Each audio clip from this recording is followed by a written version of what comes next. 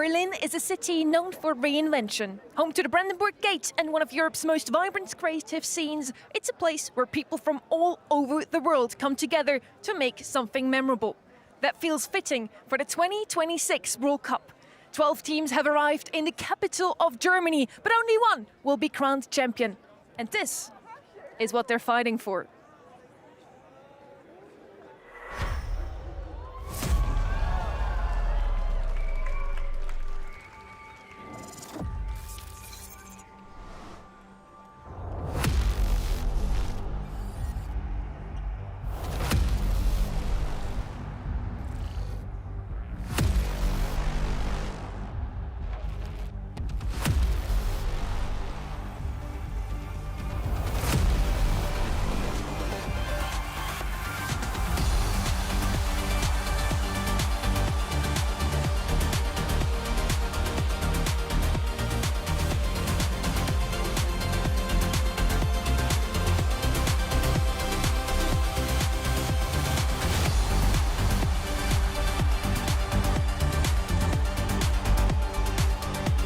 Each and every player about to step onto this stage has trained for countless hours that nobody saw.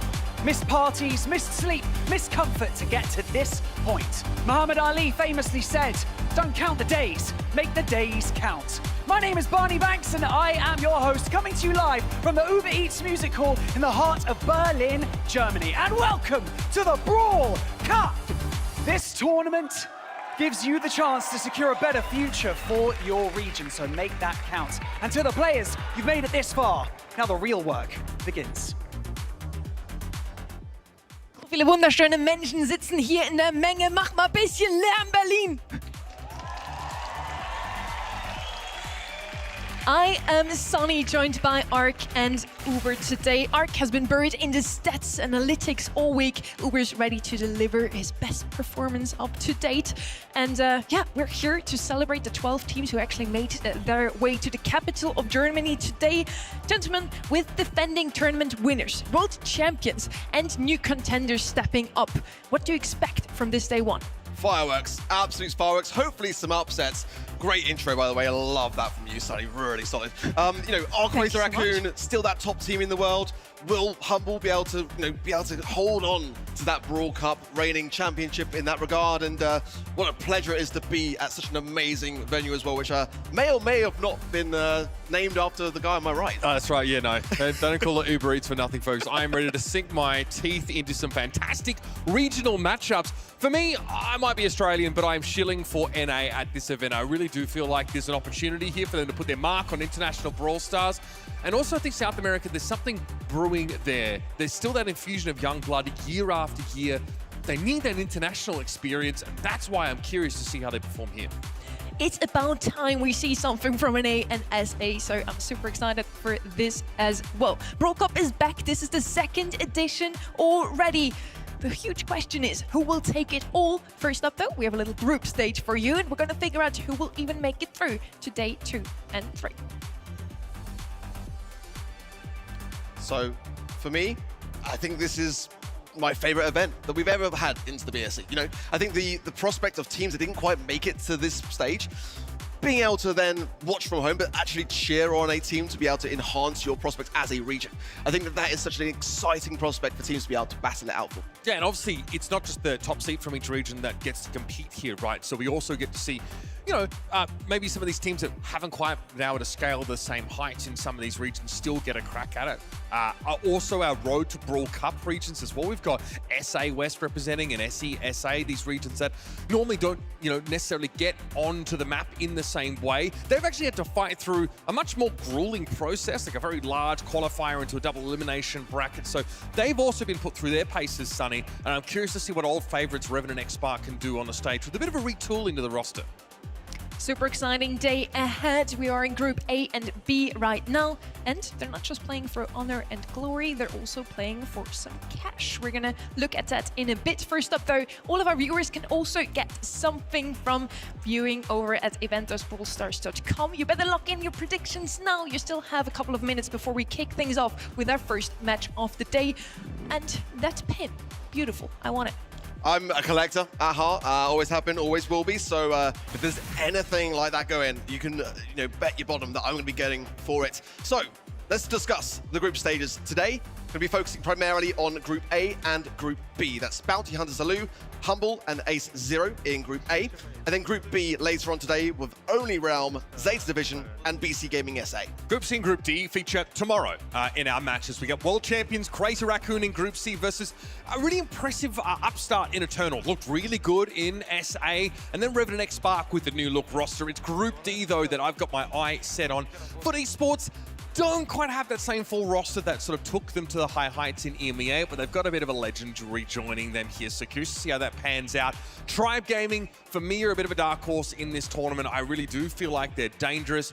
And Toxic Lotus are no longer the kings of the castle out in mainland China. It's a different story out of that region, and Toxic Lotus have some, frankly, catching up to do.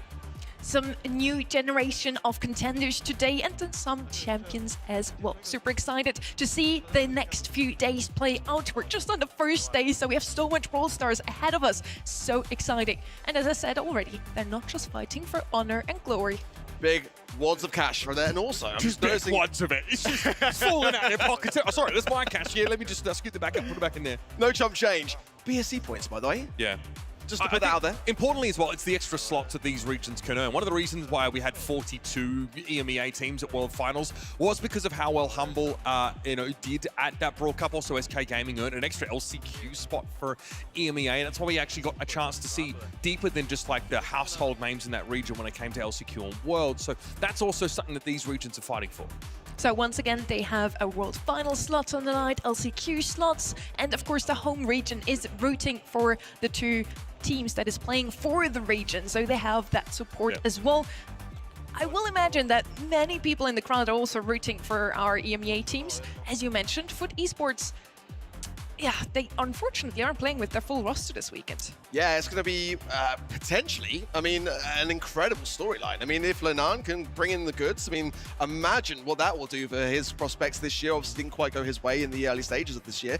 I mean, and just to put it out there, it's any region that is up for grabs here. I mean, a team like Toxic Lotus last year came fourth just to Zeta Division, who took that third place spot, who then got that LCQ position for East Asia. But mainland China, I really want to see what they can bring to this event. But let's talk more about NA. Can we do that? Bro, the last time that NA won anything, dinosaurs walked the earth. So I want to see them bring out the stops. I've got my money set with Only Realm. Yeah, I really do think that team's looking fantastic, right? It's it's world champion runner-ups on that team, plus Paxi, who's been a really strong face in that region for quite some time. Also, Tribe Gaming, do not rule these guys out. Remember, like at Worlds, they came so close in some double match point scenarios. They really were pushing Crazy Raccoon to the very limit. Like, we forget how quickly just how good these guys were. We really want to see something from them this weekend. We've prepared something super fun for you guys. We came up with some ideas for a little bingo. And yeah, Ark, do you want to say your famous phrase already, or do the viewers actually have to listen out for it? Oh my goodness, do we hear that from you today? Pull it out of me, I feel. Like I'm not going to just give it to you guys straightforward and easy today. You got to work for this. But certainly there's some real fun ones here. Uber wearing the brightest outfit. I don't know if we're there yet, honestly, because Sunny's obviously got Sunny's giving you a good run for your money today, mate. Yeah, the rest of you, though, honestly, yeah, leaves a bit to be desired. Oh my goodness, by the way, only counts if you do it with the right inflection as well, the usual one. You're going to know when you hear it what I mean with that. Now, we are English here. We are in Berlin, though, so we also invited some German co-streamers. The Japanese are here as well, and I see Melty over here. He definitely is qualified to play or also to cast, so he's running for a job, Ark. Yeah, great to see some great faces there, Spuick, and it's just a great energy from all the languages. But you're absolutely right, Sunny. I don't know about you, Uber, but I'm getting a little bit apprehensive this year. We've had a lot of players come into the casting desk. They're coming for our jobs, you think? In. We've had Pedro as well. Like, are you worried about your job? Absolutely. What do you mean? These guys are actual legends of the game coming up. It's been really cool to fold them into commentary so far over the course of this year. And hopefully over the next couple of days, we'll be able to get some guests up here on the desk to share some of their knowledge and insights about the game and this fantastic event. Super exciting that we also have German, Japanese, Spanish, and Portuguese here live on site with us. Now, without waiting a lot longer, I think we are ready for the first matchup of the day and all of Brawl Cup. It's Bounty Hunters versus Humble. For me, this is, for Bounty Hunters, a really tough match to start the day. I mean, it's Humble, you know, the reigning Brawl Cup champions, former world champions, and South America, you know, is that region when it comes to LAN that we never really fully know what to expect. We saw fantastic things last year from Loud that blew all our expectations out of the water. And this is the #1 seed. This is the Loud of this year. And I'm super curious as to whether it's going to be roses for this team or the opposite. I do want to point out that Humble recently slipped up against a underdog team and got slapped out of their monthly final in those quarters. So, you know, it is possible, especially if Humble have slacked in their prep. But I've got a feeling that they got that humiliation game out of the way in their home region and will have come into this match having watched a bunch of tape. This team, this Bounty Hunters team, were New Heights Gaming when they came into SA and they had a great first month. They've been competitive. There's been a lot of throwing in SA, like a lot of volatility in that region, and just, you know, just some bizarre results. It's kind of one of the reasons why Loud aren't here. So what I want to see from this team is the positives, the upside that we saw from them domestically, bring that in with consistency, because they're going to need that. If you make one mistake against this Humble team, they're going to punish you for the rest of the set. So on the one side, we have Bounty Hunters doing super well domestically. Now we want to see them bring this to the global stage. On the other side, we have Humble, 2025 Brawl Cup champions. So they're defending their title this year, 2024 World Champions and 2025 World's runner-up.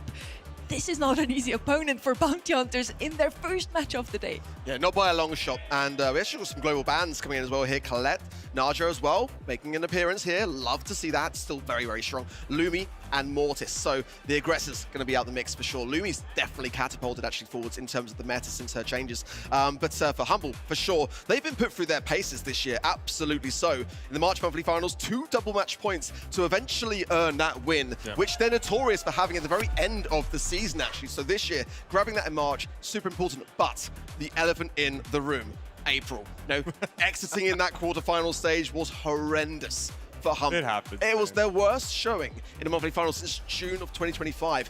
And, you know, that is very out of character for them. Yeah, it is, because they're the kind of team that, you know, it's really tough to pull the wool over their eyes. They usually are really well prepped, but there are just some scenarios in the BSC where you don't have the footage. You don't have the resources to read up on a team, and you have to lean on your own fundamentals. And I think if you asked Humble about that loss, that obviously is a bit of a black mark on their record, they'd say, we also weren't really in the right headspace that day. It takes more than just lack of prep to get past this team. The first 2 teams of the day are waiting backstage already. Barney, let's get it started. Ladies and gentlemen, Group A is about to kick off the Brawl Cup with a bang. A true David and Goliath story. But never count anyone out, because we know how that story went, didn't we? Berlin, make some noise for Bounty Hunters and Humble!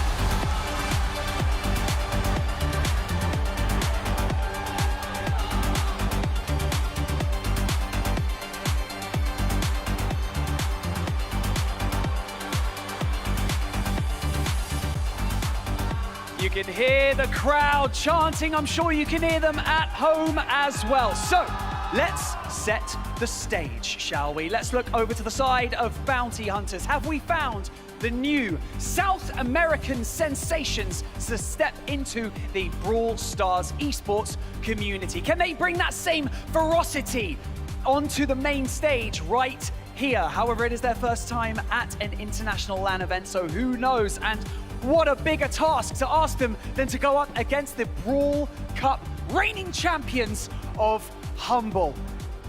You know, it's a trial by fire. That's all I'm gonna say about it, and we cannot wait to see what happens right here on the main stage. And so, ladies and gentlemen, as we get prepared, let's just take a breath And let's find out. Berlin, what do we think of Bounty Hunters?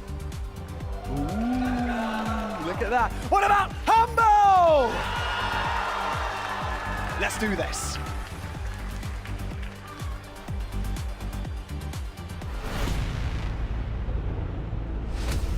Wesley, Prosy, Portax,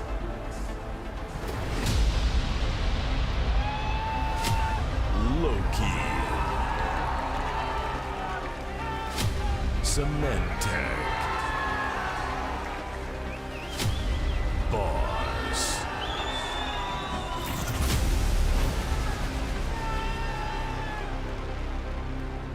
That was my voice, by the way. Fun fact. Yeah? Yeah. Many You got don't know. a good baritone. I know. Yeah. I have to get in the mood though. Can't. Yeah. You do that just right can't now. bust it out. Yeah. Sorry. Okay. I When know can you you do that? love that. Will you do that like later? Yeah, maybe. Maybe. Okay. If the crowd is loud enough, I might was Sunny think about it. But yeah, we heard already. The EMEA fans really showed up for Humble. I They're kind of out feel today. bad for Bounty Hunters. At the same time, though, LCQ last year was in Sao Paulo, and it was the same exact thing, where the latent crowd was super loud for their own home region teams. And how did that go for Casa Brawl? Well, almost swimmingly, actually, when you look at it. Almost swimmingly. They got the They reverse almost knocked out the sweep. world champs. I mean, like, how much of a deviation from reality that could have been if that match went another way, but they did get full reverse swept, and but you got to mention that Tensai did go out and say that that was a reason which really threw them off at the beginning, but they are just unbreakable.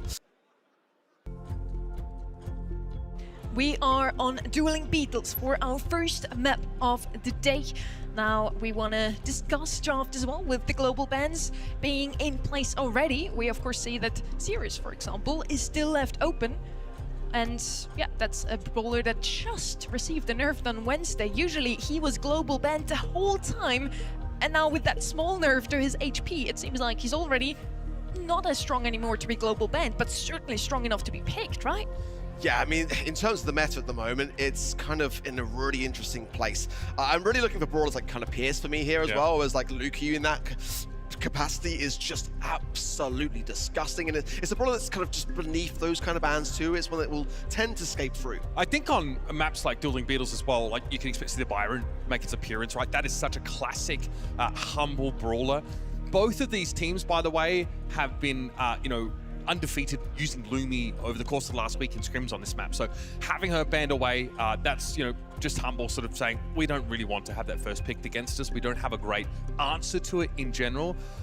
You know, this obviously is the kind of map where you want to try and draft a pretty good side laners and have staying power. Mina allows for that to some degree with that wind wall gadget. She's also great at pressuring down if someone's trying to play a thrower or they're trying to play, you know, someone who's less mobile in a side lane who's just trying to vomit damage. So there's a lot of opportunities to punish like overly aggressive first picks here.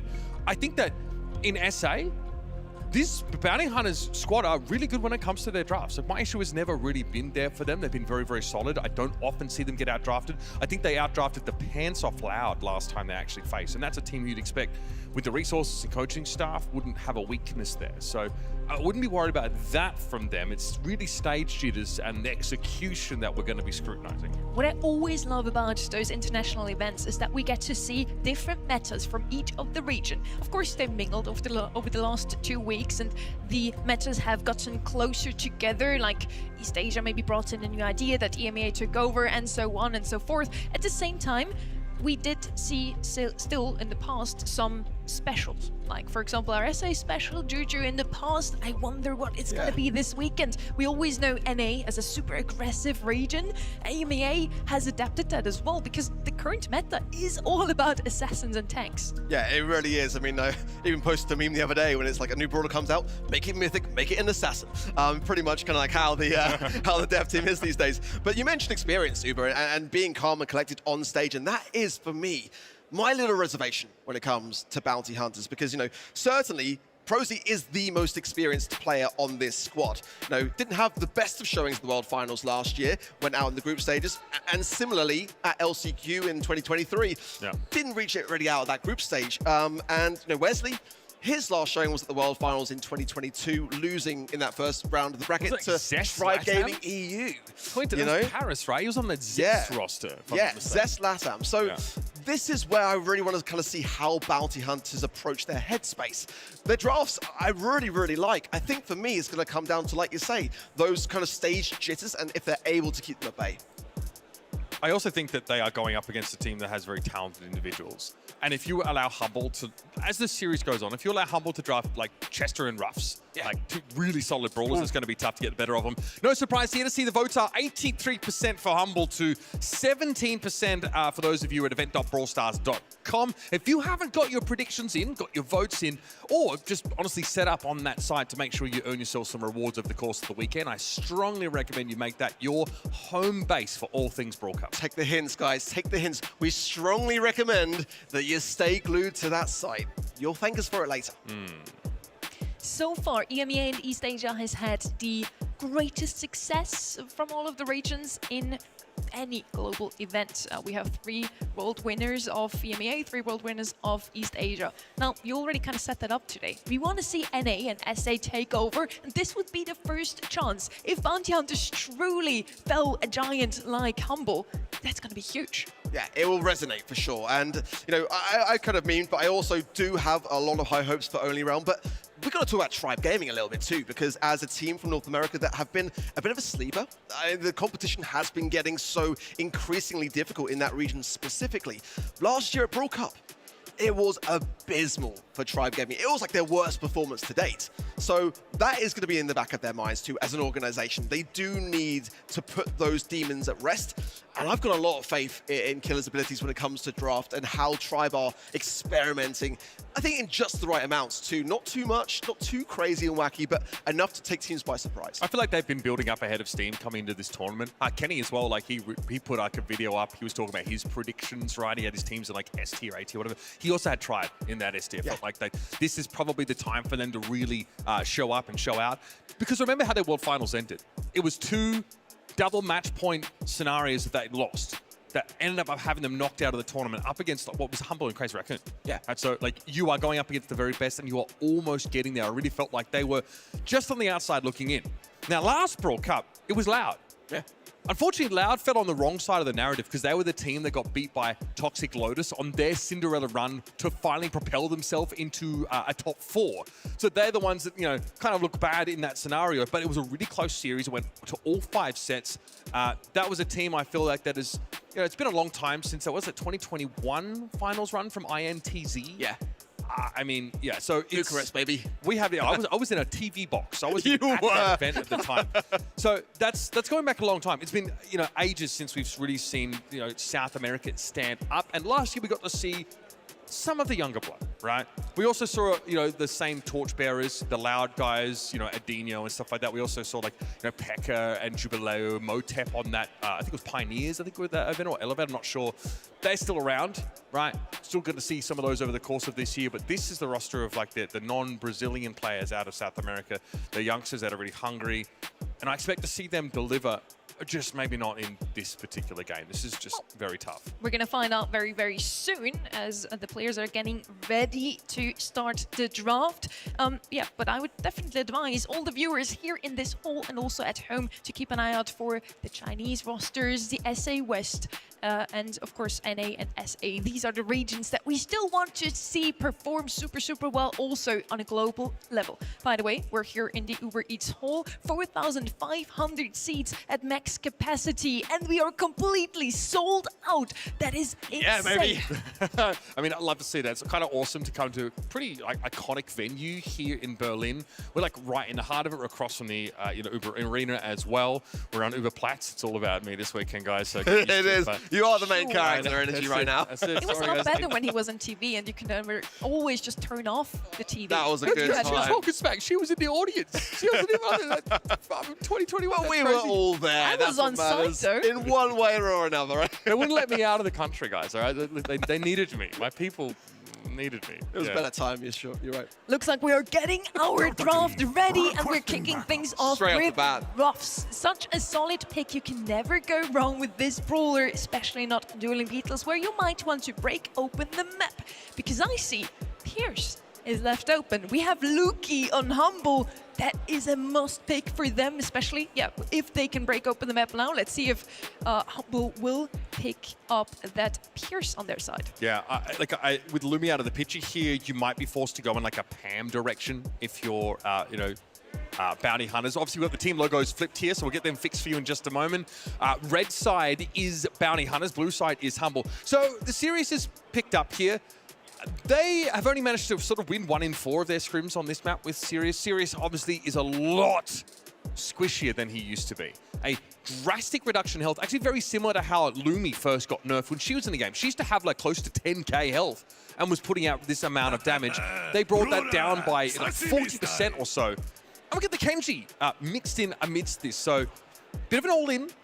Definitely, you know, someone who wants to try and threaten a backline. It can be good against Rust, but there's a lot of stopping power still available to you in this draft. Got to be a Pierce, like Sunny says for me. I mean, having the ability to break that side is going to allow Pierce to get much more range value in. And again, as time goes on, those supply drops can then just make those snipe shots pack so much more of a punch. Sometimes a Pam can make an appearance on this map, but again, with that Rust now in play, the opening of the map is certainly a concern. So having ranged Chester coming through, yeah. So... 2 brawlers you mentioned coming in that they cannot get on the side of Humble, and they've been able to establish it. So Chester going to be that kind of insurance policy with the Pierce. I mean, Humble have got exactly what they want, right? This is crazy. Why are we not trying to target them?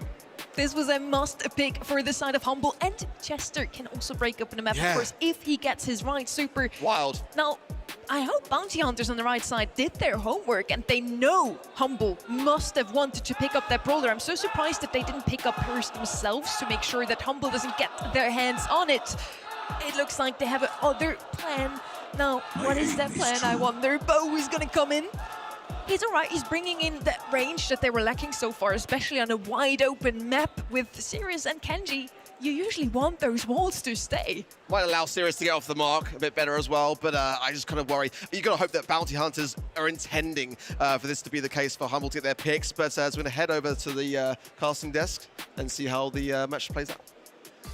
Thank you very much, Ark. Welcome in, everybody. I know Humble is ready to go. The audience, big and loud. I'm Kenny. Joined with me, Trav. We'll be one of your 2 dynamic duos this weekend. South America, been starved for success for a long time, and now they take on the defending champions, your Brawl Cup reigning champs.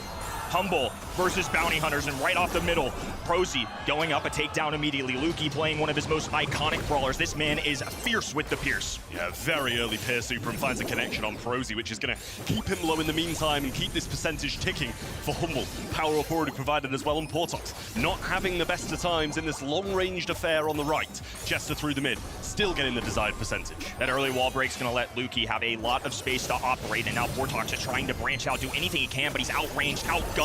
Chester just going to take him down. Hypercharge going down early. It's a near team wipe off the rip.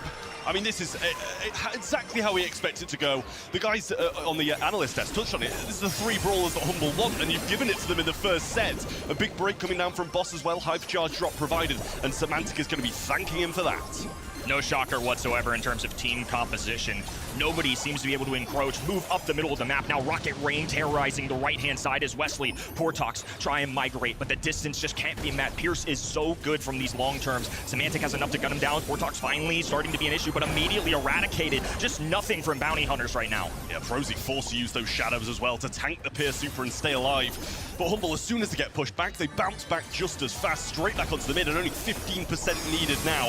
Hypercharge comes down. Wesley's going to be able to evade that nicely, but it's covering that entire left-hand side, and the only one with a pathway through is going to be Prosy at the moment, and he's too low to contest. Portox with the super on the left-hand side, they clean up, and there's a bit of a lifeline for Bounty Hunters. Bottom of beat, now Wesley and Prosy occupying the middle of the map. This boss rotates to this left-hand side. Portox in hot pursuit, take down there. Wesley a goner for this world, and now 90% in climbing. Semantic roughly standing still, just dancing in the middle of the map. The Mad Hatter untouched in an early game victory for Humble.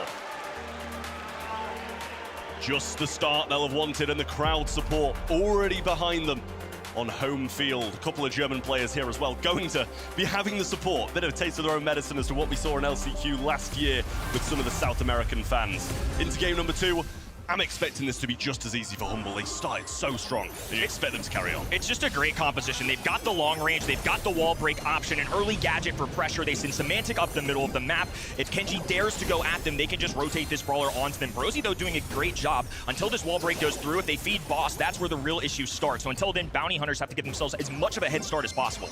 Yeah, an undeniable better start for Bounty Hunters, but I don't think it's meaning too much at the moment. They've quite clearly moved that Kenji over to the left-hand side to face off against the Ruffs in early doors instead of the Pierce, who was handling him so well. But now it's Wesley's turn to face off against this Lukey Pierce, and I don't think anybody's going to enjoy that matchup. Boss rounding the corner, and there goes the dog treat. Gonna open up the top right-hand side of the map. A dive in the air. The Sashimi slash grabs one. There's one kill. Now a two.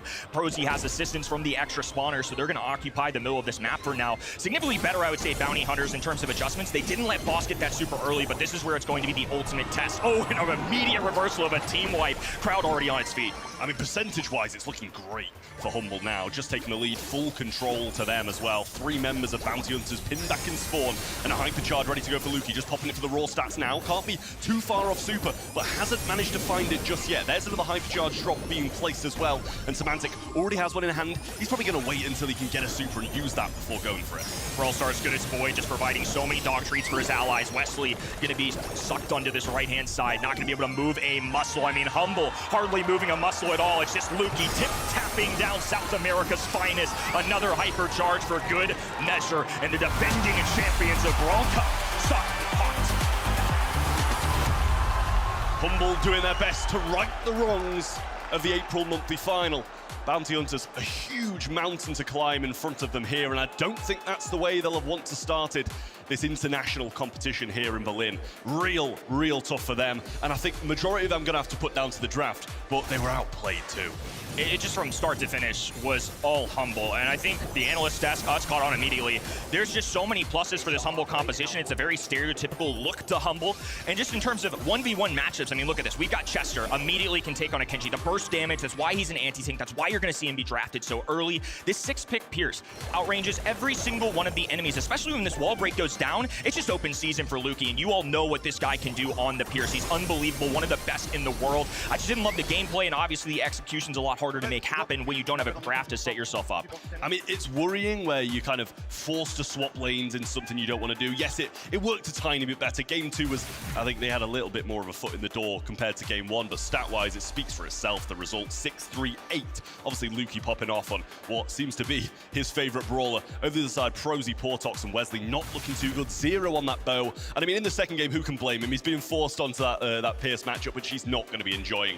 But really disappointed to see those scorelines earlier. Stat lines tell the story as well. I mean, just nothing going the way of Bounty Hunters. And I think sometimes when you get out-drafted first time on the stage, today at least, warming up, getting the muscles a little loose, it happens. But you can't afford mistakes like that. South America is a region desperate to try and cling on to some success. It's been a very rough go of it since 2021. We had INTZ way back in the day. We had Loud last year. But there's this huge sandwich of years in between where this region has not taken away any hardware. Now moving on to our next map here. We were just at Dueling Beetles. We're going to be hopping into Hot Potato. Otis, somebody I was keeping an eye out on. Colonel Ruffs, like we mentioned, a fan favorite for something like Humble. They're going to go ahead and throw it out. Early claim of that wall break, some extra DPS from that cult. Stereotypical start. Yeah, it's great to have. No surprise I'm seeing banning out that Ruffs as well over the right-hand side. A brawler that you don't want to be facing after just being absolutely destroyed by on a map like Hot Potato. So as you say, I like the cult pick, bringing in that wall break early on, probably the best wall break / DPS you're going to get on a map like this. And I think they need to kind of play this a little bit differently, break the map, sculpt it to how they want, because in the previous one, it was night and day, and Humble would dominate. Certainly going to make them rethink this, as now the left-hand end is going to claim Lily. And especially in the face of a wall break like that, that's very interesting. It's not that Lily is uncommon, but obviously Lily benefits from lurking in the shadows and the bushes, disappearing to that shadow realm, and it's just purely going to be a matchup favor up close. But if these walls come down, definitely a trickier way to go about it. I mean, I actually don't mind the Lily, to be honest with you. I think, like, it's a brawler where you obviously just pop your gadget, walk up to the safe, get that damage, and that's your entire job. Yes, you might pick up a few kills on the way, get your hypercharges, and use those really convincingly as well. So I think it's solid. Carl going to come in as well. It's just one of those versatile brawlers. No matter what gadget you're going to be using, going to be fairly decent. And, you know, it has a say in the majority of matchups. With this Otis being banned out and now seeing the face of a Lily, typically anti-tank is sometimes where these teams are going to go. I would say the most stereotypical in the meta right now, at least for this map, would be Nita and Chester, but alongside a Colt, definitely makes their jobs a little trickier. More mid-range options. Chester, of course, with the burst damage does well into Lily, but it's not necessarily a special for something like Hot Potato. So I'm curious to see what this right-hand side does with this, because it's a really interesting one, too. Yeah, well, Edgar showing up. Love the applause. It's been a while since we've seen these show up, and in the past, they're either very decisive. It's kind of picked as a last when it's going to be absolutely perfect, but it's a brawler that's just so strong at the moment after those changes, and it's a brawler you've got to be incredibly scared of. So I wouldn't want to be bounty hunters at the moment, looking in the face of that. And the thing is as well, because they didn't go range on the side of bounty hunters when they see the Colt, they've gone pretty short range, pretty mid range. You know, Humble can still just kind of play at whatever distance they want, regardless of sculpting the map to that longer range. This right side adds Melody as well, which is mid-range, but especially good for heist. The musical notes can rotate, get onto that heist save. I'm really interested to see what this left-hand side does, though, because as far as counters go into Edgar and Melody, a lot of times I think you would instantly see a Bull or something like that as a shotgun brawler up in the faces of enemies, can dive forward, does heist save damage. But in this instance, now there's wall break, and I think you just have to be extra cautious of that. Otherwise, we're going to see something similar to that first set, where Colonel Ruffs would get a wall break, something like a Pierce from the long distance would just get free shots, free supers. So I think this is two very contrasting strategies, and they just have to commit to that anti-tank at some point, and that's where Chester's going to come into play.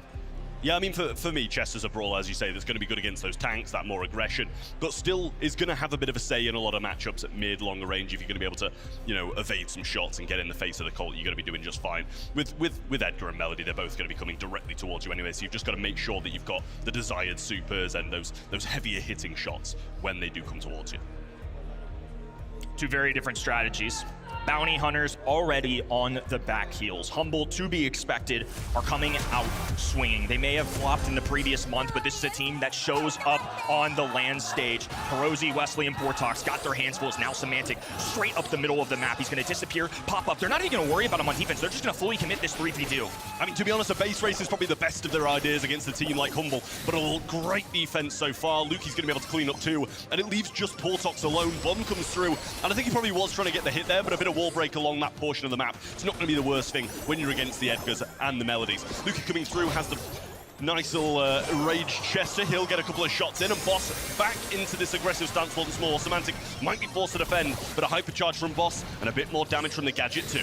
Could have been better. I mean, kept him alive a little bit longer, but nonetheless, it applies more pressure. They can still maintain this positioning because now Semantic once again pops out of the Shadow Realm, battling with Portox, dives in. The musical notes will get the final blow as Wesley from the long range works with the 6-shooter. Luki, all things considered, he's a very mid-range brawler. He's holding his own quite well. Yeah, Luki's, you know, he's used his super, but he's forced one of Portox's dashes out of the way, which is going to make it a bit more difficult for him to get to the safe, get out. In comes the Edgar now. There's going to be another crack, but it's actually the first one for them. Portox will follow suit and try and get some damage too. Has the hypercharge now, but just takes the crack for the moment, and Semantic needs to get this done up top because that damage is raining in for BH. Perosi just puppy guarding the safe. Meanwhile, work being done up top. Now it's about even. A dive in, a disappearance act from Semantic because he's going to pop out at a moment's notice. They have no idea where he is. Lily hypercharge, makes contact, no kill as Carl up top. Above the realm, keeps chipping away at this heist safe. Incendiary raining down, and Humble take another.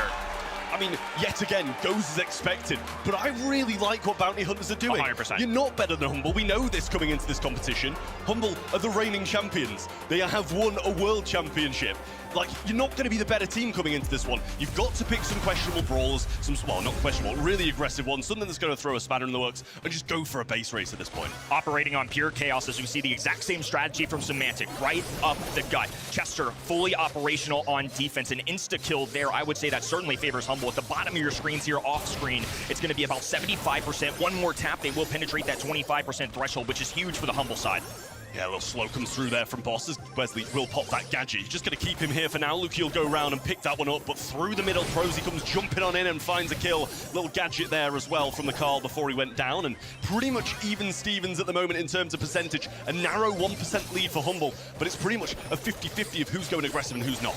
Much more back and forth pacing in this one as Wesley releases a super. No real contact, though. Going to keep Boss alive as he's multitasking. Oh, and look at the young man work. A double kill there. Just leaves Edgar, and now Chester in a much more manageable situation. I mean, that was their chance, and they say no on the defense. Brilliant stuff from Humble yet again. Semantic popping a gadget, going aggressive. Portox probably can't defend this on his own without a super and will go down. The other 2 members of Humble joining them up top. Here comes the hypercharge from Boss. Prosy forced to defend, and he will fall too. Great resource allocation as well. They're taking turns with the hypercharges as now this Ice invulnerability will wear off, and immediately Humble wipes them away. 2-0 start.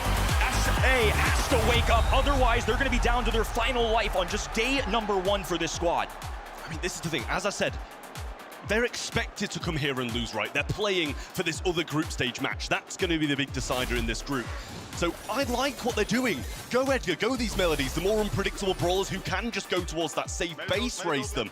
But it was just moments of just incredible gameplay from Humble. Boss getting a couple of defenses, Humble getting a couple of, Lukey getting a couple of 2v1 defenses that really make or break these games from Humble. And just luckily for them, they both went their way. This felt very winnable. The first one, to me, never felt like they had a chance just based on the draft. And that's easy in hindsight, obviously, but in this one, it felt like a much more fair fight, if you will. I think the execution from Humble was just phenomenal, though. You can see it here. I mean, 9 frags, 8 frags. I love the rotation there. They absolutely use Chester in the best way possible. Not typical for Hot Potato, but as an anti-tank option or just anti-aggro in this point, one of Chester's mainstays is the burst damage that he does. If Melody wants to get up close to that high safe, if Edgar wants to get up close, that's one of the better ways that they could have countered that. Yeah, incredible stuff, really, from Humble. Just managing that aggression super well. And as I said, there was a couple of those 2v1 defenses that just made all the difference in a set like that. That could have quite easily, if they don't pick up those skills, and, it's 100%, it's not luck, it's skill. They're winning those 2v1s. But if just one of those matchups goes a different way, they're getting base race, they're getting beaten, and it's a totally different scoreline. Boss had a phenomenal moment there. We saw him with roughly, 2,000 HP or so, has one extra gadget, a flying hook available, goes for the dagger and just a double kill there, just silencing SA. Such a tough beat here. Humble expected to win. I think many, including myself, kind of wrote this as a 3-0. I'm not going to speak for the rest of the team, but this to me feels like a Humble that I'm not scared of. Despite falling short in the previously monthly finals, when push comes to shove, Semantic, the only thing as one of the most decorated, if not the most decorated pro in EMEA history, is to add more hardware to the shelf. This is where they're going to come to shine. They felt confident in conversations with them coming into this week. They know what it takes on this stage, and for Bounty Hunters, they got a little experience on the roster, right? They've done good in the past. They're obviously #1 in their region, but against a global titan like this, it's just different. Well, I like the Leon, super strong at the moment as well. Obviously, Lollipop drop providing a bit of a speed boost, really solid. And Leon just a great brawler all around. Assassin and aggression is what they're going to go with, it seems. But I mean, as a first pick, I like it. It's been, it's going to be banned out quite frequently on a lot of maps throughout this weekend. So having that slip through and getting that early on, I like it. Can't blame him at all, especially with the Lollipop drop. You especially get some extra speed going around for the squad. Colonel Ruff's a very stereotypical pick on this left-hand side. I think overall in the meta, it also counters so many things really well between the sandbags. It can apply pressure if you choose to use the other gadget where the rockets just rain from the skies and pour out. I think this is just a safe pick as well. I mean, especially at professional level compared to maybe your average Joes like me, they're going to get the absolute maximum value out of a Colonel Ruff's dog treat. Just powering up your teammates. If they don't die, you just continue to have extra HP, extra damage. It's a free, essentially, solo showdown buff if you pick one up. I mean, this is the thing for me, Ruffs as well. As you mentioned, Sandbag's going to be able to do a great job against so many brawlers, Leon being one of those. So when you know you're going to be facing off against that really aggressive brawler, you kind of feeding non-stop supers to the Ruffs, who's providing to his teammates and buffing him up. You're going to not probably get the kills because of the Sandbags. And then they're going to add a Kenji to this as well for a bit of aggression of their own. Really scared for this right-hand side right now. I think Meeple's kind of an impossibility at this point, which would be a stereotypical, I would say, mid at this point in the game. But Colonel Ruff Sandbags completely block that out. They need anti-take, but Chester, Crow, Otis, all gone. So they're just completely zagging in another direction. Buster's certainly not something I see regularly. Yeah, it's not something we've seen in a good amount of time. It had its moment in the spotlight in Brawl Esports, probably last year sometime, to be honest with you. But at the moment, it's not the best. I said in the last couple of drafts, you've kind of got to do things a little bit differently. And as you said, it's quite a big zigzag, changing things up. And they're just like, you know what? We can't beat them normally. Let's just go Poco tank. Yeah, but for Pinhole Punk, this is so interesting because I feel like the damage just isn't quite there for this right-hand side. I think an interesting choice for the left-hand end. If they decided to go something super beefy, I think they could handle it. I mean, just having Kenji and another brawler absorb the shots, maybe it's not the most traditional goal scorers or composition, but I really do think health points might be the solution for this left-hand end. Yeah, it would make sense. As you say, they don't have massive DPS. They've got the sandbags in here as well. So it leaves a big gap open. Ruffs can play the mid, but they're actually going to go with a Sirius instead. You know, against the aggression of the Buster, you're going to be printing so many of those clones, the Shadows, Poco as well. Not really going to be able to hide too much, so should be able to get a good few shots on those. I like the Humble comp again. I mean, obviously coming into this one, they're going to be big favorites, but I see this as a 3-0. Yeah, Buster, Leon, Poco, it isn't stereotypical for this map or this mode. I mean, they had to get creative. You got to do that, especially when you're the underdog. But this is Humble we're talking about. If you're not going at least 50-50 on the draft, you are a goner. There's no way. They're too good all around. But nonetheless, Bounty Hunters will have to find a way to win. This is only their opening match of the day. Still plenty of time for recovery, but they're going to have to act quick. Yeah, I mean, that's the best way to start. Killing that over-aggressive Kenji nice and early, getting this bush control is exactly what Bounty Hunters need. Boss still pinned back in spawn, but tanks a few of those shots with the shield. And the bounce back from Prosy is there for now. Pinned in this kind of top left, trying to get a few heals here and there. Gadget popped, everything popped, but can't stay alive. Moving this ball to the right-hand side now, and more heals being provided by Wesley. This Wesley and Prosy composition here of Poco just enabling Buster. He's almost like hurting the enemy side. He's been putting him in a corner. Oh, and now a surprise hypercharge going to come out. They're going to have no idea this is coming as he was straight up in the grass. Supply drop going down, 3v2 situation. Semantic left all alone. Bounce shot goes in. Portox there to protect, and Bounty Hunters finally with a response. I mean, that's the first sign of life we've seen for them in quite some time. Humble not looking too good for now, but as maybe they can get a few more power-ups here and there and take them in the long game. Prosy gonna have some great HP on the right-hand side. Portox hypercharge on the right now, and does pop a super, trying to go super aggressive on Boss here. Super available for Boss as well, so can evade some of those shots. Lukey just peppering Prosy down, keeping him low. Semantic, the same on Wesley on the left, but they haven't really left their half yet. Now Humble marching up the left-hand side of the map, dribble to the left-hand end. Prosy with a nasty pull, though. Supply drop going down on the right-hand side, but if they play their cards right, a rush up this right-hand end will be enough. A dunk in the middle, and Portox gets his squad a win. I mean, the best way to do it, like Humble didn't even seem in that game. This feels like a reverse of what we've been watching at the moment.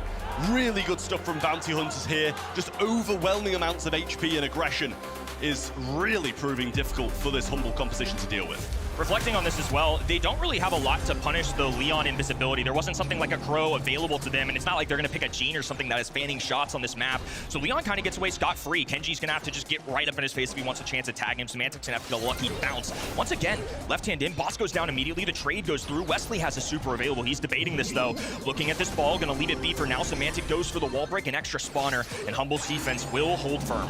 Yeah, just needs to get control of this bush. I feel like that's what they were lacking in the last game. You know, you get pushed back once and you're never able to reclaim it, especially when Semantic's not breaking it up. Kind of broke quite a lot of his home region with that first power-up. And Prosy forced to pop a bit of a defensive shield here rather than going on the offense. Now some of this grass will come down and Semantic's growing into the game. Oh, and now Prosy with a little breakaway. Boss trying to manage it all. Not a great multitasking brawler, though. A kick over to Wesley. A walk through, barely has enough to punch it in the net. South America's superstars waking up. Couple of supers available from Humble now. Super there from the Kenji, but he'll get pulled straight back in on landing. Hypercharge being popped now, and a Poco will throw that one out. Semantic trying his best to defend, but from the right, Portox finds it, and Bounty Hunters have a set out of nowhere. An unorthodox set from the fellas, but it worked so well. The Buster gameplay was unreal. The awareness you have to have of playing just that middle section of grass, being fully aware that Sirius has clones that can scout you out. Even if they clone something like a Poco, it's just insta shots just being spammed at you. There's nowhere to hide, but they played those gadgets really well. The lens flare to march themselves up several times up this map as well. It was a great hybrid of a brawler that's not typically overly aggressive, but I thought they did such a good job of claiming the Humble brawlers. I mean, you could hear Boss there as well. He's like, I just can't do anything. Like, clearly outdrafted in this one, Humble, and outplayed at that as well. I don't think they got out of their half, to be honest with you. Maybe they did once. I think it was, as I was saying, they haven't left the half. They kind of left the half, but other than that, absolutely all Bounty Hunters here. And There's some signs of life showing. It's going to require an entire reverse sweep, so it's a big ask and a huge mountain to climb, but they've started it. Certainly shame on me. I mean, I really didn't expect this outcome here. I mean, if it ends up being a 3-1, close enough, but nonetheless, I mean, Bounty Hunter's finally showing what a solid draft on their end can do. They can contest. I mean, these brawlers in the humble end, if you look at it, Sirius, very mainstream brawler. Colonel Ruff's a regular for them. Kenji, I go back and forth on. I think it just depends on where you pick him up, especially if it's earlier on in the draft. It gives the other team plenty of time to respond. But this is going to go a little bit further than I thought it was at a bare minimum. We're heading over to knockout Bell's Rock. Bounty Hunter still with a fighting chance. Absolutely, still requires 2 in a row, so it's going to be tough, but it is a possibility now. I think everybody would have expected Humble. I know you said you didn't want to speak for anybody else, but I'm with you. I think I thought this was going to be a 3-0. We kind of questioned the draft a little bit in there as well. Bans are in, obviously, in addition to the global bans. We have the Leon, the Gene, and the Rico from the side of Bounty Hunters. For Humble's side, I guess it's flipped, but on the opposing side, the Kit, the Mina, and the Ruff's going to be banned out too.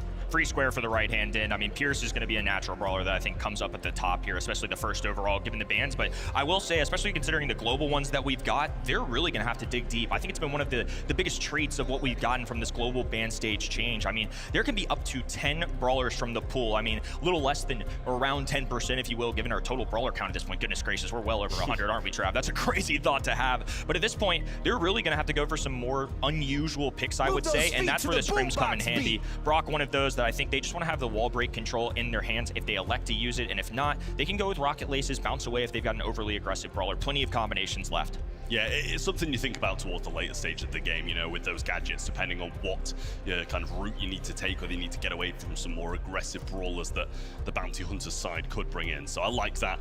You're able to sculpt the map if you want, or, as you say, kind of take those rocket laces and jump away if not. Edgar's still very much on the board as well if they do want that aggression, and there's a scary prospect at the moment. Curious which direction they go. Ooh, Jae-Young. So I would say that's one that we mentioned that's not at the tippy top of our meta right now, but a professional scene, it will show up off and on. I'm curious what kind of fight they want this to be. It's going to be a long-ranged affair. Are we going to go something like a Byron that can cut off the healing from Jae-Young, also outrange? Gus is somebody that shows up quite a bit on this map as well. I mean, a lot of our stereotypical ones are out of the way. Maybe surprise thrower at the end, depending on what wall break compositions we do end up going here. Back over to the Bounty Hunter side. As said, these graphics are a little bit flipped, so slightly confusing. Apologies for that for the people watching at home. Ollie's going to come in then. We were questioning if they were going to go this aggressive route, and they do. And yet again, I like it. It seems when they kind of brought in that overwhelming HP against brawlers who couldn't deal with it, they did well. So why not try it twice? I wonder if this is partially to take away from a Jae-Young Ollie composition or something along those lines. Maybe they were thinking that would have been the priority of choice. And Squeak is a cutoff brawler as well. I wonder if they're looking out for something like a Buster here to combine with this Jae-Young. It'd be really interesting now with a Squeak shot on the ground. Fans out, gets a little cutoff there. So the interaction with that Buster shield can be quite interesting sometimes. Well, last brawler for Humble. They need to try and win this one and close it out in a 3-1, because if they let Bounty Hunters get their feet back in this game and get it to a set 5, momentum's going to be fully with them. So it's a worrying thing for them. I'm sure they would have, like the rest of us, expected to come into this one, sweep it out, move on to the next. It's going to be a brawl that you've mentioned a few times. You kind of wanted it to show up here and there, but kind of had counters already on the table. But Meeple is going to be the last brawler rounding out Humble's composition, and I like it. I think it's very solid, very good at the moment, and a great shout. Now, I think there's a fair gadget debate coming in from Brock as well. I think that's partially why teams are so proactive when drafting him. There's not a ton of wall break options. I mean, occasionally you'll see something crazy like a Griff, but it just doesn't feel like it meshes with the map nearly as well as these other brawlers. Bounty Hunters finally showing us a little bit of life. South America has been through the ringer in terms of the comments section for this community. The results have not been showing in recent years, and Bounty Hunters, the new SA #1, are trying to prove themselves on the opening match. It's Humble, an illustrious squad looking to maintain their resume, as Boss on this left-hand side is going to fight Prosy. A little over-aggressive, gonna have to back off. The extra speed and health will barely keep him alive. Yeah, let's not forget it is rocket fuel coming in then for Luki, so doesn't have that escape method if Prosy wants to go towards him. So going to have to be very cautious. That pinch coming through now, and Prosy just looking for another super and gets it. Humble pinned back in the spawn for now, but Prosy taking a few shots. Great hypnotize, but just narrowly survives. And a big gadget needed from Semantic to keep him in the mix. They've been on death's door, but Boss has barely kept them afloat. Now the extra speed going down on the right-hand side. Makes contact with 2 brawlers. That's devastating, as Luki's going to be pinned on this top right-hand side. The best thing, that Bounty Hunters are doing right now, they have not allowed the other team to really move forward until they pick up a kill right there. Humble demonstrating the mechanics. Now Wesley left alone for this world on the right-hand side, and Portox, the squishy brawler, gonna have a tough time with all this. I mean, how they can be in so many compromised positions and come out on top of this is crazy to me. Portox still got a chance here, but Semantic will hone that shot back onto him. Humble were in a tough position for a lot of that, but persevered. Great recovery from Humble. I mean, there were multiple moments there where I thought Boss or Semantic were going to die. They're not the healthiest squad. Usually you're going to see Jaeyoung paired with these beefier brawlers to get the most out of it, but instead he's just barely holding on for his fellow brawlers. As Wesley now rotates to this left-hand side, going to be trying to outrange the Boss. Just a few shots going through as Lukey going to post up on the right-hand side. Well, more control for Humble this time. They were very much pinned in the back of the spawn last time. Super comes down from Semantic and he's just going to go towards it. Yet another, oh, there's the Super coming through, but he survives again. How did they keep on getting away with this? They love calling it close as Brosy now dives to the left-hand in, but nowhere to go. Wesley gone as well as Portox works by himself. No point in fighting Destiny. Fog closing in as well, and Humble with an early match point. I mean, I was ready for that to be an incredible play. I thought it was going to come in and find that shot. Unsure if it just didn't have to damage the Pierce shot, or if they just snuck a heal in there from the Jaeyoung. It's something we'll have to look back on, but I couldn't see it in the moment. Great fight.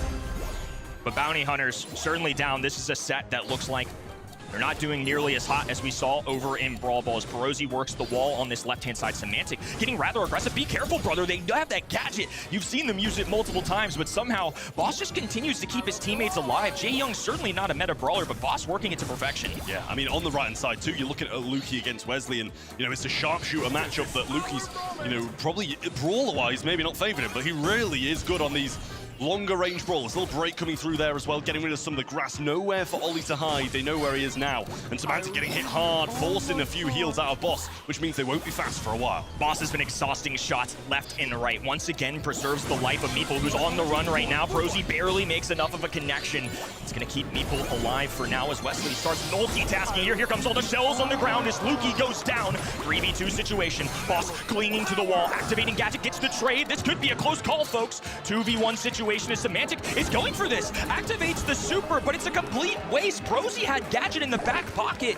Don't love that choice. Yeah, I mean, super, gadget, a lot of kit expended there by Semantic, who would have loved to have them for this round, I'm sure, especially with that hypercharge available now. But he's back at square one in terms of supercharge. I think he got a couple of hits in, so can't be masses off. There's a gadget coming through from Perosi as well, but over aggression, surely he goes down, and he does. It's a 2v2, but Semantic out in the open will be found. And Rocket Fuel hits Portox and through the wall. Lukey trying to get the job done. Hypercharge rolling on in, but he misses half of it. Portox now on the back heel. Sharpshooter versus the squishy man on the bottom right of your screen. It's a 1v1 straight up, but surely a rocket launcher can deal with the squeak ball here on the bottom of the map. Coming back up now, gaining some ground. Lukey having to give way, but there's the rocket fuel as well. Keeps him low and keeps him pinned in this bottom left. A few more connections are found, but Squeak massively outranged and down to one shot. Lukey playing this rather patient. Portox doing his best to dodge, activate super, but not enough. Humble now 1 round away. Well, big, decisive round. Humble just 1 away from winning this game and moving on to the next group stage game. Wesley getting hit hard on the right-hand side by Lukey again, just dominating that matchup. They're going to need something from Perosi. There's the super coming out from Squeak, and it clips Semantic, bringing him down a little bit, but still so healthy with Jaeyoung in his back. There's the kill opener for Humble to go and finish this one out. Floodgates have opened, purple buttons have been popped, and Wesley being backed up. Portox doing the best he can. Gadget goes down for Boss. Semantic now letting loose with a super, and in the 3v1, he knows there's not a chance of a comeback. Brawl's defending champions back on top. Another day in the office for Humble. It was a big ask for Bounty Hunters, and for most, they've done better than expected. Getting a set on the board, having a good fight against the reigning champions of the Brawl Cup is a big thing, and I think it gives them promise going forward into the next group stage games. I think a lot of us, and especially fans at home, you saw it in the poll vote. A lot of people expect Humble reasonably to come out on top here, but A0 is much more manageable, I think, in terms of expectations. This is a region that thrilled last year. It's going to be an interesting group stage, but I can't wait to see how it goes down. Let's go over to Barney and check out our winners. Here we go. Humble doing humble things once again. The crowd on your side as well, guys. Congratulations. You've opened up the tournament with a really a confident win, I must say. Now, tell us about performing here on the main stage first. Tell me about the preparations leading into the Brawl Cup this time round as well. I think we are really honored to be two Germans playing first on a German LAN. Einfach unfassbar. Danke an alle, die hier sind. Yeah, the preparation, of course, first match, you might say there's the most nerves on that team. I might say it's fine, we LAN warriors, we know what we do with. We did drop a set, which was not according to our plan, but we will learn from that and come back stronger for the next games. Yeah, we've got to talk a little bit about, a hot topic coming into this was, of course, your April monthly final. That was like a blip on the road, wasn't it? But then you step out onto the LAN environment, onto the main stage, and it's like you guys turn into a different team altogether. Is there something about performing on LAN for you guys that just dials you up to 11? I'm going to look straight to my coach, who is not participating in the boot camps of our monthly finals, and going to blame all him. Do you have something to say about that? No, that's fair. Don't worry about it. It's all good. Now, before I let you go, just one final question. Your next opponent, you've got a little break now, but your next opponent is going to be Ace Zero, a team that's probably quite difficult for you guys to prepare for, just considering they're not in the same region as you, they play in their own thing. How has that been? Have you managed to scrim them a lot coming into this, and how's the confidence? We don't scrim them since they're on our group stage, so we actually don't know how good they are. We will not underestimate them by any means. We will give our best, play our comfort brawlers, and see how it goes. That is the perfect answer. Ladies and gentlemen, give it up one more time for Humble!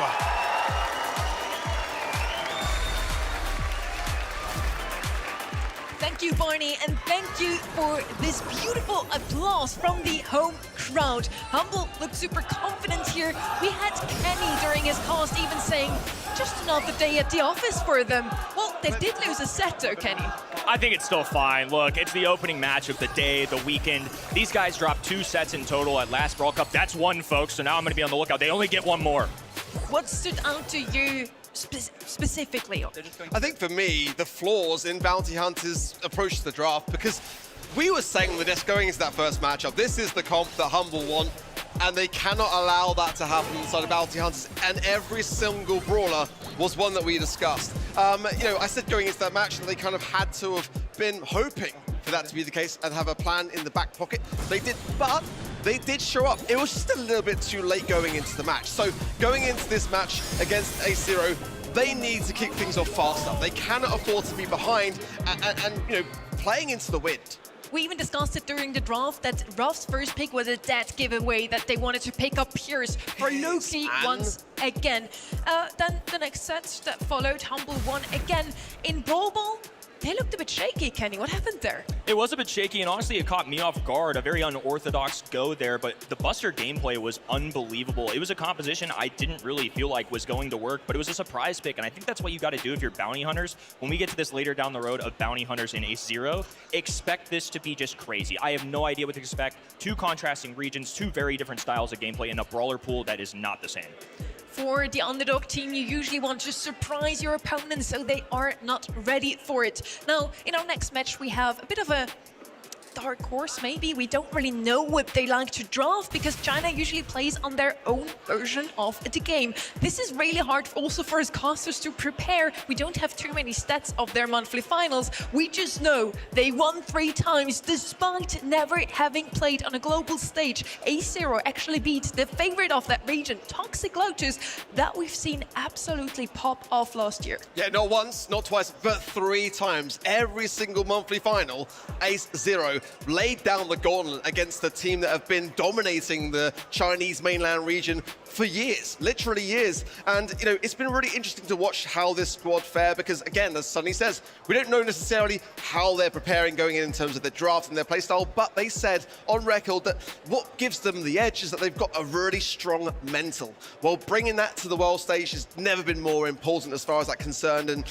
these aren't strangers by any means at all. Players like Galaxy who were in the mainland Chinese, finals last year, came fourth place, so just narrowly missing out. And as well, Nagi too. He actually qualified for the LCQ back in 2024. So with match 1 out of the way, we're staying in Group A and we're going over to the second match of the day. Bounty Hunters versus Ace Zero. We already teased one of those two teams a little bit. We already seen Bounty Hunters play on stage today already. What does Ace Zero have to do to beat Bounty Hunters today? I think just play their game. I feel like this is going to be a very fair fight. I think there's a lot of contrasting views on this region. It's one of my favorite things that we have at the mid-year. Let's get a checkup on all these regions. Let's see how they're doing. And especially with the squad that's beaten Toxic Lotus 3 times, my gut is saying they're better than people realize. I think they're still not regarded on the home turf in conversations I've had as the best team, but clearly they're doing something right. And at some point, results have to speak for itself. We'll find out if Toxic Lotus are built for this tomorrow, but for right now, I think Ace Zero are going to make this a very good contest. On the side of Bounty Hunters, we have Wesley and Prosy already with some LAN experience. This isn't their first ride on a global stage. And then we have Portox, no LAN experience whatsoever.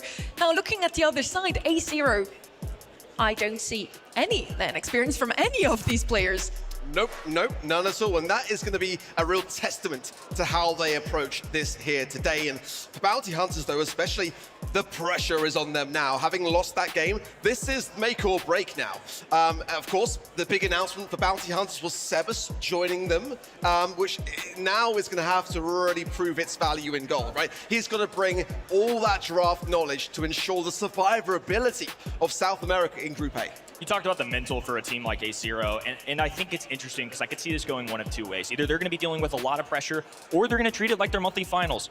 No pressure at all. Toxic Lotus have had the responsibility for being the pioneers of this region. They respect them, they've talked about it. They still don't feel like they're legitimate until they prove it on this stage. And I think they have a great opportunity to do so. Even just beating a team like Bounty Hunters, a #1 from another region, immediately puts you on the map. So we now have a new team step up onto the stage. Ace Zero, the unpredictable global wildcard. New ruler in Chinese mainland, David, Galaxy, and Nagi won all 3 monthly finals. Despite their flawless resume, Ace Zero will be surrounded by question marks as they take the stage. They've delivered in every match so far, but Brawl Cup's competition is a massive step up, and it's the team's first international tournament. In Group A alone, Ace Zero are tasked with 2025's runner-up and South America's top trio. Reigning from home is difficult enough, but to overthrow global conquerors is a whole nother level. If you were impressed by Chinese mainland Cinderella run last year, there's no reason you shouldn't believe in Ace Zero, especially considering they've smacked Toxic Lotus 3 times already this season. Their lack of experience won't make them favorites on paper, but Chinese mainland has improved each year, and all signs point to them being the best from their region. Are Ace Zero just Chinese mainland merchants, or is there more to these rising talents? Ace Zero, as I said, kind of a wild card. We don't really know what to expect from them. We only know they beat Toxic Lotus consistently in their home region. And Toxic Lotus was already a huge surprise last year at this exact event at Brawl Cup. Oh, I remember it well. I predicted them against Zeta Division, and that was a bold thing to do, and I was rooting for them. I think everyone really was rooting for them in that matchup, because, yeah, how could you not? They excelled. They really took mainland China and put them on the map. Global bans, again, Colette's an interesting one here. Bell as well. Are these targeted, or are these maybe just kind of a bit of a flaw in maybe what is the current meta? Because Mortis is wide open here. Like, I can't remember the last time I didn't see a global Mortis ban. Yeah, it's really interesting. I think the Bell stands out to me the most in just the sense that it's got to be a very targeted or unique one. Maybe it's something for the map pool. Colette doesn't surprise me in the slightest, though. I think we're going to see that a lot today. It's just something that players are willing to throw out. It's just impossible to dodge. I know I'm not the best player in the world, but I'm struggling out there. I'm sure everybody else is struggling. It's just really fast. Shooting Star is going to be our first match for this matchup, and I believe that that's why we see that Bell ban, a really favorite pick of the side of Bounty Hunters. Yeah, we see it here. But Shooting Star to kick us off, double swoosh, Ring of Fire. And then I also hope we get to see Safe Zone and Golden Gulch. Make it a close series, please. Absolutely. I mean, on my fingers crossed.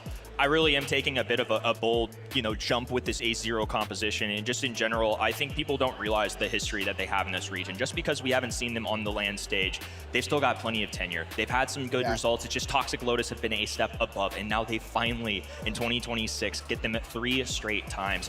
It's something that makes my head turn. I have to pay attention to it. My reservation here is the fact that A0 have basically had it, I don't want to say easy, because nothing in Brawl Esports is easy, but they've had it consistent. Whereas on the side of Bounty Hunters, they've had to slay away every grand final, going the distance to a 5th and final set, winning 1 out of those 3, when it could have been 3, but it was only just the 1. And yet somehow still, being such a dominant force in this region, A0 have got to really come prepared for this one. They cannot think that their opposition is going to be a walkover. That is a big poll as well right there. That is that is, I mean, predictions-wise, I think we haven't really talked much about that on the desk, but we are almost entirely united with A0 in this matchup, except for me. Oh. Those are special, okay. I ride with the 12%. I ride with you at home. We get this. We can go 2-0. It would be incredible. So all of the casters are saying, except Ark, that we will see A0 take this one. They are a bit of a wild card. We already discussed that. Why did you go for Bounty Hunters, Ark? I have heard some discussions. I've spoken to some players.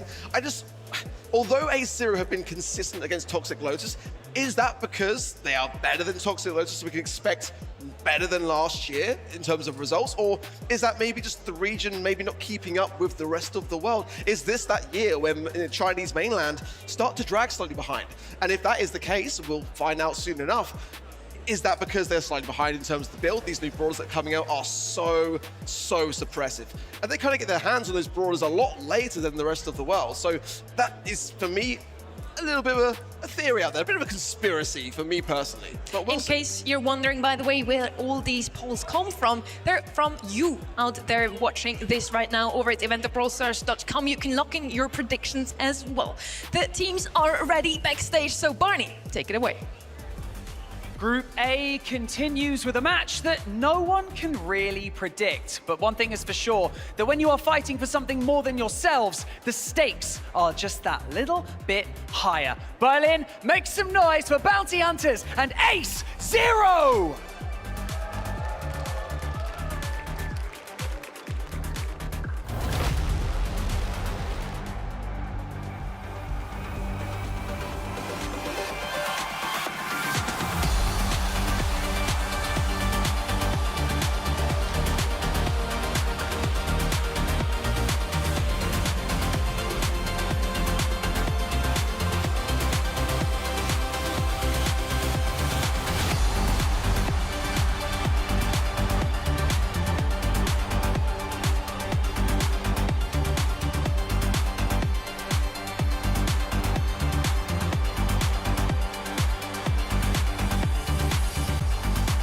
One team is already staring down the barrel, but Bounty Hunters are going to have to shake off the rust or shake off the dust of that first match here on an international stage, because they have one more chance to stay in the competition right here, right now.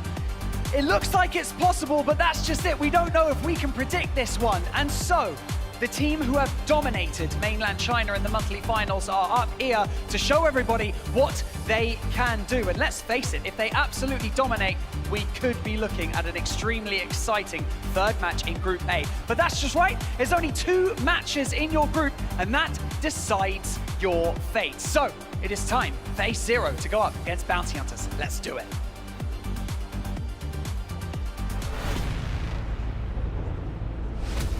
Wesley, Prosy, Brotox,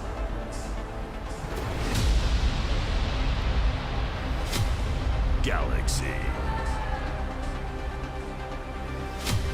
Najee, David.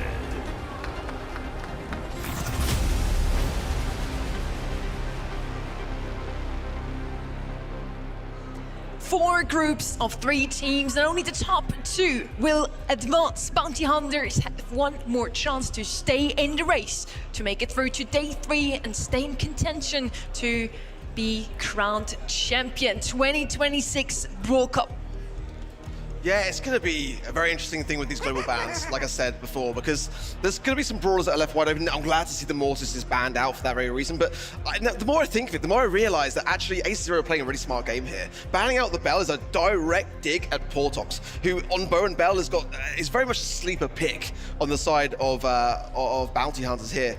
Gene coming in, going to be a really good, safe pair of hands, a very solid mid in that regard. I can't really hate it on a map like Shooting Star. I think this is also a direct answer to that Bell ban as well, because Gene is somebody that traditionally does not do well into Bell composition. The bounce shot, Gene likes to rely close to the teammates. I'm going to call this out early too. Something when doing my homework at home, A0 are not afraid to use Fang. Quite frequently, actually. It's a brawler that not a lot of teams use, but they are unafraid. They go for it quite frequently on Shooting Star or other aggressive maps. Don't be surprised if you start seeing this pop up. So exciting to see the draft between those two teams because, again, we don't really know too much. We don't have too much data on A0. Now, interesting to me here, Bounty Hunters really loves to play the Ruffs on this map, picking up immediately, followed by that Leon, probably gonna play mid here. Shooting Star, a very open map. You wanna play some snipers, and we don't have any snipers so far on the left-hand side here. Right side with the Gene, already a really good pick into Leon, actually. You can scout him quite easily when he's in his super. Now, they usually like to go for Glowy in their comps. It's one of their most picked brawlers on Shooting Star. You think that goes well with Gene? I mean, double heal's never a bad thing, as the Jae-Young as well puts that idea straight into the hands of the players. I'm all kind of for it. I wouldn't mind seeing Kaze here. It's definitely one that Bounty Hunters do like to consider and pick up. It's got that kind of clutch factor, which works really well with their kind of playstyle on maps like this. And certainly with Bounty, you want that kind of clutch finale. It's quite a high-risk thing. Perhaps the Jae-Young, though, could provide that additional maneuverability and survivability with both the heal and the speed, which that kind of brings to the table. RT as well, not banned out, rarely ever is in this kind of map and mode, to be completely honest, and it always escapes through the bans, and that's the brawler which often is actually globally banned. Crow coming through is a really strong one. For Shooting Star, it's certainly interesting, and I think this is partially because of all the output of healing, but Piper, while not great into Gene, is straight up going to outrange the rest of the roster. Piper, finally we have that sniper I was talking about also on the left-hand side. She's going to struggle a little bit with the speed on the right-hand side, but let's see what our two casters have to say about it. Thank you very much, Sunny. It's great to be here, of course, for our second match of the day. And already a team is facing potential elimination. Bounty Hunters have to step up in a big way here. And it's kind of nice to see the Piper round out the composition. Yeah. As soon as she got locked in, you said she counters everything on A0 side. Yeah, that's the way I look at it. Generally speaking, if your opponent picks Piper, either you screw it up in a huge way or your opponent messed up big time. I think this is one of those situations where as much defense as A0 are capable of playing, Prosy should be able to outdo all of them. And of course, as the central gel for the squad, he's picking up the highest execution brawler. Now the speed, of course, of the Jae-Young is going to allow for the blue star to be picked up first here for A0, but it's going to be tough to stand in a location that isn't right under Prosy's nose for the purposes of doing damage to them. David thought he saw an opportunity to come forward, and you've got to respect the Jae-Young's burst when that weekend warrior comes to play.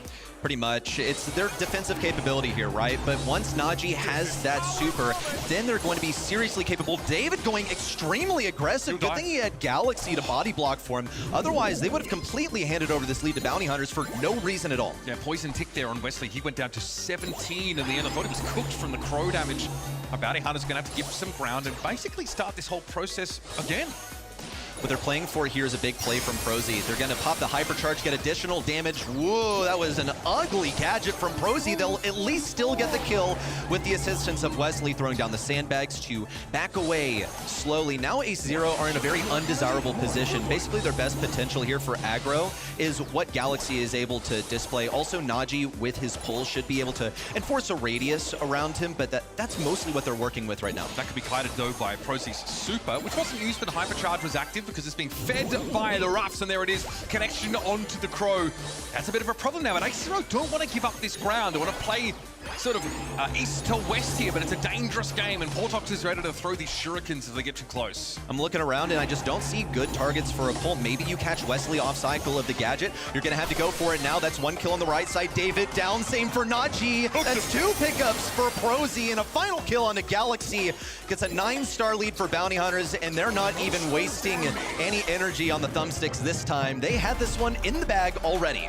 Like any comp in the entirety of Brawl Stars, the Rust is right at home here, right? Can feed the Hypercharge over to the Piper, which is not something that she's using. The Super Whip, the raw stats, she's very nasty with, especially if you can guarantee or confirm damage off that homemade recipe, providing it hits, then you are in a very good spot. Not to mention, of course, the empowering of the supply drop that Piper can make use of.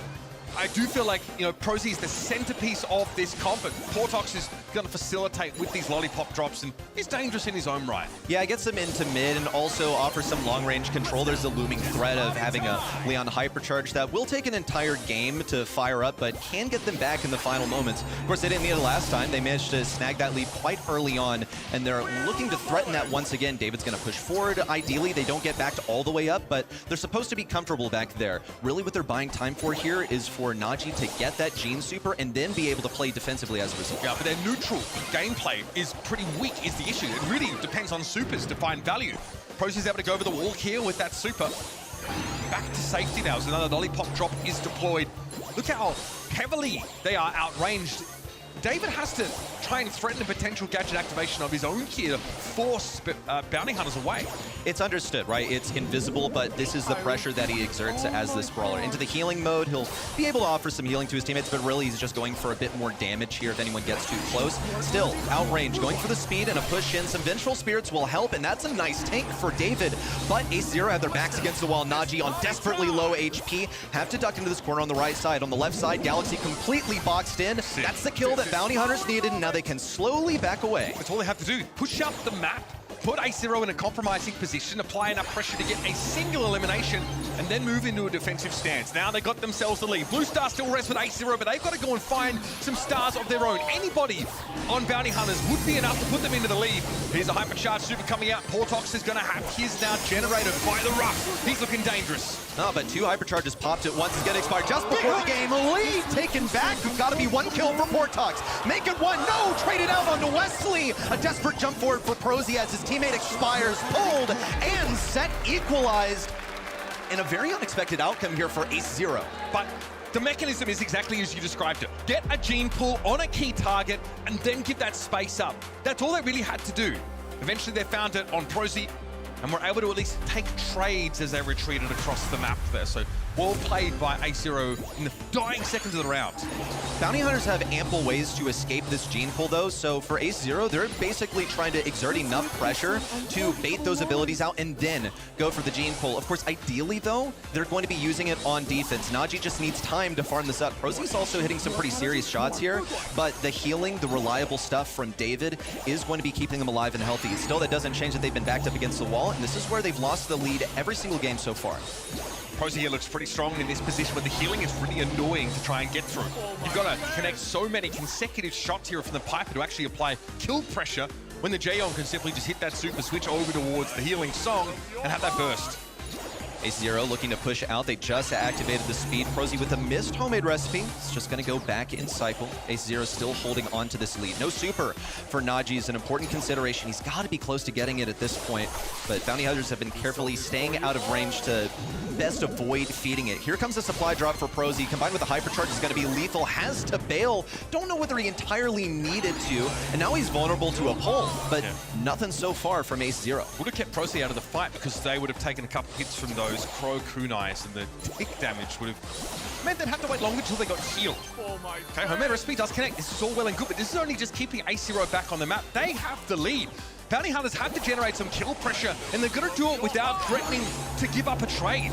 Well, Prosy has a Hypercharge, and he's got to have that homemade recipe by now. It's about to be drive time. 20 seconds left, and there's just no turning back. You have to go, go, go. Portox has the invis. Prosy's going to stagger this by going first, going for some shots, but Ace0 doing a phenomenal job of trading out this damage, body blocking for each other with the two supports. And that's the Hypercharge based Recon. Still a damage boost here for Prosy to work with now. Galaxy under pressure, force back, sandbag to the left side. Oh, got Portox! That gets him ahead by 3 stars! It comes back, Bounty Hunters have that slim lead as David knows he has to go for an elimination. Wesley was stuck, no escape. And here come Ace0. Slow start into the set, but they finally have arrived.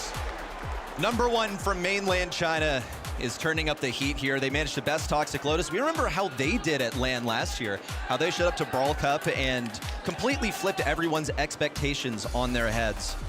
Can they succeed Toxic Lotus, the team that they have bested in the home region. So far, they are looking pretty solid against Bounty Hunters, but was traded out blow for blow throughout this bounty set. I mean, A0 really understood their win condition. A lot hinged on hitting these magic hands. Yeah. And you can see just how powerful it is to have the magic paths constantly giving that healing over. And of course, the active healing provided by Jae-Young there. Very frustrating, I think, to try and play in this composition if you're Bounty Hunters, because you've got good burst damage, but you don't have enough to force A0 into the back corner of the map for that whole round and make it easy pickings. Very nicely drafted. It's not a glamorous comp to round out 2 healers with a Crow, but it's certainly paid off. Yeah, just to have it to slow down the enemy progression. Look at how this played out, by the way. Naji only got 1 kill over here. Now, of course, he's getting pulls for his teammates to finish off the kills, but I think also it reflects that he didn't really get many pulls, and he didn't use them a lot either. Just offered it as defense. And you have Prosy over here on the Piper doing a phenomenal job at picking up the kills, but I think we saw some like wayward gadgets, some of the homemade recipes that didn't strike home at all, and we just need to see the execution improve. Speaking of execution, this is a step up from what I expected to see from Ace0. My expectations for Ace0 going into this were basically what we saw for them at home in mainland China, where they outcomped Toxic Lotus, but they didn't really out-mechanics them. I'm seeing great team play from them, trading out the damage on their supports. You thought they were like the opposite of Zeta Division, basically. Yeah. Fair enough, but look, it's paying off here. The execution was fantastic. We're heading over to double swoosh here. This is the kind of map where you can look forward to a particularly spicy brawler on the A0 side. There's definitely a different take on what the metagame is in mainland China. And A0 have been known to try and play Rosa on this map. But see, Rosa can be so good. You just have to get the perfect draft. And that's kind of true for every brawler. So, but yes, so she can connect the bushes. She can slow people down if she needs. With the proper support also is going to be very, very valuable. I'm hearing some brawlers. I heard an Otis. I heard a Mel. You know who that is. Yeah, we know the voice lines out here. Both of those brawlers going to be really, really solid. That's a Meeple also. So we'll just get a vibe on how this is going so far. Really safe, I think, from Ace0 so far. They have their mid locked in. Also, like something to recover gems in the end game if necessary. Nothing too revealing of what either team is going for so far. Here is your draft as it is in progress so far. Bounty Hunters know how to read scrim data too. That's a shame. Rosa banned out by them here, alongside the Tara and Grey, who both are very impactful on this map. Chester is the go-to pick for Bounty Hunters here, so having that snatched away is important, but you've got great control brawlers again being drafted here, but this is very similar to Bounty Hunter's strategy on Shooting Star. Yeah, it is. I'm curious how it'll pan out for them. Just really, really safe so far, picking an anti-tank. Getting that Colonel Ruffs, it would ideally be paired up with a hypercharge brawler. That's where it's going to fare best. Also, break open some of the bushes. This is where it's, not underhanded tactics, but the stuff that catches you by surprise. It's dishonest Brawl Star. Yeah, basically. But it's revealed in their bans. We don't want to deal with the Tara. We don't want, we don't want to pick Tara is what that says, because Tara's the first pick here on Double Swoosh. But Grey, Rosa, basically key components of troll comps. What on earth is Surge doing here? A classic way of countering him is rough, so I'm starting to see the math. Also has a really strong hypercharge, so I vibe with that too. But this is a total curveball. Surge obviously can really snowball in the weak side of the map, right? You send Surge over to the right side if you're playing from the bottom, and if he can actually start to get some levels in, he's also pretty good at scouting that space because of the way that his shot splits. So good scouting, the kind of thing you'd want to bring, someone like Gene onto the map for, but he has invulnerability frames with this super. He has a gadget that can also reload him and stave off damage. He's pretty hard to fight 1v1. Very good duelist, and obviously can take over the game if he is allowed to. It's feast or famine for Surge most of the time. That's kind of the theme of that brawler. And you're going up against a pretty well-rounded setup, a pretty control-based comp when you've got Penny and also this Meeple mixed in by A0. Yeah, basically when I look at this Surge and what it's up against, I see if you don't get a super in the early game, then you're just completely screwed, because that Penny's going to get a turret and you're going to be trapped in your spawn essentially the entire time. David gets really aggressive, gave Prosy just one shot there. It's 1 out of 3 that needs to get to level 2, and once he's there, he is big chillin'. But that was massively aggressive off the beginning. All 4 gems go to Ace0, so they've got to be pretty happy about this. I mean, you just forced a 1v2 if you're David. Prosy had to collapse and give away multiple gems to his opposing mid to Galaxy. Very pleased with that exchange. David, hyper-aggressive, but needs to be able to dodge these initial salvos, otherwise he won't have the health to fight. And Prosy again are going to try and collapse on that direction. He has got that first level. Wesley gets crunched on the left, but Prosy's in position to get a gem here.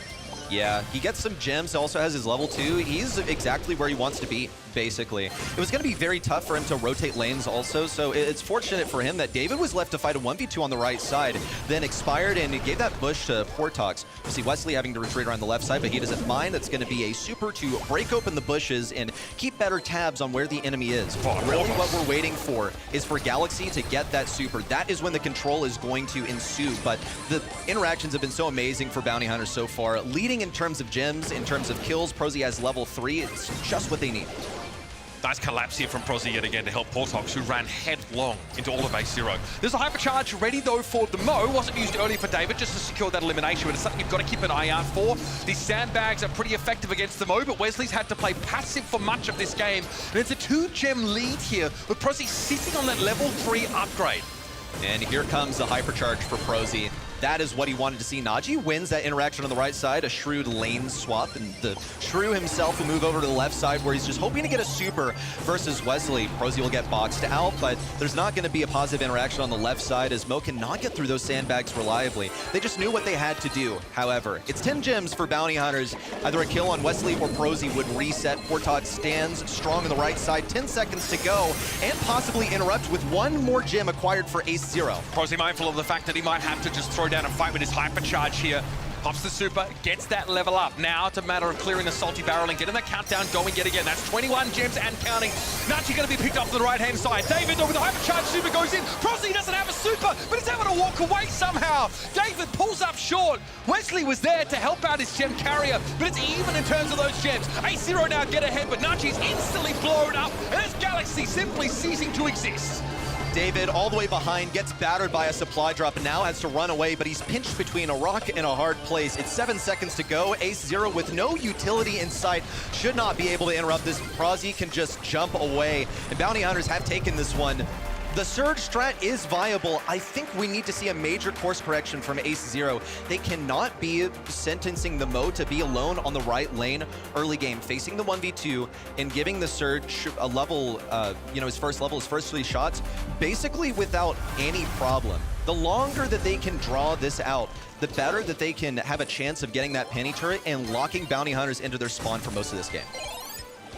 We never got to see the Surge hypercharge, but it is terrifying with that increased range on your shots and makes you very good at scouting as well. Prosy's been excellent on this collapse. There's only David in a 1v2 because his opponent's mid is constantly getting involved in those fights. That's Galaxy able to pick Prosy off across the map. David is too low with the Fat Splatter in his way. He can't take map control. This functionally denies those gems from mid as Portox is controlling that space beautifully. Just the greed gleaming in his eyes as he went for all of those gems, only to be punished by 2 enemy brawlers lurking in those bushes. See how delicately Ace0 are treating Prosy right now. They just don't want to get near him, but that works out excellently. It diverts the attention to the other lanes where they're going to get eaten alive. Portox really needs to heal up on this right side. There's potential for him to get taken down by David. Really, really easy. Popped a hypercharge too. Total waste of an ability, and that's going to come back to hurt him. Yeah, that super there for Prosy is going to allow him to get out of the mansion of Meeple. You can check out any time you like, but you can never leave. David, you're going to throw down that super, though. It's going to be a bit of a nuisance here. If you can get that dive onto Prosy, who is low, but you've got to respect this Otis, especially the mute button. To David, just going to stay in the poke game now, going to try and dive in. Prosy tries to collapse here, but it's a clean win for the Mo, and Prosy now is under pressure. Everyone boxed out. Perfect opportunity for Ace0 to set up.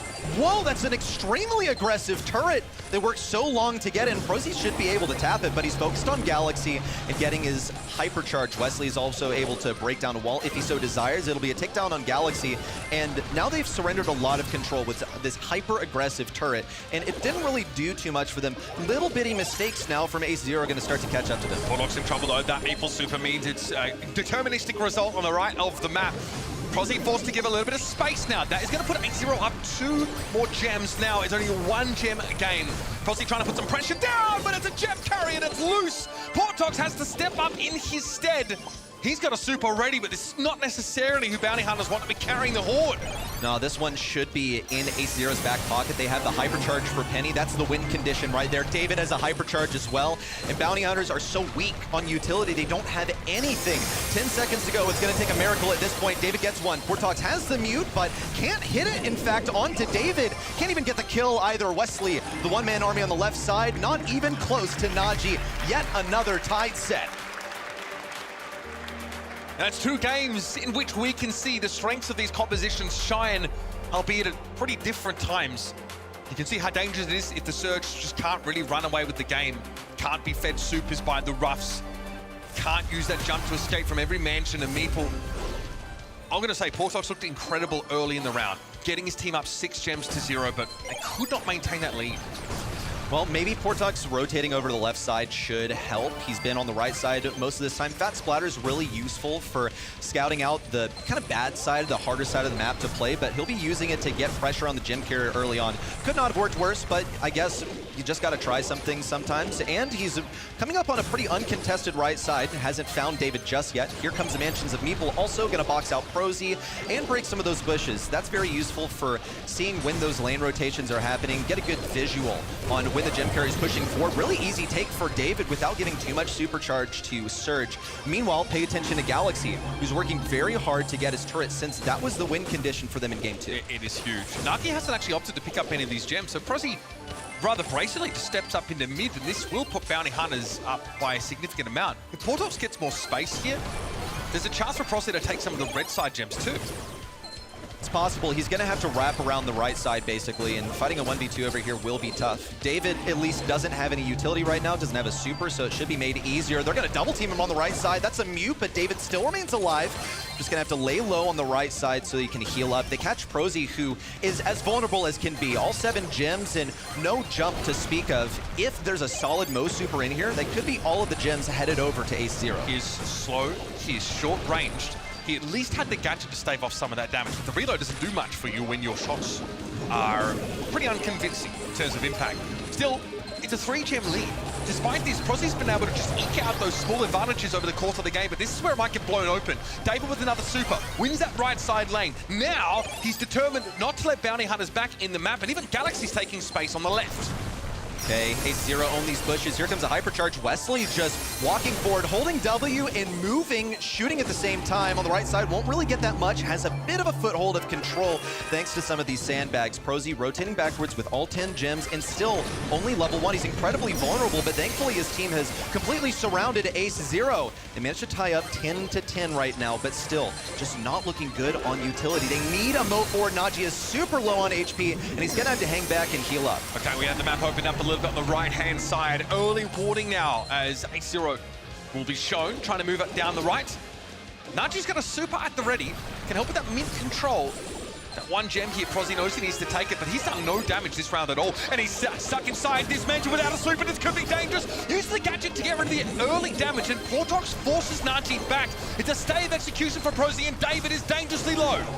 Oh, David needs to heal up before he can push in, and he has to push in. There's no other way around it. They do manage to tie up this gem count, but really David needs to be a serious threat. He has 10 gems, and he knows that he can't just trade and sacrifice himself. He puts himself in this position anyway. There's the box. Naji should be able to get the skill. No, he's just out of range, but expires inside of that penny attack. Now, Portox rotating backwards with 14 gems. Ace Zero have to push in now. They've got to go for it. This is a huge lead now for Bounty Hunters. Those 2 gems on Wesley is all the difference. They're going to attempt to come forward. Prosy had an upgrade, though, and is able to get strong enough. He's not carrying any gems as well. There is no chance for Ace Zero to get Portox out of the game. And so, we've got ourselves a tied series. Bounty Hunters are to step up on gem grab. Expect nothing less than that in such a 50-50 matchup. It is the same map, the same comp, and played 3 separate ways. First, you saw Surge given a lot of utility early on. Penny doesn't really get the turret up, and so it's a win for Bounty Hunters as a result of that. And then you see Penny completely dominate with her turret. Admittedly, way too aggressive in game number 2, but they managed to get a hypercharge, and it was wraps from there. And then you saw Surge get 0 levels. Penny gets her turret, a hypercharge 1, in fact, and still, it's possible for Surge to walk around just with the proper rotations and get all of those gems, all 10, and play out that tie game to the very end. This has to be handed to Portox and Wesley, these 2 teammates who were pretty irrelevant in the South American scene before Portox joined. You know, he was a star player of the SKC last year and helped elevate this squad, bring them to international land, and these 2 players are pulling their own weight now. There weren't a lot of mistakes really made over the course of that set. It's pretty solid Brawl stars here, so it came down to those final moments and just those small adaptations. Prosy spent so much of that last round doing no damage whatsoever.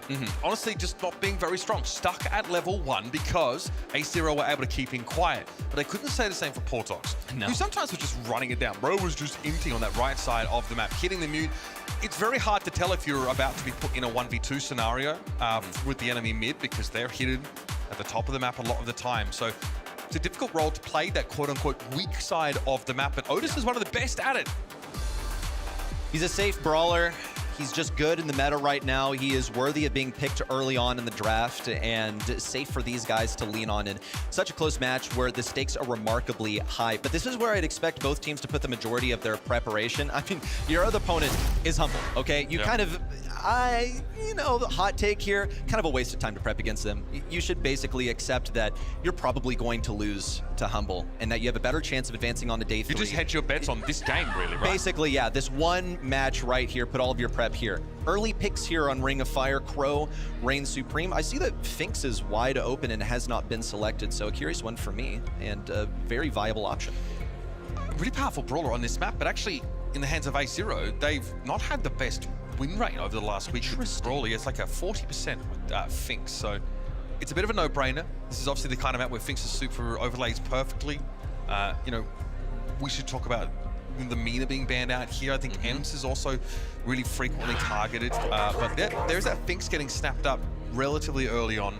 Some of these like Buffy Brawlers obviously quite powerful. We're still seeing like the old Draco strat being thrown in here as well, just the run it down and have staying power, use that last stand gadget. But yeah, with Collect globally banned, that's not going to be an option.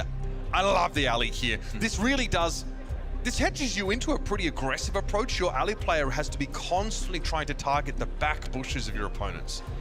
Ali's also a pretty high execution brawler. She plays quite similarly to Mortis in terms of like assassination capabilities, but it is remarkably more difficult to play because there's so much more going on basically. I won't even waste the time of explaining it. Just watch Naji do a great job with it. Now, on the 4-5 turn, you have to have something that's viable in close range. I think Crow pretty much already fulfills that. You're looking for something to... Dragon! You're kidding me. Yes! Run it down!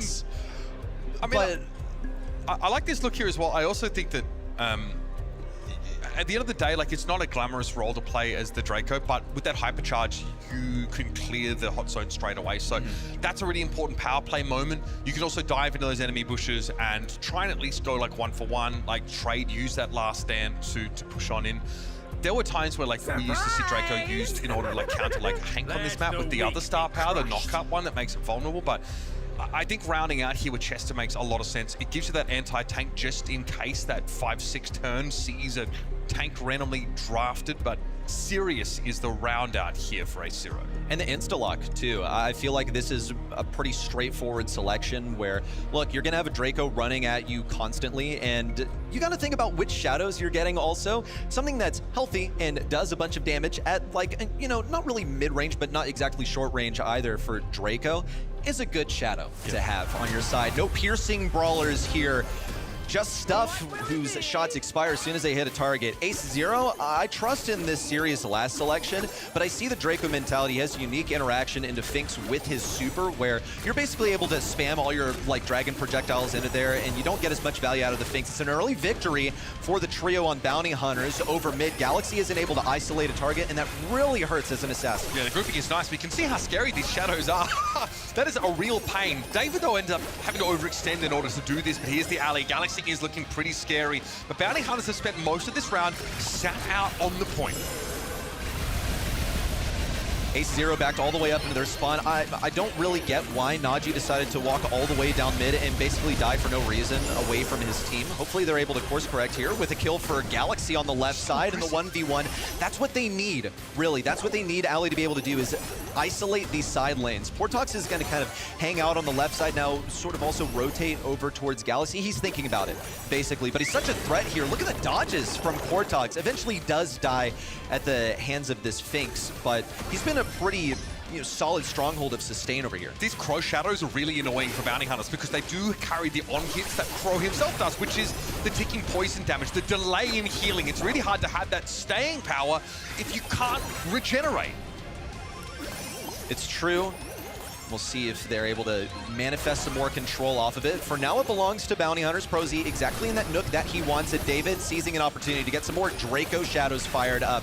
Everyone from Bounty Hunters has to back up now, but since the shades have been clear, they can go for a push, and now Prosy trying to wrap around behind. No, all being absorbed by those shades, trying to get in close range versus Najee, but he ran out of ammunition, and Portox can't get the kill either. It's fine. All he needs is to control. Hypercharge popped by Wesley is going to be loads and loads of damage, but what they need here is survival. Prosy tries to push forward, but he's just by himself. Najee and David need a combined fire to take him down. Galaxy does his best, but Draco is just so beefy on the HP front. Yeah, we talked about it. He can just int. It doesn't matter. You don't even need to get kills. There's one point where he pushes into the enemy bushes with last stand up, still pulls up short, but at the space that Draco made for his teammates is what is important here. That is getting you closer to victory. You can see it's the same value proposition as Pam into the Finks. Your shot, like you mentioned, spreads and sprays so many individual projectiles that even if they're slowed, you can't stand anywhere safely. Crow also does the same thing. Crow just slowing stuff down, whether there's a Fink super or not. Look at this interaction on the left side with Prosy doing his best. Oh, actually getting the piercing through to David, but can't win that interaction. That's going to be irritating for... Whoa, hold up. That was a completely wayward shot from Portox, but it ended up finding its target at max distance. Worked out pretty well for Bounty Hunters to stagger a couple of Brawlers back to their respawn. Galaxy also going down. I don't know, inting to reset. David, same thing for him. This is a remarkable lead for Bounty Hunters, leading by 50% now. You can see that, yeah, the Crow poison is a problem. Naki just got impatient, kept firing, didn't take his time to regen, and was like 100 HP when he ended up getting picked off. These Shadows aren't really doing enough here for A0 for the time being. Prosy with a super, having to chase David down for the most part. It's going to be Galaxy at least finding Portox, and Wesley's not in a safe place, but there is a little nook carved here on the top left by Prosy that you can occupy. Wesley not able to walk away. It's been a little minute since Bounty Hunters have had point time, but Portox will come and earn some percentage. Now he's going to have to back away as well. All those shots just going into these shades. Ace0 have to square up for this next assault inwards. Galaxy just trying to isolate a target also. Coming all the way around. Prosy should be able to deal with him quite handily, but Galaxy doesn't want to take that 1v1 just to sort of act as a deterrent, basically. Going for Portox, interestingly. Didn't get the 3-shot. The first shot didn't find Portox, and that's going to be a bit irritating, but not really the end of all of this. A couple of hypercharges available now for Ace0. They can hold on here. They just can't die even once. A single hypercharged Draco super could be their undoing. And he's earned it. Prosy now is going to have extremely increased range off this super, and the entire point is going to be covered with flames. There's A0 forced off entirely. Galaxy's going to try and dive into the backline, but 1v3, those are some long odds, folks. Another set snapped up by South America's #1.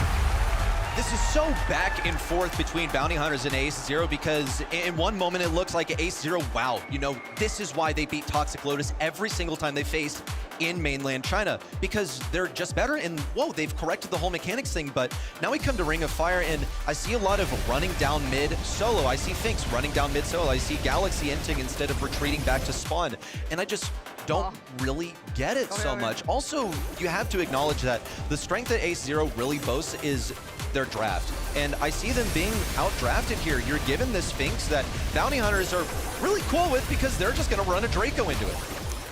And now, like, I hear a lot of people sort of say, oh, well, A0, like, they don't have a lot of LAN experience, right? No, they don't have a lot of international LAN experience. That's true. But many of the qualifiers in mainland China culminate in a LAN. So they do get the opportunity to play under some of these match conditions, right? It's actually, you know, on the Bounty Hunter side where that is more limited, that LAN exposure, right, is less frequent. I think a quick look at the stats should tell you much of the story here, right? Galaxy is able to get in and find those eliminations, and David is constantly applying pressure. It's suffocating to play against the Sirius. But you've got a number of brawlers who can, you know, can sort of cleave through. You've obviously got that Draco who with super can sort of, you know, burn you down and cut through with that lance. So I think the Sirius was a heads-up pick, but not quite enough there. I think it's the obvious pick, like the thing that you're supposed to go for, so they went for it. Same for Sirius, basically. It's just saying, please pick me, pick me, pick me, because I'm like the best brawler in the game right now, so you just kind of have to go for it. As a last pick, by the way, I feel like last pick generally is just reserved for something that's going to counter the entire enemy team, something intelligent, something shrewd, and it's not really what I saw with Sirius. But if I had to isolate an issue there, it was the early alley pick. This time we see an early assassin pick, but this makes a lot of sense here on Safe Zone. There's some first pick worthy brawlers, and Kaze, does she always fall into that first pick? You know, it's quite subjective, but she is a win condition here. She provides so much aggression. With her ability to swap forms, she gets a lot of mobility. Also, reliable safe damage in her Geisha form, where she throws down like a hypercharge or a super onto the safe, and this brawler that typically creates a close range aggression and has a lot of movement is able to do stuff at range. Yeah, that's the edge of the fan storm. Does ticking damage. It's quite obnoxious. It's not a huge amount of damage, but it's still significant. I like the Melody being picked up here. Melody versus Kaze is like a pretty common head-to-head that you sort of see play out. I think the idea is that Melody's supposed to win that, especially when she can have the shield, but it is conditional, right? You might feel like you have the edge, but it will come down to that execution. Ruffs makes total sense to round out with, especially if you're trying to feed hypercharges. For Melody, it's especially devastating. And where Melody has the edge over Kaze is that her burst damage on the safe is extremely high once she has the critical mass of music notes orbiting her. Yeah, and you're going to get that on your way there also, because there's going to be someone dedicated to defense versus you on that save. Now, there's some hard defense ways of responding to this Melody, so we'll see if we see any of the strongest CC in the game come out. You just have to be thinking about, like, okay, am I going to be viable against, like, Colonel Ruffs? Amber should be able to just spray and pray, hold down versus this Melody. I trust in the Amber, and it'll also pierce through those Ruffs bags, so I think it's a fairly good interaction here. The only issue is it's not as reliable safe damage. You're going hard into control here. I wonder if there's like a last pick shade potential here for our bounty hunters squad. Now to really put pressure down on this Amber, for example. Edgar getting picked up. All right, so you have some serious safe potential. You can dive, you have a self-shield, and the ball is going to round up the setup here for bounty hunters. Someone again who as well can run it down. These two teams might end up in a bit of a base race here, which is going to be pretty hard to follow.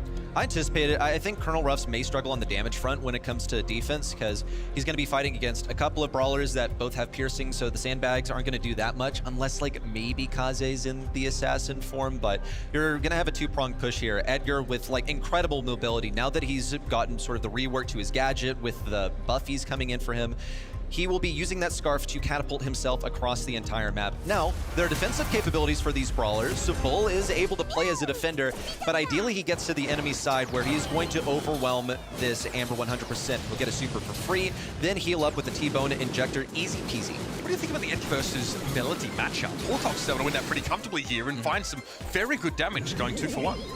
Yeah, I trust in this Melody matchup, personally. I just think it has so much more mobility, basically. But I think it's also subjective. You'll get competing opinions on this one. That's just what I'm putting for it. Meteor Storm comes down, Prozzy able to get a bit of space, but here comes David. Wants to threaten the Bull. Not exactly the kind of target you want to find yourself going up against there. Prozzy gets the gadget as well. Will be traded out. Zeta have a slim lead on account of the fact that bounty hunters have not yet had a chance to scratch their safe. Just waiting for Portox to find his dash through. Of course, working for that gadget first. Slips past Galaxy, who now has to rotate back for defense. An attempt to push forward for Prozzy, which should have basically been rotated towards defense. Najee and David also going to expire in enemy territory. By the looks of things, no.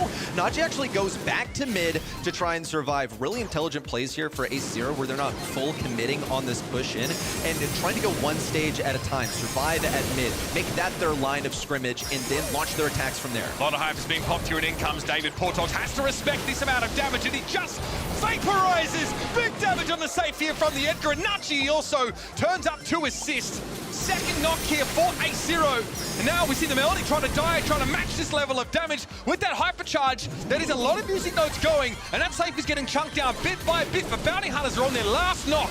Was it worth it? I guess so. Ace Zero didn't even get their safe cracked open a moment ago. Prozzy also, though, does get a few bullets into it, and now Ace Zero are only ahead by a single tempo lead. Portox trying to sneak around the right side. Of course, Najee with his dash forward. I don't think that's exactly what he wanted. We'll see if he's able to wrap around the left side. David and Najee both looking for that ability. Najee in for the final one. It's not going to be enough damage from that super. It's going to take one more push from Ace Zero. The bounty hunters are in no position to go on the aggressive here. Galaxy waiting for Portox to try and dash at him. Here comes Prozzy with a dive. He does get rid of the Amber, but David's going to push on the right-hand side. You've got to respect the Edgar damage. Makes use of the gadget. Gets on the safe. 1% of that would be enough. And Ace Zero come up with the goods in a race that ends up coming pretty darn close. Apparently everyone just hits hypercharge and then does 60% of the safe's health. Hypercharge stars, man, that is why we have the shields on the safe now, because these brawlers do so much damage now, and you can fit numerous of them. You can just cram them into a single comp. Look at Bounty Hunters running both Bull and Melody at the same time, and a measly Ruffs for defense, and then Ace Zero running both of their aggros as well, melee brawlers that do ridiculous damage to the safe. David's gonna go for this early game interaction versus Portox. It brings this to a 3v2. Don't really want to take it versus Prosy. Naji's looking for the kill on Wesley. Looks good. David also completely ignored because Bounty Hunters, since their opening, Galaxy overextended, and Bounty Hunters break past them for the initial crack on the safe. It's not like Wesley's going to be able to fight this Edgar though, is he? Under extreme pressure, and here comes Galaxy to assist. Both safes now down below 50%. Portox is looking for a chance to go back to work on that one. There's a knockdown to 25. It's going to be a photo finish, folks. Ace Zero safe ticking down, and Bounty Hunters go all in to even up the set. It's that and a match point for Bounty Hunters. Contrary to many of our expectations up here, I think Arc was the only one to predict Bounty Hunters to take this one. I felt like it was an Ace Zero type of day. I felt like I was going to have the hot take up here, personally. The #1 team from a region that has historically underperformed, but brought us quite the showing at Brawl Cup last year. Their regional rivals, of course, of Ace Zero. Toxic Lotus taking top 4 in 2025. Now Ace Zero could find themselves falling out of groups. They're still humble to face, but I think we have a premonition of how that one's going to go. Yeah, we got an idea at the very least. Concept of a plan, if you will. Is it dive onto the safe here? Portox on defense, but can't prevent his safe from going to the first knock zone. Okay, Gadget there for Galaxy is going to keep Ace Zero safe above 75%. That is significant. Ace Zero looking for a way of defending Portox. They're going to rotate Galaxy backwards. It's going to be irritating to deal with, but Galaxy rotates back intelligently. Then forward on the side of Bounty Hunters, they're handily able to deal with this defense as David sacrifices himself for an attempt at safe damage. It's tied 74-74 at the moment. Bounty Hunters look to spring into action very soon here. Prosy with his super is basically waiting for Naji or David to make the first move so he can push in uncontested. Yeah, here's the gadget used by David. It's going to allow him to close the gap. Diving on in. Just safe damage for the time being. Wesley appropriately respecting the Edgar. Now Fanstorm is going to give David a way out of there. And it ticks the safe down as well. 49 plays 47. It's close, but Bounty Hunters have this slim lead here. David trying to do something about it, but finds himself face to face with the Bull. Time for Galaxy and Naji to defend this, but Portox is so healthy, going to take down that entire shield, and Galaxy finds himself low on health. At least he does have this hypercharged super down. Prosy would be well advised to go all the way around it. Bounty Hunter's going to play defense around this. Prosy isn't able to break through that wall and expires with his hypercharge in hand. It's time to defend. Ace Zero rotate all the way backwards. Portox dealt with. It's going to be a close one, but 8% is almost impossible to come back from. Yeah, it's brutal. David trying to come forward. Gadget connects. Wesley does capitulate, but the rest of Bounty Hunters are going for the safe. 4% and counting. Prosy just needs to get through Nagi, but he can't. Bounty Hunters now have a chance at this. 22% and counting. Nagi with a hypercharge ready, but how's he supposed to make use of it? He's just trying to deal ticking damage to the enemy side, but Wesley has the lineup. Is it going to be enough? There you have it, folks. Bounty Hunters Alu. Avoid the headsman's axe and stay alive here at the Brawl Cup. Contrary to expectations, #1 in South America, that is their lifeline right there. In all likelihood, Humble should sweep through this round robin stage. They did get bested in a single set, but it was by Bounty Hunters. What can Ace Zero possibly offer up against him in the next one? Couple of little things there. I feel those fan storms are a little short, not actually connecting onto the safe with the edge of it there. That's something that you've really got to get used to. And this is going to be an important moment here for Bounty Hunters. They get that win, they prove that they can do it. Let's head down to Barney and crew on the stage to get some thoughts from Bounty Hunters Alu. Bounty Hunters stay alive in the Brawl Cup. Obviously, we have one more match to go down in Group A, but for now, congratulations. That was arguably the most important match of the year so far for you guys. How was it? Did the stakes feel higher coming into this match? Bueno, este ha sido el partido más importante para vosotros. ¿Cómo os habéis encontrado? ¿Si habéis sentido la presión de ser un partido muy importante para el fase de grupos? Preparamos mucho el partido ayer contra Humble. Lamentablemente no se dio. Seba se encargó totalmente del partido de Zero y drafteamos muy bien y creo que pudimos jugar un poco mejor, pudimos terminar el partido en casa, pero bueno, al final ganamos, se dieron las cosas. We felt very good. We practiced a lot yesterday. Sebas has done an amazing job at the prep, but we think we can play better. Okay, and it can only go up from here. Now, getting onto this stage as well and preparing for a team like Ace Zero has got to be difficult. They play in a different region. How was preparation for that? Did you manage to scrim with them leading into today, or did you go in blind? Bueno, son un equipo de otra región. ¿Cómo os habéis preparado para ella? ¿Habéis llegado pues, con los ojos ciegos sin saber? ¿O habéis podido practicar estos días que habéis estado aquí en Berlín? Un poco sin saber, las scrims contra Toxic Lotus medio que nos ayudaron para saber cómo es el meta en China, pero ellos pican muy diferente. O sea, los picks que jugaron hoy día fueron un poco raros, pero bueno, resurgen. So our scrims against Toxic Lotus have been a good help. But coming from another region, we were a bit blind. Their picks were a bit out of the ordinary, but we were able to come across. Well, like we've already said, staying alive in the competition for now in the Brawl Cup. Make some noise one more time for Bounty Hunters!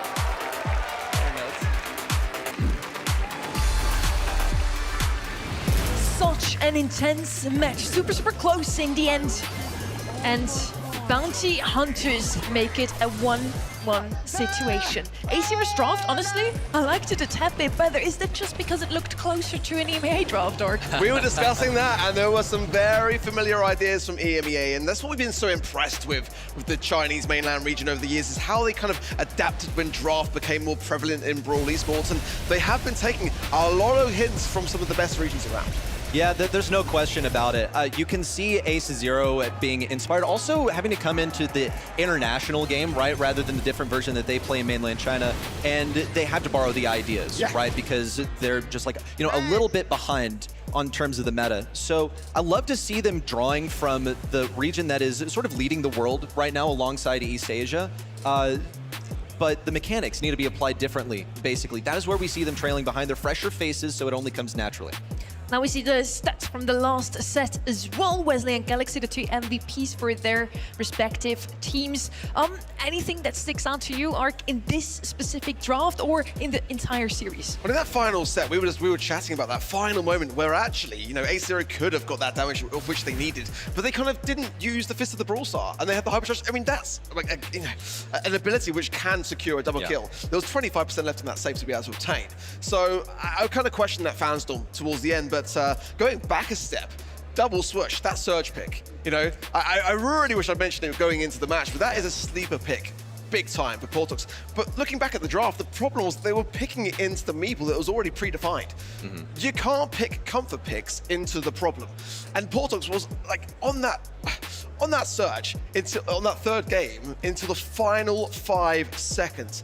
I mean, I've never seen a bigger backpack needed by teammates to keep him alive. He had no range against the meeple, super slow. I don't know how they won that set.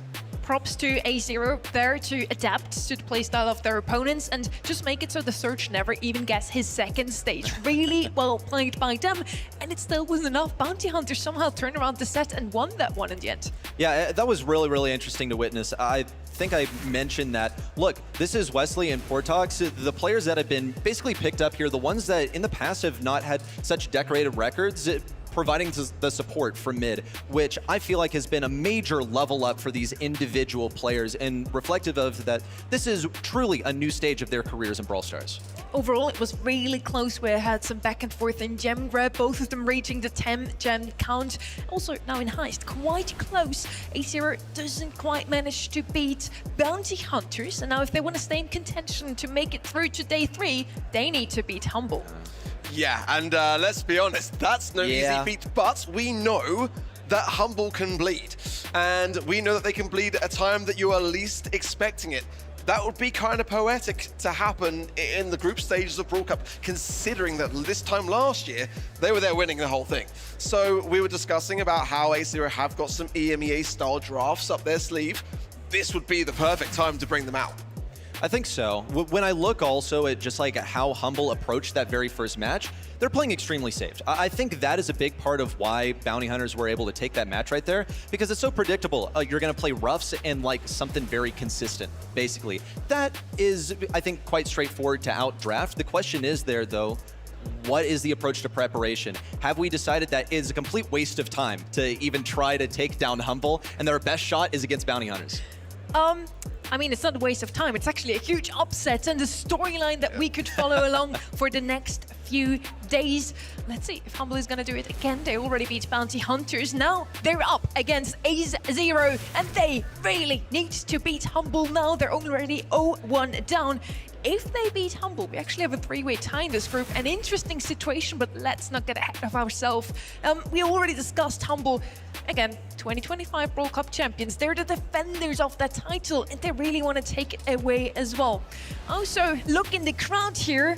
Berlin, you're happy. Humble is coming back on stage. You're two German players.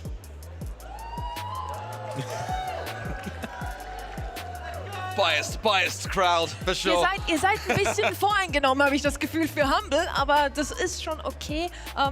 After all, they are Germans, so they are a bit biased. But yeah, you all look lovely, so it's okay. You can do what you want. But none of that here on the desk. No, Completely unbiased cast here for sure. Humble, of course, you know, said in Semantic at the end of that match that dropping the set was not the plan.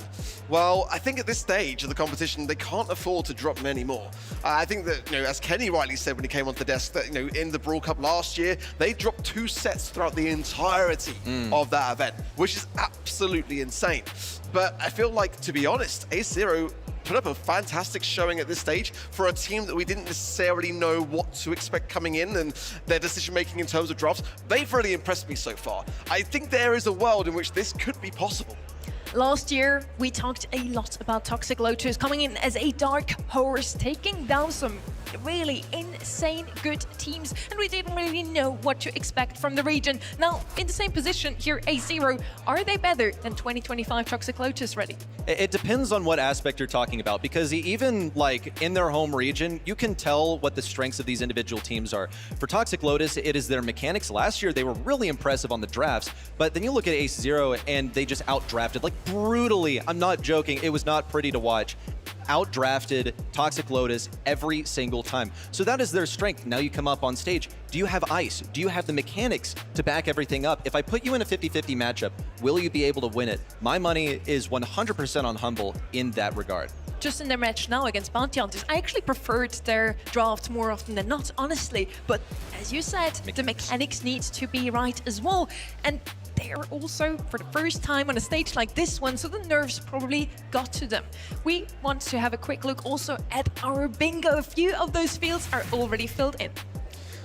Okay, a 29 gem spawn in 1 game of gem grab. Semantic gets the crowd going. Glad we got that one in early as well. Doug drafted as well, was ticked off too. So still some there up for grabs. I'm still holding back my very best in some of my favorite quotes. Is there anything that you're specifically looking for in this bingo card ready? Okay, I'm looking at the desk misses all predictions. I blame you, Ark, for withholding that from everyone. Yeah, can't you just be like everyone else? I know, right. That's on me, man. That's on me. I'm looking at the top right corner. Underdog beats a favorite to win it all. This would be such a match, honestly. We are not biased. We are living for the storyline, and so I want Ace Zero to win this one just for the story, but they're the obvious underdogs in this one, let's be honest. Yeah, it's going to be a very tough affair. It really is. And Humble, I've got to say, though, I feel like there is a world, I was saying this to Frank last night, I think there is a world for me where they actually don't make top 3 in this competition, potentially. That's getting ahead of myself, but you know, I wouldn't mind seeing an upset early on day 1. Global bans are in Kit, Mortis, Naja, and Pierce. Definitely the Kit ban, I think, is very warranted. Glad to see the Mortis ban. How do you feel about the Pierce ban? I mean, that to me screams targeting towards Humble specifically. Yeah, basically, because Humble's approach to this pretty consistently has been, okay, well, we're just going to do like the usual stuff. We're not going to get creative. We're not going to reveal anything for the later stages, because think about the different goals of these teams. Humble, they are gunning for day 3 right now. They're thinking about winning the entire thing. Ace Zero are just fighting for survival. So the different approaches here, Humble will be trying to get rid of any like troll picks that could make the draft go awry, and Ace Zero are saying, come on, like, take us seriously, respect us, don't just stick to the safe stuff. Honestly, seeing that poll, it really just hurts to see only 9% have voted for Ace Zero to win this one. this is your time to shine, honestly. A0, if you want to cause an upset, you can do that now. And I hear they're ready backstage, so Barney, take it away. The battle to stay alive in this competition has just shifted onto the shoulders of another team. It is time to pull out all of the stops, so expect fireworks. Berlin, it is time for A0 to go up against Humble!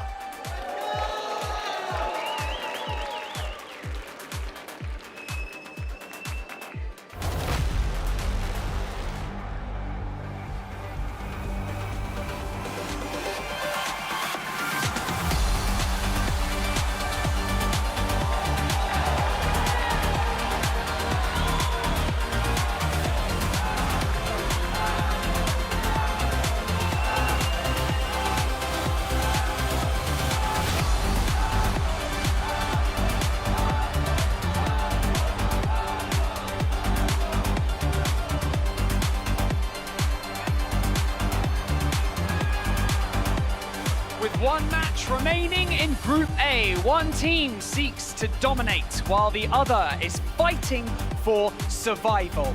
Humble are looking to continue an undefeated run in the Brawl Cup period, including last year, where A0 seriously need to pull something out of the bag right here, right now. Like our desk have said, this could be one of the biggest upsets that we have seen on the main stage for a very long time. And so, will our reigning champions humble their opponents, or will the dominating team from mainland China find an ace up their sleeve? I'm allowed to tell dad jokes. I'm a dad. Let's do this!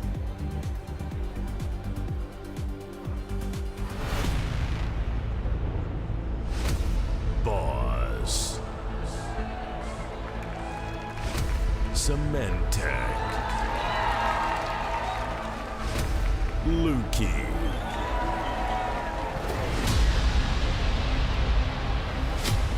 Galaxy. Nudgy.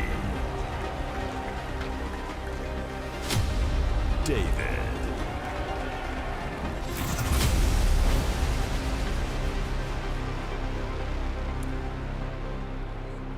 Insane intro by Barney, I must say. I'm glad he said it, as he said. He's allowed to do so. He's a dad. No dad jokes on the desk, please. Even though you kind of look like bring your son to work right now. Yeah.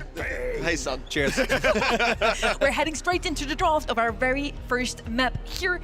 And we have Bridge 2-4, another heist map. And whenever I see heist, my mind immediately goes to that one brawler, Chuck. We haven't seen him too often in the past. Either he's banned out, or a lot of teams seem to believe you can actually counter him quite nicely. Humble is one of those teams. Let's just leave him open, because we know just what to play against him. But the Otis ban is kind of like the answer to the Chucks. That's where A0's head is at. But I think the Cordelis is still a very good option. Or just go with the same strat and just overthrow by rushing. The cars are coming in for that very reason. Melody is also potentially open to join that kind of mix. And Crow as well is a big one that isn't banned here. Just have to think about how you are going to defend against this Chuck, or possibly hammer down so much damage on the enemy safe that it won't matter at all, pretty much. I, once again, see the same stuff that I expected to see from Humble, where they just leave the best stuff open and let the draft play out exactly as it would, I suppose, in a ranked game. Basically, you give them a free Chuck, and A0 go, well, shoot, I guess we gotta take it. And now things are playing exactly as Humble had planned. I always like to describe Chuck as a timer. Eventually, he will get some safe damage done. You can either completely counter him out, and Cordelis is the best one to do so. Just take him into the Shadow Realm whenever he's unsafe, and you're gonna get rid of him. Or you completely ignore the Chuck. That's not the route Humble decided to go with, and out-damage him. Do damage quicker than the timer will do, that Chuck will do. We now have an Ember and Ruffs on the right-hand side. Do like it, especially with that Ruff Street. Chuck is gonna do even more damage. I mean, Ruffs as well is going to take some time to do that, and Chuck is designed to want to get things done quickly. I kind of feel as well like there's definitely a potential here for Eve. It's not the strongest, but it's definitely a brawler which is going to be quite catered towards this kind of map layout with the bans that we've got. There's limited kind of options now, really, for Humble. Brock for the break gives them a bit of a few options there in that regard. I think you should be able to outrange that Amber. I think you should be able to deal with the rust bags quite efficiently. I don't like, I don't mind it. And now we want to hear two of the most beautiful voices I know. Kenny and Trev, take it away. Thank you very much, Sonny. I appreciate that, and I will make sure Uber and Ready remember that. Trav and I got it from here, though. A0 onto their final life, a region that has been clinging on for several years. The trajectory has been upward, but how long can they keep that streak going? Humble, on the other hand, have been here before. 2 drop sets in total 1 year ago when they took the throne on the global stage. They're trying to do so once again. It's going to be Humble versus Ace0, match 3 of the group. Yeah, David managing to push that first pole quite far up, so won't have to navigate quite as far for the next couple. Uses a super there as well just before he died, and a 3% little tick shot just goes onto the save there as well. Luki going to be able to pick up that kill on Galaxy, and it's pretty much 50-50 so far, but David not got the worst setup at the moment. Luki taking advantage, so Lightning's going to strike on the right-hand end. Meanwhile, A0 recovering David up the gut. Boss right in his face, and it's a trade. That's totally fine. Boss's main objective is just to 1v1 this truck and make sure they remove him from the equation. I mean, Luki doing all he needs to do, win that lane, get some damage on safe. That's going to be tough for Nagi to do a lot about.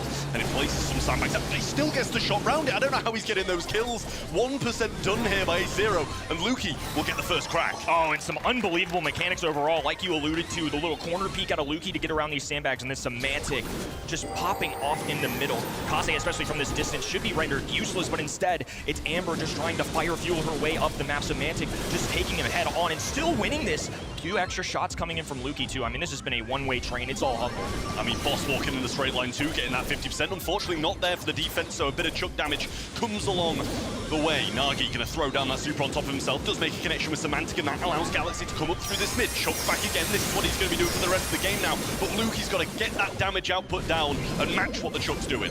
They gotta be careful. They are starting to exchange a lot more damage. A0 starting to squeak away with some. Sandbags going down to Semantic, gonna be forced into the alternate form. Boss going for just pure DPS at this point, which is a little wild. They need to be careful, otherwise it's going to be a smidge of a comeback, but just 1 tier left to go.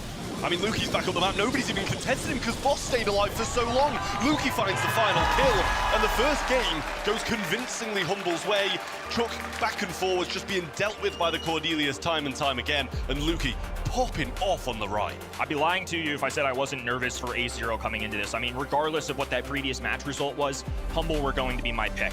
But I felt like there were a lot of riddled with mistakes, if you will, in Gym Grab, especially in Heist on the previous one, and A0 here. I don't think mistake-driven, just more or less Humble are outplaying them by a mile. Oh, and the instant wipe on the right-hand side. Now that's just free access to the safe and so much damage. While Boss doesn't do a lot in tandem with Semantic, it's going to be enough for their while. Yeah, big surprise play from Semantic there in the realm as David doesn't even go up yet. Boss just brings him into that realm, sits up top, waits for his teammates to join him, and Semantic got free roam up towards the safe too. The second tick already done, and I don't think Chuck's even set up anywhere near yet.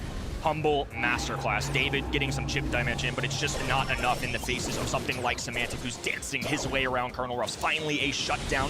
Luki once again letting it rain down the left-hand side as Galaxy dodges it all. Now the fire raining down on the left as well as Semantic creeps his way back up. Still a dominant lead. I mean, A0 had yet to really encroach on the enemy side.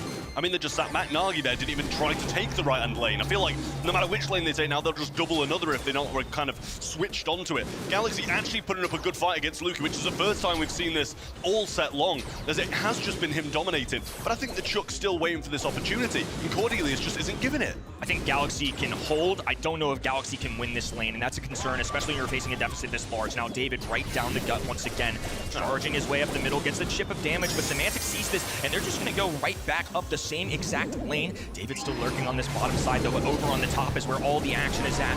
Down below, and now piercing through that high safe. Luki trying to do his best. Boss penetrating as well. Shots going through, down to less than 10k HP on that heist save. A few extra percentage points. Boss gonna try and finish it off himself. Can't quite polish it though. I don't know how Boss is avoiding all these shots. He's staying alive with 2 of them shooting him. Semantic will throw out the fan storm, and that's the set done. Humble did drop a set in the previous, but this one coming swinging to try and get this done fast. They just look unfazed so far, unperturbed by the opposition. Chinese mainland, a team that in general, we're going to be looking out for Toxic Lotus tomorrow. Of course, we're stars of this last year, but right now for a roster that doesn't have any international LAN experience either, it's really tough to go up to a #1 from another region in Bounty Hunters, which I thought they played really well, but again, I think it could have been better. It just felt like the mistakes were what drove them out of that gym grab set. Ark talked about it in the desk, we were talking about in the green room. I mean, the Kaze plays towards the end of that game. There was a real chance that that went to a 2-2, and instead, now they're fighting for their lives against Humble. That's not a position you want to be in. At this point, if you're a fan of the smaller regions, of the underdogs, you need to get up and chat. This squad needs your help. Absolutely, and that's the thing. I think all of us, except from Ark, had Ace0 to beat Bounty Hunters, so it's not like we don't think they're capable. They're absolutely capable of getting this done, but it just seems like Humble are just a task too tall for them to be able to beat at the moment. Stats-wise, Semantic, Boss, and Lukey all looking pretty good, around 5. Over the other side, good kills, just not great damage. You saw Chuck on the bottom right with a ton of high safe damage, but cumulatively between the other two, just next to nothing. It was really forced to be all defense from there, and I think ideally Amber can play a little bit of a hybrid right, but if you're not getting to the other side at all, Chuck alone was not enough into the monstrous composition of the left-hand den. I mean, it's a first pick that you feel like you're kind of inclined to take, especially when you want to be base racing your opponents like they do in a matchup like this. And I said it when Humble played their previous game against Bounty Hunters as well. You've got to take these brawls that can just get towards safe, take risks with these drafts. And that's exactly what they did, but they were just punished so heavily for it. Bans in for the next map. It's going to be the Bell, the Crow, and the Byron for the side of Humble. Ace0 get rid of the Kaze. No surprise after facing it so heavily last game. They double ban the Bell and add a Colette to the mix as well. Several lines of thought here I think you can go down. There's going to be this Leon and Jean interaction. Leon a lot of times is an early one because of the lollipop drop, but if you do that, then Jean responds. So sometimes you're going to see players avoid doing that. Very popular brawler. Lumi is somebody that I'll shout out as well. Doesn't make the global ban stage. It's a very safe one that's now showing up regularly on this map. And as well, I said it earlier, but Fang shows up a lot for A0. They love getting a little tricky with it of the tank of choice on this map. Yeah, I mean, you know, you can get away with Fang at the moment. You know, so strong on certain maps. Jae Young, obviously, being this first brawler that comes in for Humble, it was something we saw them play in. I believe it was Knockout the last time they were out here. And it's a brawler that translates well across kind of the bounty knockout game modes where you kind of got to be offensive and defensive. And just balances it so well with his kit. Glowy going to make an appearance there along with the Jean. Kind of a little bit of a double healer combination here if you run in those healing factor from the Jean. Going to be able to get a lot of pulls, you know, with the mass range and scout out as well. This is definitely a good solid shout because Bell is banned. Otherwise, the bounce shot would do really well into Glowy, who attaches himself to teammates. Jean, who likes to stay up close too. So that's not the easy answer anymore. Byron is somebody that's also out. It would have done really well into the healing of Glowy, the magic puffs from Jean. So I don't think there's any easy answer here for the left-hand side. I think at least A0 are making them think about it. Correct. Well, it's Meeple, a brawler you've mentioned a few times over the past couple of series. I like it a lot. If you can kind of single a brawler out, you know, whether that be Glowy, the Jean, it's going to be tough for them to stay alive if you've got a super along with it as well. And, you know, there's always a chance they run that rage quit if something aggressive comes down as the final brawler for Ace0. When you've got kind of two brawlers with healing capabilities, it's always a question of whether that's going to be the case or not. So Meeple's Mansion, rage quit, whatever you want to go, Meeple's got it. The cutoff is so good, and Humble demonstrated this earlier. I mean, that gadget can be a very powerful force to give yourself positioning. Gus going to be the choice for the left-hand end as well. It's going to give them a little outrange. Glowy, of course, once he attaches in the open space, is going to do very well. But if Gus can just keep his distance, keep firing shots down, maybe cycle out the kooky popper a little bit, I definitely think it's a threat. Well.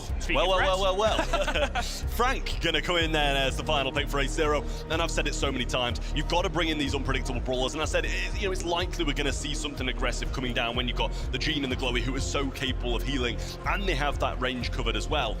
But I wouldn't have said Frank could be my tank of choice. I was saying that they just love to get creative with the tanks that they choose, and the one issue that I see on this left-hand side, we've got Meeple, Jae Young, and Gus. While they all have solid to mid-range, this was a common theme that I've seen in drafts overall. If you don't have the damage to match and you play it right, you can really go at the enemy side and just absorb all those shots. Even if Frank's going down, as long as Jean's falling through and Glowy's throwing through, it's going to be enough. You're going to see it now. An attachment on that right-hand side. Full-on healer mode, a full going through for David. Ooh, excellent execution early.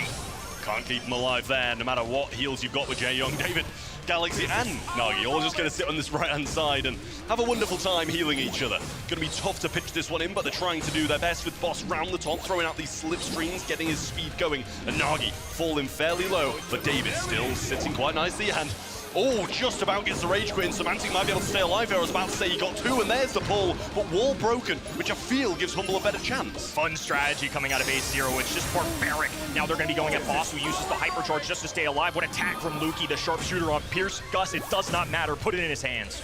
Yeah, I mean, it's going to be tough to not only keep these out of position, but hold them off when they want to come aggressive as well. Almost finds it with the Weekend Warrior. David trying to get some work done. There's the Kooky Pop coming in as well. Brings David low, but who's low anymore? He's got so many heals in his back. Notice how Humble are playing around the gadget pop from Frank. Once that misconnects, it's an onslaught. Humble are now marching forward. Super dropped on the ground. Lukey has a hypercharge in his pocket as well. Now it's A0 just on the backlines. They have plenty of HP. They've got the heals going down, but they have to find a way to extend. They are down the blue star after all. I was going to say, bear in mind, Humble don't even need to aggress, but they felt they were going to get pushed back into spawn. There's a brilliant pull. Boss goes down as well, and A0 have a great comp and a wonderful answer to Humble, it seems. Little surprise attack here as now David once again goes to the back lines with about 30 to go. Humble are going to have to find an answer down the 4.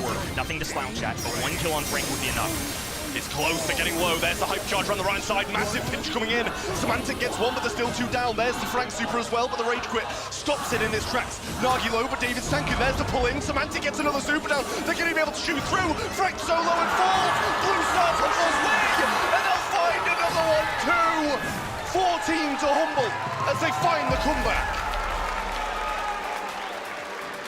Photo finish. A0 so close. Starting to make me regret a little bit talking them down a little earlier. Again, this is a good team, a bright future, a high ceiling, but unfortunately they may have found it too late.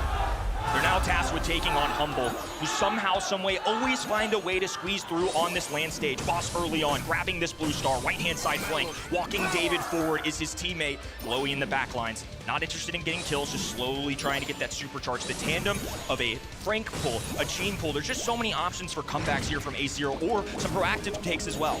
Yeah, great super again from Semantic. Oh, it hits that pull. Can he get it? The rage quit just clips him on the edge and stops that super. He's having a few difficulties with that through this set.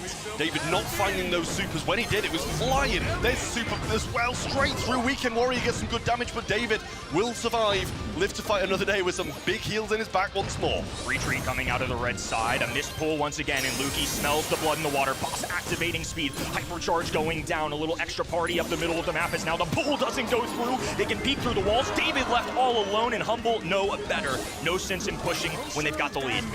Pinned in the top right corner now. David with no heals for the first time in a while, but Nagi low through the mid. Galaxy as well, and he gets some heals, but not quite nearly enough. Boss through the mid. Slipstreams being provided. No heals at the moment, but his teammates are looking quite healthy as it is. David so low with the Kooky Pop, almost finishing him off. There's the hypercharge coming down the right side, and they've got another one as well. But Semantic uses one of his own. Oh, and this is such a tough beat. Misses the gadget, misses the pull. A rage quit to push him back as well. Nothing that Glowy can do. He's trying his best, trying to preserve the life of his teammates, but it's not doing good work. Humble are just all over this. Galaxy has a pull, and it needs to be an influential one. Most likely going to be aiming for Boss, but he's the one with the most movement speed. Super being used there by Lukey, just shielding himself up, trying to wait and stay healthy for these last 20 seconds. Big push coming from A0 as the hypercharge being popped. David solo already though, gets some heals in the back, but Galaxy will fall, and they lose another one of their players. Nagi on the right-hand side, Frank, they can't do it alone. They need their third. They're getting beaten down, and this one is going to be a Humble set. Creative effort, but not quite enough. A0 are running out of answers. Humble, despite being down early in that game number 1, climbed their way back up. I saw the vision. Just butcher them with health points. Run them down. Not enough connections from the pull from Frank. Not enough heals to go around for the squad, and ultimately that meeple, despite being squishy, the rage quit. A perfect answer. They continued to play around this. Every time they were under threat from a super, they would activate gadget. Every time a pull was missed, that is the time to go. Just some smart, disciplined Brawl Stars at a Humble. A great attempt out of A0, but this is Humble we're talking about. They're going to need more than that. I'll say, but you kind of got to think really disciplined Brawl Stars from Humble, waiting for the moment, waiting for that pull to be missed. But you've got to think of the other side as well. Is it kind of lack of discipline from A0 to just be throwing them out, not getting any connections on them, especially when Humble are standing off when you've got it in hand? So it seems a little bit irresponsible on his part to just be throwing those out. He got himself in some really good positions to Frank occasionally, and don't get me wrong, 4 kills, pretty decent for that brawler on this map. but he got himself in so many great positions. But as you said, that Rage Quit gadget shuts it down every single time. Brilliant fast fingers from Semantic, and he was one of the star men on that team. Yeah, and to be overly picky about all of this, I mean, we're going to be critical, but at this stage, it's just these micro decisions that make a difference. I want to point out, they picked the Frank into the face of Meeple. They picked this early on the Humble side, and they still made it work. Sure, early on, once they weren't used to this, I think there was a little adjustment period where Humble may be caught off guard by this decision as well, but they had a perfect response for it. A0 make this decision. Like you said, maybe a little gung-ho with some of these gadgets, these pulls. It's something we've kind of seen all day. They don't feel settled into me. It feels like they have to try and make these big hero plays, and hero plays aren't what they need. They just need to survive. Just be the last one standing. Right now, Humble with a 2-0 lead. Certainly boasting themselves, have not been phased so far today in the face of a serious, I'm sure they're well equipped for this. It's a very popular brawler. This could well be A0's last hurrah in the Brawl Cup if they don't start to get something going now. Banwise, Lumi, Crow, Colette, no surprises on that side.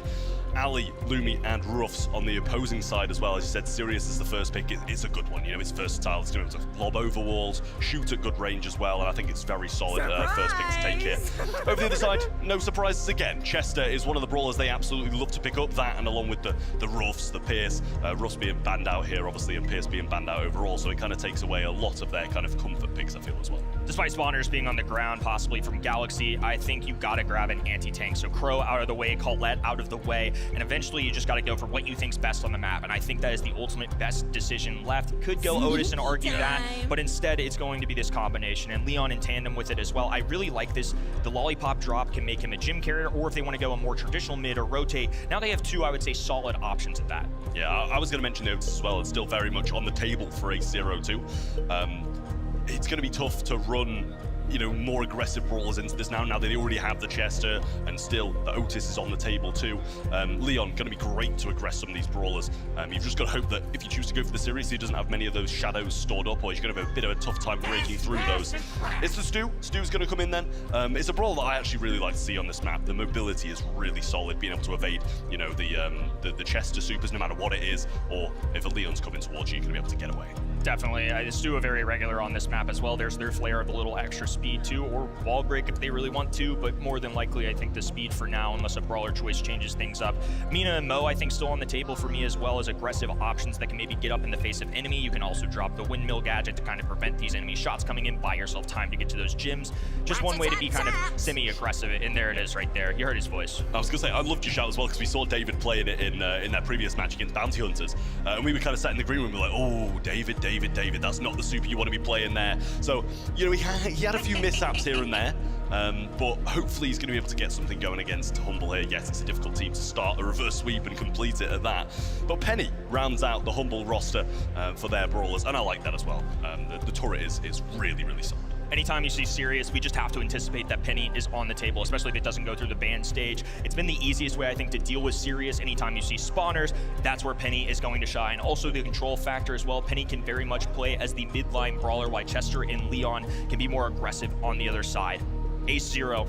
First time as a squadron on the big stage, the international level. They are tasked with taking on Humble. Otherwise, their countrymen Toxic Lotus are going to left all alone tomorrow. Brawl Cup spots are on the line. LCQ World Finals. This is something this region needs desperately, and they're going to have to take down the Titans in a reverse sweep if they want a chance. It's the Chester through the mid. I feel like kind of back in my day, it used to be the Penny that would have played the mid, but, you know, times change. David not having the best of times against Semantic here, and I'm not sure if he's got some stored up to try and tank some of this damage, but he doesn't in the end. Nagi is going to fall as well with a big bomb over the top from Luki. The gems still sitting comfortably on A0's side though, and Luki doesn't want to overextend and risk it. Open season now too, because Luki has given them less spaces to hide. If they want to go in the grass, they have to retreat all the way to this top left-hand side. You're seeing with Mo right now. And Boss, of course, has this wall for positioning. The Salty Barrel as well to protect him if Mo decides to dive in. Positioning, control, and now a Turnip raining down on them as well. I mean, this is getting more and more difficult. Semantic almost survived that as well with the help of the Lollipop drop. Galaxy going to come in, but he's got the backup of his teammate there. And the Penny Turret, the Salty Barrel are all waiting too, so I don't know if it's the best moment to have gone in, but worth a try. Nagi, 4 in hand, to pick some up along the way there as well, and Semantic with yet another invis kill, just adding more gems to the count of Humble with Luki with 7. not the easiest to dive in on, I might add, too, between Salty Barrel and Chester, who does a burst of damage up close, especially with 4 bells in his hands. It's impossible. Invisibility for Semantic is now he's terrorizing the right-hand side, sneaking up all the way. They have no idea where he is, and Nagi just has to back off. 9 gems and close to a 10th. Humble have a countdown. Yeah, I mean, Semantic goes in, gets the kill, kind of stays a little bit aggressive, but then backs off when they get this 10th hypercharge super from Boss, and a pretty aggressive turret here with no walls covering it, but Semantic's going to go in, get the kill, and I think they're just so confident. He's not even going back to spawn. He's like, yeah, I'll probably stay around the gem carrier. It's like, it's completely fine. Galaxy going to go in on the right-hand side, and that's going to be match point up next to Humble. Just a completely dominating performance from them, and Ace Zero just seemed completely out of it. Ace Zero have not sniffed the middle of this map. I mean, they have not come close. Humble have just been overpowering, just unbelievably good so far. We saw this last year as well. The group stage, Humble did not drop, I think, a set off the top of the head. I mean, it was a pretty smooth sailing effort for them, but if they win just one more game, they're already instantly in day number 3 for EMEA fans at home. That is a big deal for your spots. Absolutely. Yet again, a great start for Humble. First gem spawns on their side, and they get one of their opponents as well. Gadget came through and looking at a little bit of a spawner on him for a second there, but Nagi on the right-hand side, now pinching through the mid, gives him a bit of a chance to fight off against Luki and gets some great hits in, but he's not going anywhere. He joins in death. Galaxy with a wasted super, he gets the kill, and I feel like there's just so many times where he's making these mistakes. Almost went for the gems there, but Semantic will clean it up, and eventually they're back in the hands of Luki. Yeah, I'll stand by the word gung-ho. Just doing a little too much, I think, trying to make too much happen. I don't know if that's a lack of experience, a lack of confidence. I mean, Humble are a team that are mighty fierce to play against. I don't fault them for that at all. As Semantic now in the bushes. Oh, and David didn't have a clue. Dropped the trap immediately, though. Well played. The Chester spawners end up doing a ton of damage. Yeah, Nagi trying to make the move around the right-hand side now. Boss might be able to clip him here, but he gets a kill. And this is the best we've seen Ace Zero play. Luki finds one on the right, and the bomb comes over the top. Good amount of spawners in now as well, with a couple of Leons around David. So ready to defend out against Semantic if he gets that invis. Interesting to see David retreat every single one of these spawners. He just knows Penny's going to be able to eradicate every single one of them, as now Stu has to back off. Semantic once again invisible. The mind games begin. Left-hand side, creeping forward, popping up right in front of Galaxy's face. A response as well, though. It's going to be a close call on the right-hand side. David expanding, knows he has to make up for the room. 7-7, so gem-wise it's a pretty even game, but I just feel like Ace Zero is so much more risk, especially when Galaxy doesn't have a super, and he used it so defensively. David on the right-hand side doing a much better job now, but Semantic coming in with the hypercharge, finds one, might be able to get 2, clips David with a couple of shots around the side, and he goes down, cycles the super, and it's all Humble once more. 15 on the clock. Ace Zero hopelessly on the back of their spawn. Semantic playing bodyguard, and the crowd chanting everything you need to know. This is a name that you will remember, one that will be here all weekend long. Just another day for Humble. Your Brawl Cup defending champions are going for 2. Ace Zero falls short in the Brawl Cup. Honestly, it's not the easiest group having the defending champions in there, and they played very well against Bounty Hunters, but as expected, it's going to be Humble coming out of this group on top, and they're looking to try and retain their title of Brawl Cup champions, and they probably should. The home team advantage for Humble. Excellently done. Ace Zero with an excellent effort, but just too much and too late. Let's go down to Humble to see what they've got to say. Congratulations once again, Boss, the big man. It's safe to say, we spoke about this a little bit before, right? Was it about focusing on your player style coming into this game, or was it about trying to adapt to the way that they played? How do you feel you guys adjusted when you were going up against Ace Zero? I think we made a bit of mix. We try to play our comforts always, but being careful about their picks too, because they are really good on them. So we adjusted and it worked out. It worked out. It definitely did. You guys look really comfortable on stage as per usual. Now, I have to ask you something. You've got a little bit of time now between now and Championship Sunday. You guys are going to have a little break. I'd be remiss if I didn't talk about this little rivalry that's forming between you guys and Crazy Raccoon, all right? It's amazing to see. The Brawl Stars community loves it as well. Are you kind of keeping a close eye on how they're playing, and do you feel like you guys are ready to exact some revenge on Sunday? I think we are ready to every single team. We are going to prepare for everyone, and we are not scared of anything. I love that. And finally, Semantic, I'll quickly ask you something. Is there anything that you would like to say to the home crowd here in Berlin? Because what an incredible place to be for you guys, especially being on home turf.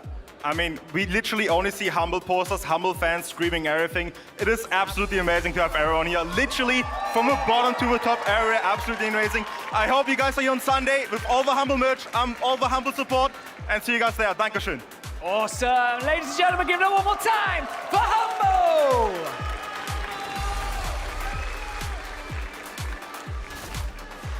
Humble does it again, 2-0 in their group. Just like we expected, kinda. And a bit unexpected for me, A0 is actually the team that we unfortunately have to say goodbye to already. Ark, you were the only one to vote for Bounty Hunters from the casting desk. Must feel good, buddy. I'm not going to rub it in just yet. There'll be plenty of time over the next 3 days for me to do just that. But, you know, to be honest, this was the two teams in this group that I was 50-50 on a little bit. Yeah. Just speaking to a couple of players and just hearing a couple of the experiences during scrims as to whether A0 were going to be able to put up the fight. We're not necessarily expecting them to be humble, but I think against Bounty Hunters, that was a 50-50 match as well. We have two 50-50s for you today. I'm excited for our next match as well. But before we want to get into this, a bit of a closer look also at the sets we've just seen. Ark, you and me were discussing the Chuck quite heftily in the first set, Bridge Too Far. I think we agree that Chuck at this point is just not really pick-worthy. Humble showed us that any team really, without countering him too much, can win against them.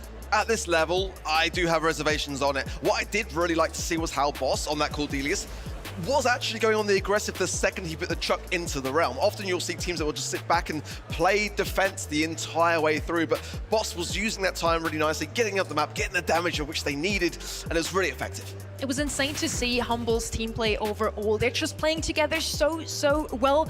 Semantic kind of micromanaging his two teammates. We saw some clips of the voice comms as well.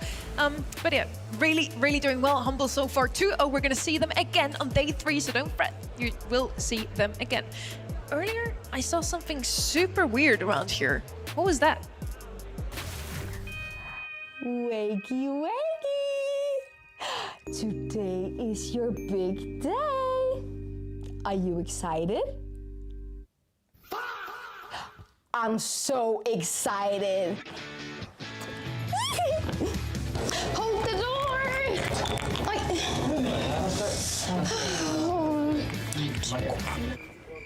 It's his first day. Just a little bit of makeup. It will be so great. Hello. Hi. The star is here. Oh. I think we have it. Aren't you ready? Then that's all. Yeah. Honey, this is it. There's a lot of music and cameras, and I've told them to be very nice and gentle with my little baby. Oh, a button. If you put anything in front of me, I'm gonna press it. I'm gonna press it. I'm literally gonna press it. Whoa. We have no idea what that does, by the way. It looks fine. I mean, there's a few hazardous symbols on it. But yellow and black normally signifies hazard. I was always told never to press a big red button, by the way, so I don't know what told you're doing. always press a big red button. You can't stop me. What just happened? I have no idea. Don't ask Confetti? me. What does that mean? Are we getting trolled by production? Does it do nothing? Does it just do some confetti? We just got points for everyone out there live right now on the website. Whenever we press this red button, you're gonna get 100 points. So better make sure to be on the website at all times. You never know when we decide to, you know, touch it again. Be on your toes. Stay on the event site because that is how you're going to get those points instantaneously. We've got someone to join us on the desk. Fernie Face, pro player turned content creator, someone who's got the most wins of North American monthly finals in history. Corey, great to have you here. Welcome to the desk. What an intro. Thank you so much. That's a pretty crazy stat to hear myself. I'm excited. I'm excited to be on the desk. First time for me, and I'm excited to watch some great gameplay today. And I think you're gonna say just that, because the next match, once again, is gonna be a 50-50 on my watch, in my books at least. It's Only Realm versus Zeta Division. Such a hype match. The first seed of NA versus second seed of Zeta Division. And some of these faces you know quite well, Corey. Yeah, these are guys I grew up playing with, grew up facing every single day. So I am rooting for NA here absolutely all day long. I believe in the boys. I believe in Bobby, Sands, and Patchy, but they have a very tough opponent in Zeta Division. It's going to be a really, really insane match. I mean, I don't know about you, but I really want to see North America just blow us away at this event. I feel like it's been a long, long time coming, and I feel like so far, in the way that I've been speaking at events to Bobby, this is how I tend to gauge these things. At the World Finals last year, I said, hey Bobby, how are you feeling? And I literally knew from the second he opened his mouth that he had already accepted defeat. They were not in a winning mentality. At this event, spoke to Bobby, he is feeling good about this one. They're the hope of NA to finally win a global setup like the Brawl Cup here. In 2023, they made it through to the World Finals. Who did they lose to again? Yeah, that's a good point, to be fair. That's a good point. Yeah, Zeta Division as an org have not been kind to them, but hey, second place at the World Finals, that's not bad going. That's the best that North America's ever had on the world stage. Yeah, I mean, second place is literally the second best position you could get. So they came so close, and I know they can do it again this tournament. It's whether they'll come prepared, they'll come out swinging, and they'll just play their game today. They've been looking really strong so far in this year's monthly finals. So far, #1 seed for Only Realm. Corey, they used to be your opponents. Now you said you're rooting for them. Isn't it nice to see all of NA sticking together? Yeah, it's actually super weird rooting for Bobby and them because they were my rivals throughout my entire career. But today, I am rooting for them, and I expect big things because NA has not delivered in quite a while. So we're rooting for all of NA. Why do you think that is, though? Like, what is it about North America which just, when it comes down to these moments, just tends to not prevail? Yeah, I think the competition is so close at these events. And I think that, you know, I don't want to use the term unlucky because unlucky is not really the case. But the matches have been close. They're just not getting the result. And they're so close to winning and getting farther into tournaments, and they fall short every time. So I think they can do it, but they have to perform. It's not an easy opponent against them. In the other corner, we have Zeta Division with huge household names like Shtatampo, Zizuku, and Batman. And yeah, they've been looking really strong coming out of the gate, swinging with a win in the February monthly finals. After that, a bit of a declining trend arc. Only second place for them in March and then only top 4 in April. It's going downhill steadily for them, but let's see what they can bring to the global stage. This is the concern, you know, going into February, a very clean month for Zeta, just dropping that one set in the grand finals. Then March, losing in the grand finals to Crazy Raccoon to a 1-3 scoreline. And then April, losing in the semi-finals. It hasn't been getting better. It's gradually been getting worse. And you know, that does concern me somewhat. Let's be honest, the World Finals was far from kind to Zeta Division as an organization. Being grouped was just unimaginable. One of the biggest upsets that we've ever seen at a World Finals. And they are here to turn that around, to prove to the world they still got it. Yeah, I mean, they are the mechanical players in the world right now. They're some of the best mechanics you'll ever see in Brawl Stars. So I'm expecting big things from them as well. I mean, I don't think you can ever count them out in one of these tournaments, even if they got grouped at Worlds. We can't count out anyone just yet. So we're looking at the global bans here. Super fun to see. Edgar, not, just banned once. Both of those teams really do not want to see this brawler a tad bit broken, maybe. It's Adrian in the crowd. Maybe we need some balancing going on. Leon and Naja also banned out. We haven't seen Naja at all yet either today. She's so strong. The newest addition to Brawl Stars in general. Of course, Damien is there, but he's not being played this tournament just yet. We're going to see him in the next monthly final. The Leon ban comes in as a bit of a surprise to me, Orc. It's a pretty strong brawler, though. I'm all for it. I'm kind of curious from your perspective, Corey, when it comes to these global bans, what brawlers are you kind of looking for yourself? Are you looking for kind of like targeted bans to specific players, or are you looking just to eradicate the heavy hitter out? Yeah, it's tough to say. I think these teams can do one of two things. They can try to throw the other team off with a random mediocre brawler ban, or they can target a specific player. The Leon might be one of those random bans that's just a good brawler trying to throw the draft a little bit different than normal, and maybe they just don't want to face it. One of the two. And if we're honest, East Asia as a region, a lot more successful so far, as NA did not really do that well yet on the global stage. But East Asia, we always keep mentioning how they're lacking a bit in draft still. Mechanical genius wizards, we call them. And Zeta Division has found a solution to that, or at least they think they did, by adding Memeshi to their roster. They now have a coach just there to support them in draft. In scrims leading up to this match though, not the best. Memeshi is one of those people that is the mad scientist, and that can be the winning formula sometimes. It can also be the reason why you lose if you play it a bit too close to the sun. So, how do you strike that balance? We'll have to see how things fare for Zeta, but one thing for sure, Memeshi has got to be cautious. We want to see Group B now. Bring them out, Only Realm and Zeta Division. It's time to turn our attention to Group B, and this next match, it feels personal. Two teams who are absolutely drowning in experience. Make some noise for Only Realm and Zeta Division!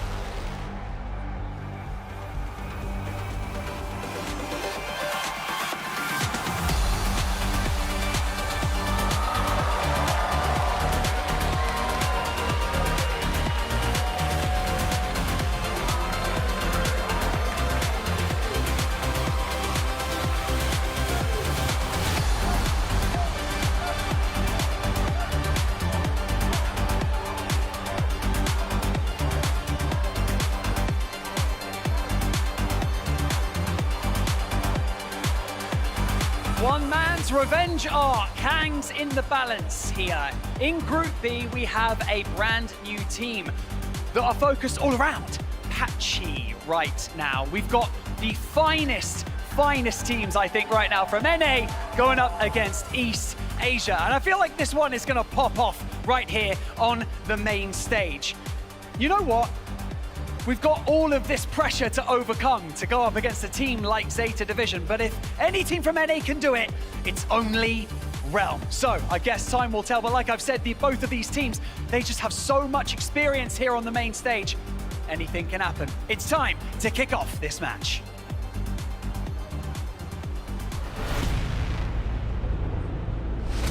Sands. Bobby. Patchy.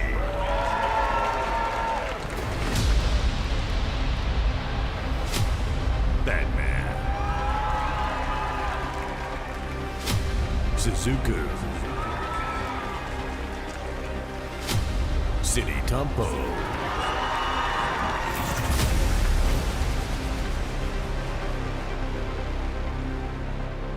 And we're heading straight into draft.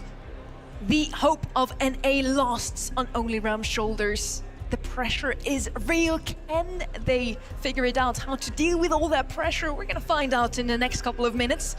We're kicking things off on Hideout. Now, Corey, you're an ex-pro player, still content creator, still play at the game daily. What do you think? What are we gonna see on Hideout? Yeah, I mean, we saw Hideout already today, and we saw some pretty interesting stuff with a glowy. I don't think we'll see that this match, but you never know. I'm expecting Gene, Jaeyoung, some wall breaks potentially, and some dangerous last picks. I'm hoping for a Crow ban. I'm thinking of Sands here. If Sands is going to have a good starting set, or any set for that matter, you've got to ban the Crow. He hates that brawler, and in this meta especially, it's just dangerous everywhere. So certainly for me, that's the kind of thing that I want to see. I think for Only Realm as a team as well, what's super interesting to me is how Bobby's got like an average damage. When you average out what the brawlers he plays are, it's pretty normal, pretty level. Whereas Patchy and Sands are about 10% above that average of the brawlers of which they pick. But despite that, the kill share is very even across the board. Yeah, I mean, we see a Mortis first pick. This is out of the ordinary for me. However, I think I've seen it a little bit inside of scrims, and this is to kind of put the pressure on Zeta right away. Can they respond to the Mortis pick? Can they find something that counters Mortis while also picking long-range brawlers that do well on this map specifically. So we're gonna see how they respond to that. Since you're saying Mortis as first pick is out of the ordinary for you, I'm gonna call that an EMEA-built pick as well, as we like to pick a brawler to pick up Blue Star first. We usually see a Mortis or a Kaze come in for that purpose. Now let's see if Zeta Division still snacks up that Kaze, so they also have something to pick up Blue Star. Mortis, of course, is going to be a tad bit quicker, but there's a fight at least for it. One of the most picked brawlers from their side is Bell. Now we have it paired with that Jaeyoung just for the mobility against the Mortis. I really love that. That is a great pairing for me, the Jaeyoung and the Bell. It's very much taking away from the side of Only Realm what they would probably like to have got their hands on. Bobby, as we know, a great tapper on that Bell pick, but in these final stages of the drafts, kind of what are you looking to achieve?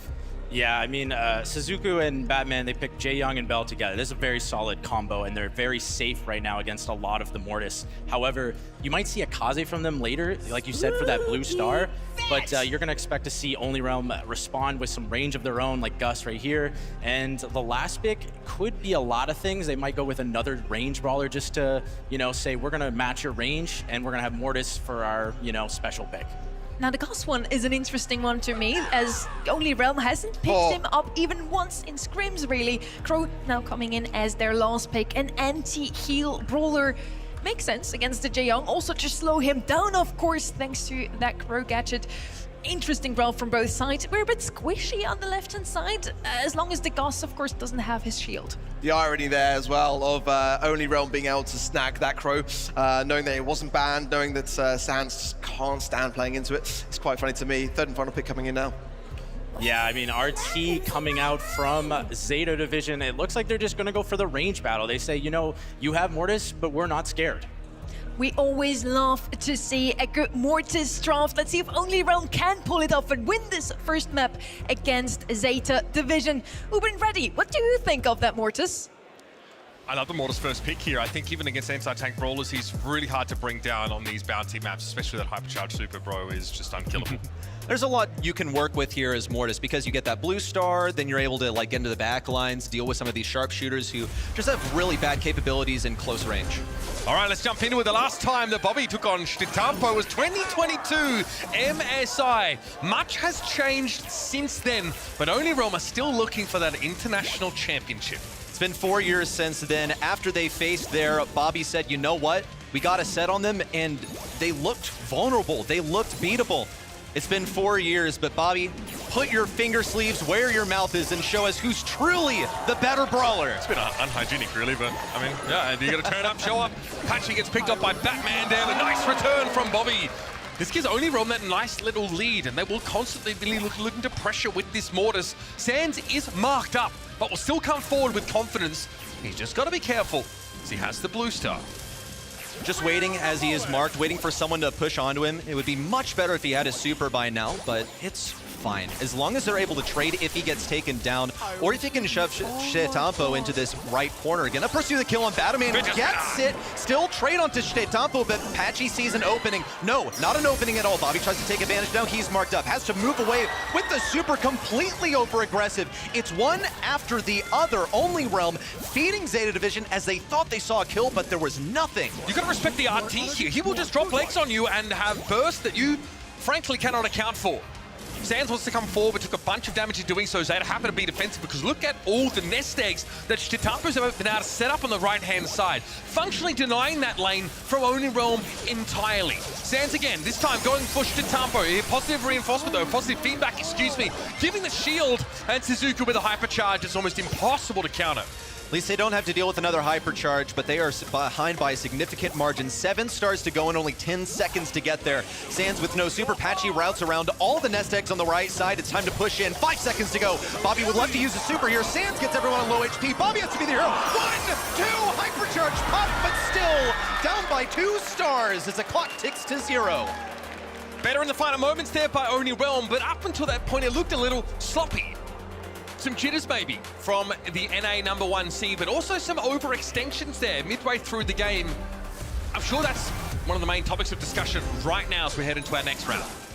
Trigger happy, Only Realm. They had brawlers on low HP that they thought they could go for the kills, and it was just misjudged, misguided. Suzuku dropped legs. Batman had great defense also, just not working out at all. It's going to be the first kill for Batman, taking down Patchy. Suddenly the blue star doesn't matter as much, and no kill for Sans either. Getting brawlers to low HP, but just can't finish off those kills, and that's where the healing from Batman really comes into play. You change these interactions so much, once Mortis can't kill a brawler in 3 taps, 4 taps, then he's not able to kill him at all. Sansi wants to dash forward in the L shape, but Suzuku is looking dangerous with a super at the ready. It's Batman again with another weekend warrior, and the fidget spinner's not enough to bring the Jae-Young down. It's Only Realm fall behind by 7 stars. We still have over a minute of play, but Ready, it feels like this has gotten out of hand. It has. Only Realm need to play synergistically here. Sans is going in solo, looking for ideal 1v1 matchups, but it's never a 1v1. There's always Batman to help out. Now on the left side, gets the legs dropped. Suzuku can easily retreat back into that normal long-range form. With 50 seconds to go, I can honestly imagine this one not even going the distance. Only Realm send one Mortis in after the other. The only thing that can play around at this point with Mortis is getting a hypercharge and getting a team kill.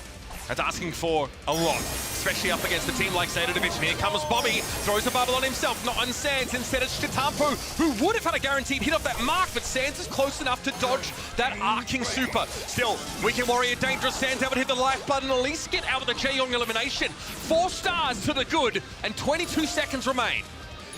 20 seconds and you have an RT hypercharge to face. It's basically an impossible task. They're going to have to pinch Suzuku first, then go for everyone else. But Batman and Chitampo on the flanks are playing quite aggressively to allow Suzuku to stay alive. Here come the Blender Blades out. Patchy down. Sans would love to get close range. Could it be enough? No! Even with the combo spinner out, it won't be sufficient. Bobby gets 2 right at the end, but it still will not be enough. A handy first set to Zeta Division.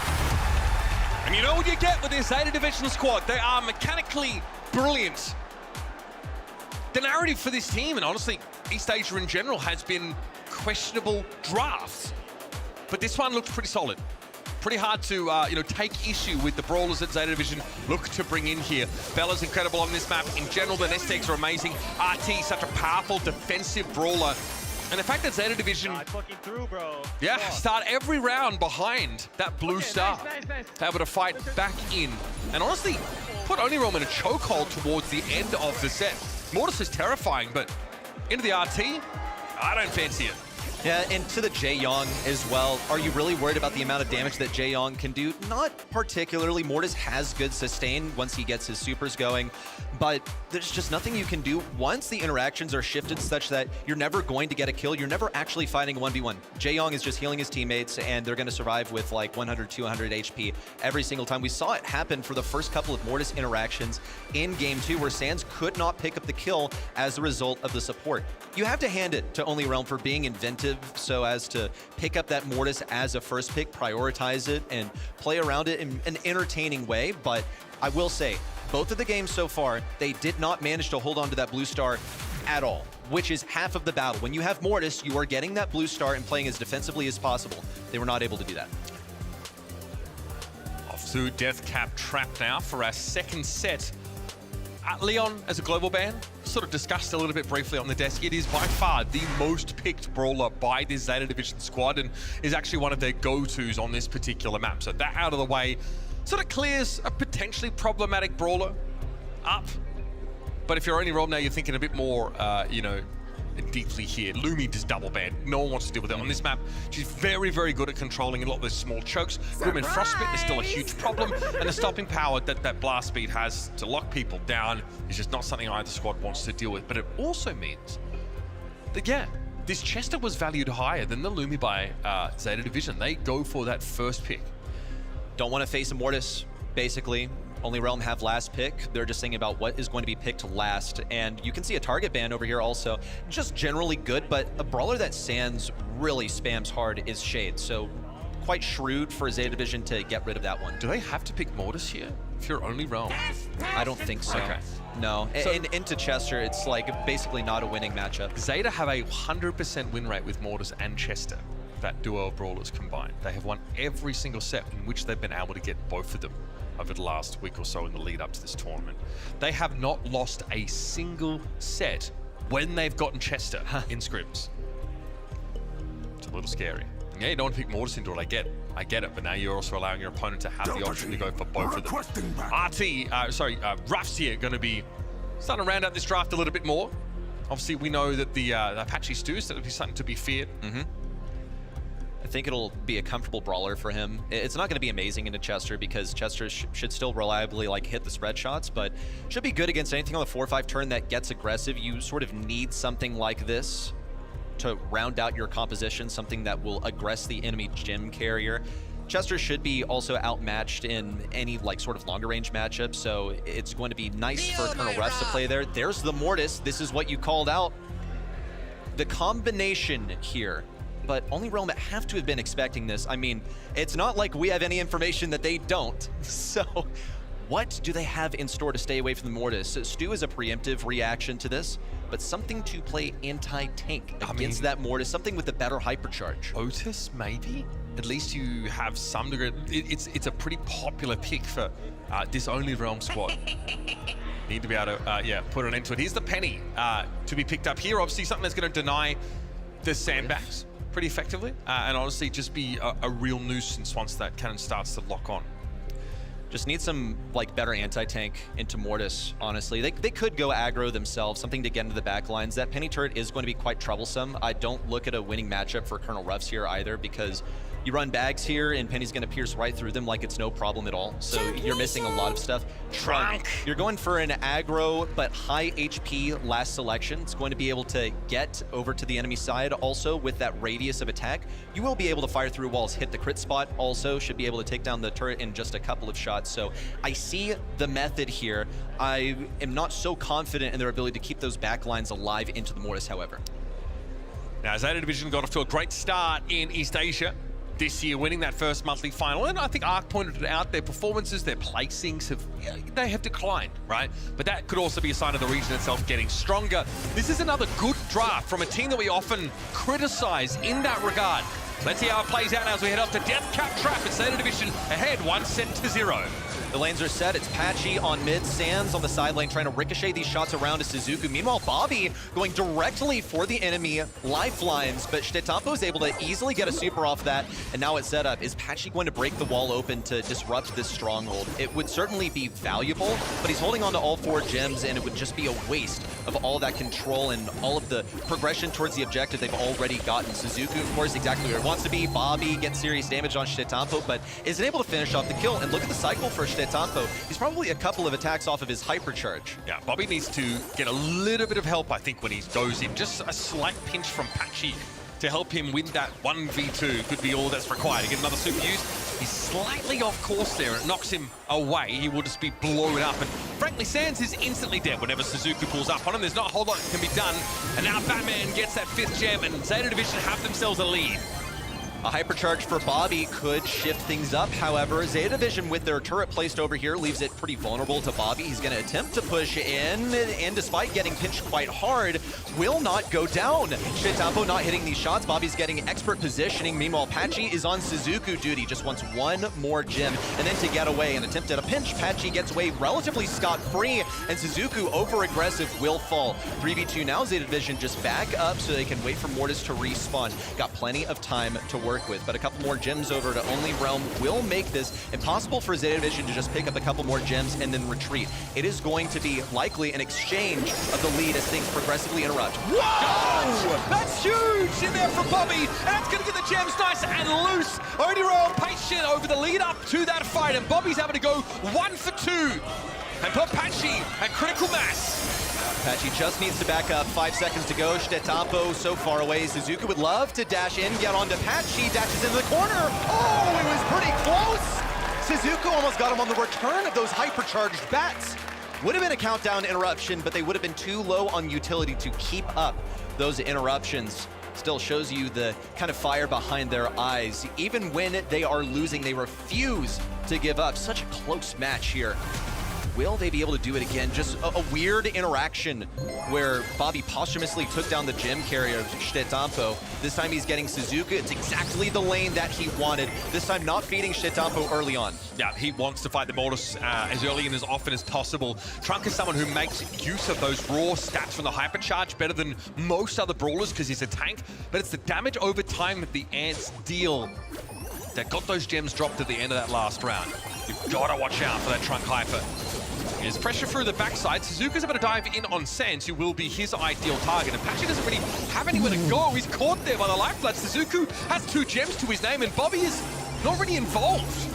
Suzuka had 2 gems and didn't even care about getting out of there. He just wanted more kills. Keep only Realm back as long as he possibly can. And yes, Bobby was completely behind the enemy, not really contributing much to the battle, just trying to circle behind. Gonna do it again this time, going for Batman, who had the Jawbreaker ready. Sans at mid has basically nothing to play for. Now Patchy joining forces will make this a 2v3, so it's a little bit closer. And here's the hypercharge for Sans. Toss over to the right side where Patchy will pick it up. Having 2 hypers is always better than just having 1. Huge interaction for Suzuka. As he gets 2, it's a full team wipe, and Zeta Vision run away with 10 gems. Yeah, not a particularly close game at all now. Shitampa's able to use that hypercharge turret, which is going to send extra cannonballs in. Suzuka with a hypercharge of his own, he's basically unkillable. And yes, Patchy can go coast to coast with that hypercharge super. But it's going to be tough for him to get those gems this time. Batman at 8 able to pop that zoning super. Shitampa should be able to run interference here against this Stu.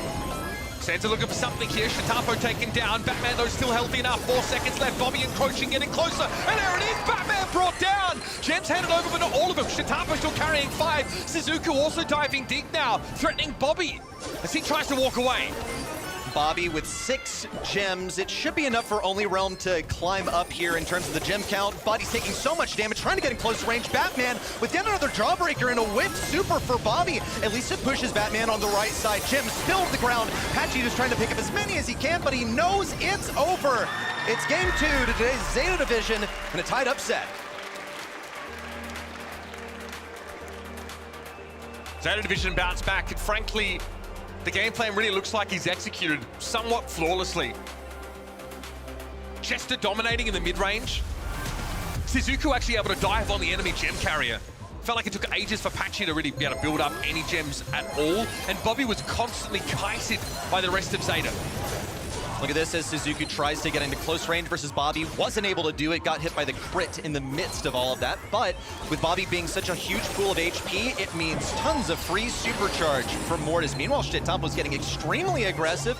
He doesn't even mind getting taken down there because he's got his super. That's exactly what they want. And look at Patchy pushing up aggressively, trying to disrupt the stronghold where inevitably that turret is going to be placed. Suzuka also massive distraction. Just an opportunity for Bobby to get some hypercharge for himself. As Suzuka, I think, used just his first super there, so he's about halfway to getting a hypercharge of his own, which we know is a game changer for Mortis.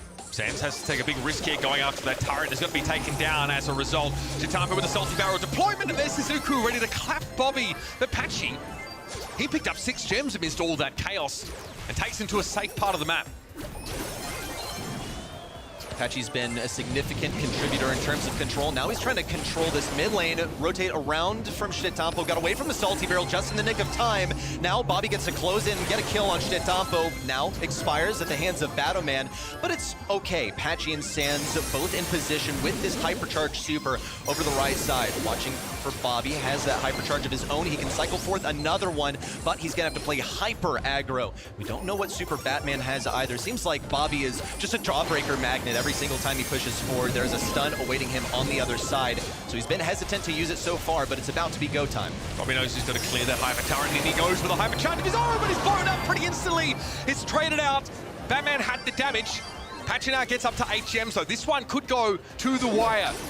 Here comes Suzuka yet again. Yet another turret also deployed, and Bobby's going to step up quickly, try and clear that out with the help of that Ruff's gadget. Suzuka, battered and bruised, move over towards the right side alongside Batman. It's countdown for Only Realm, but they cannot retreat just yet. Now they can. They have 11, but they got to stay away from Suzuka. Gets one. Patchy picks up yet another as the clock ticks down. Only Realm know that they're safe. This is going to be a tied match. And you'll love to see it. The last pick trunk in the hands of Bobby knocks some serious heads together. There had to be an answer. to this Mortis Chester comp, and for the first time in a hot minute, Zeta Division has served up an L while using that nasty 1-2 punch. That no mouths were harmed in the filming of those thumb sleeves. Not in anyone's mouth at the moment, but yo, the gloves are off, but you know, the gaming equivalent, the tablet gaming equivalent, the finger sleeves are off, and it's one of those where on stage, it feels almost uncharacteristic of Zeta Division to go like, okay, it's the finger sleeves that are the problem. Let me take these off because something's not working, something that isn't conveniently already in their head to fix in terms of composition. Feels like last year in those World Finals, Bobby and his team limped into that tournament. And you could tell they weren't feeling confident about the result. They made it there, and that in itself was kind of an achievement they were satisfied with. Here, though, it's grim determination. Their jaws are set. They've really stepped up in North America, a region that has been very competitive this year. These guys have been pressured by a lot of these younger squads coming up. Great to see them here look competitive in this series as well. Chitampo and Batman vomiting damage over the course of this set, but you've got to hand it to Only Realm.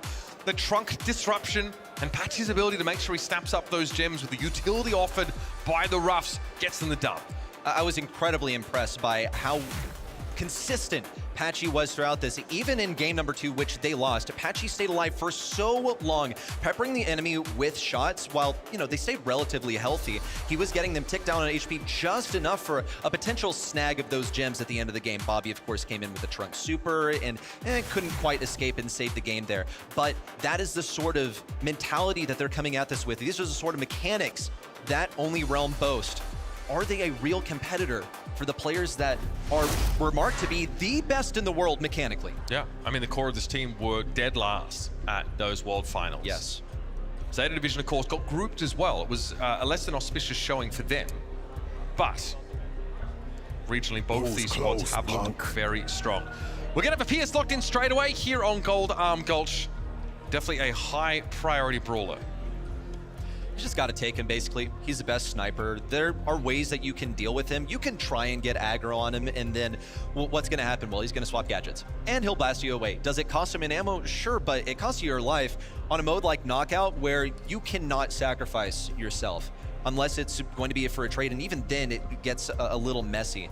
On the 2-3 turn, how do you respond to Pierce? A lot of times you don't, actually. You're just sort of marching to the beat of your own drum, and you're willing to let this very powerful brawler go the other way. A brawler that has, in the past, been worthy of global bans even. Yeah, this Pierce, by the way, is actually more of a takeaway pick from Zeta Division. It's not one that we've seen Only Realm play that much in the last couple of weeks in preparation. When they have, I mean, it's been like a 30% win rate for them, but they know it's powerful. They also know that Zeta Division love to play this brawler, one of their most picked.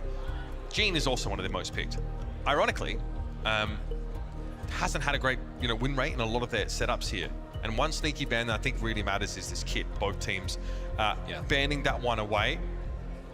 I mean, Zeta Division have like some of their best scrim results with that in the lineup, so don't want to deal with that. And Ruff's already starting to add some depth here to this Only Realm comp. Yeah, I don't know. This is not something that I would really be worried about Zeta Division playing, because a lot of times you want to run Bags here, and Bags are just like terrible against Pierce. If he uses his super, then it dispenses a projectile for every single one of those sandbags. So your team is just going to get hammered, but it will prevent any shots from the Gene pull. RT shots are pretty weak. I don't think they one-shot the Bags, so it's another useful thing to have on your side.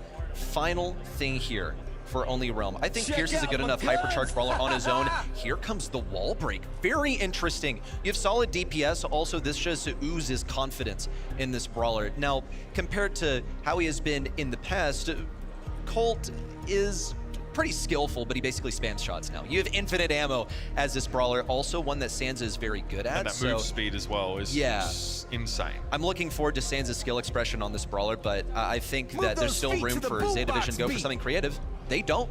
They just say, okay, cool, we can play long range too. We'll outrange the Colt. Yep, they have range and they have wall break inside the Colt. Not that they're necessarily going to be excited about doing that against a Pierce, but still pretty well-rounded setup here for Zeta Division. Like we mentioned coming in, that was the one area of their game that had looked a little bit weaker. Outside of that, right, they've got World Championship players, they've got technically a World Champion coach, so in Meshi. So these guys definitely feel like they are well positioned to make that run and continue to put East Asia on the map. But it's a tight series, folks, heading into Gold Arm Gold Style to be the Pierce Cup up against the Brock setup. Heavy stack on the right side. It is always a prediction game. Whoa! Early takedown for Stetampo. Now, how often do you see that? Well, already this one's a wash for Only Realm. They're just playing for Supercharge and Hypercharge at this point. Zeta Division have supers of their own. Stetampo has one for a kill confirm or even some map break, but I feel like they've basically accepted this is going to happen anyway and that they lose in the sharpshooter matchup, so they'd probably rather the wall stay up for now. Instead, just breaking these typical entry points for Only Realm into the side lanes so that they can't be caught off guard. Yeah, already 2 supers built up by Zeta Division in that one little elimination encounter. That's actually crazy. And now it's about a matter of denying that from Only Realm. Do not give Bobby and Super, and the Colt, of course, Apache, any of Sans, any of their supercharge. Haven't seen much wall break either from Colt. Looks like he's planning on doing it just with his supers. How often do you see a brawler walk all the way to the enemy side to expire in the poison? Not very frequently. Okay, Only Realm, reset. Go left side this time, and it's good. Look at the west side of the arena while Zeta Division has the east. And Zeta Division still have that utility from last round. Stetampo could look for a bunch of damage with the use of his super, but probably going to be reserved for a kill confirm. Bobby here being denied damage on this diagonal as Batman is trying to scout that bush and make sure he starts to build towards that magic head. It'll be pretty important, unless it is stymied by sandbags, of course. Magic Puffs will keep Zeta Division fighting fit, and Suzuku's going to give them a great defensive option in that end game. It's going to be Only Realm that have to make the move here. Look at that PS Super, so walls don't necessarily make you safe, but outside of that, to start to find some pressure. Only Realm also know that they can just play for the end game because you have a radius, it's a circle, and everything's going to be closing in towards the center at the end. Bobby also could be getting close to his hypercharge. I mean, he's gotten quite a bit of damage since he first got that super, so it is possible, but they're playing really risky right now. They'll get Suzuku to boot, then Battleman with a pull that goes nowhere. Stetampo, the last one remaining, debating whether he'll use his super, but he's just going to save it for the next round, playing very conservatively. Why did Suzuku drop the legs there? You leave yourself so vulnerable. Needed to tank, basically. You get the shield, so you can tank for your teammates, maybe get them some utility, maybe some more hypers charge or something like that. But beyond that, no, not too much. Suzuku also would love to get some damage because he wants his hypercharge for round 3. Oh, there it is, hypercharge rocket rain from Stetampo, drops Patchy very low. Sans, though, fires back with a bullet storm. And outside of those, still occupying the middle part of the map. Both support brawlers have healing. It's field promotion versus Magic Puffs here.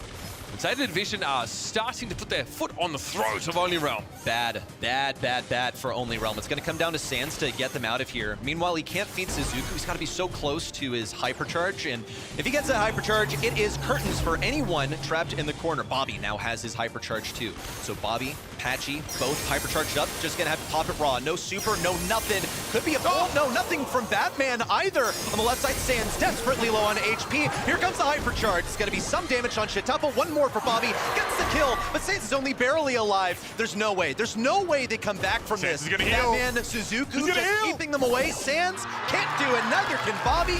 Zeta Division take the lead in set 3. Classic example of close but no cigar there, but in that last round for Only Realm, they were instantly forced out of the middle of the map. Zeta Division played with confidence. They knew they could project a lot more threat, and they forced the American squad to play from the south into a number of small chokes where eventually you just died of gene damage. Just trickled to death. Same setup as round 2 and round 3. Game number 1, it's East versus West. This time, however, the wall break comes out instantly from Stetampo. They're not really interested in playing around these walls anymore. It would be very favorable for Patchy, and they don't want to feed hypercharges to him because those are going to find themselves directly onto Bobby. And dude, the Pierce hypercharge is basically a win condition here, especially when everyone is forced into close quarters by poison. Yeah, you don't want to be stood around in that big old purple circle when it comes in. Santi is going to be outranged by Stetampo. He's feeling the burn as a result of that. His incendiary field's also zoning him further back, so he cannot close the gap. Still waiting for these pokes. It is just the preview the lead up to what is going to happen in the final moments, the classic diagonal play that so often manifests on Gold Arm Gulch, where everyone farms their utility. It is the prep phase, but it's about to be the execute. Sands from the top side, ready to press things down. Doesn't want to get taken down early, is at risk of doing so. Gets tapped by the Magic Puffs and by the gadget as well. Suzuku battled on the top right. And only Realm, with 2 members remaining, take round 1. See how dangerous it is in those situations against the PS. He hits a shot, he drinks a bottle, he hits a shot, drinks a bottle, and he's just vomiting those shots across the map. And has built that super, which is going to matter once more as the gas starts to close. Only Realm don't really want to make the play until late in the round where they can get their cult in a position to actually do damage, but in the meantime, they can't afford to be forced out.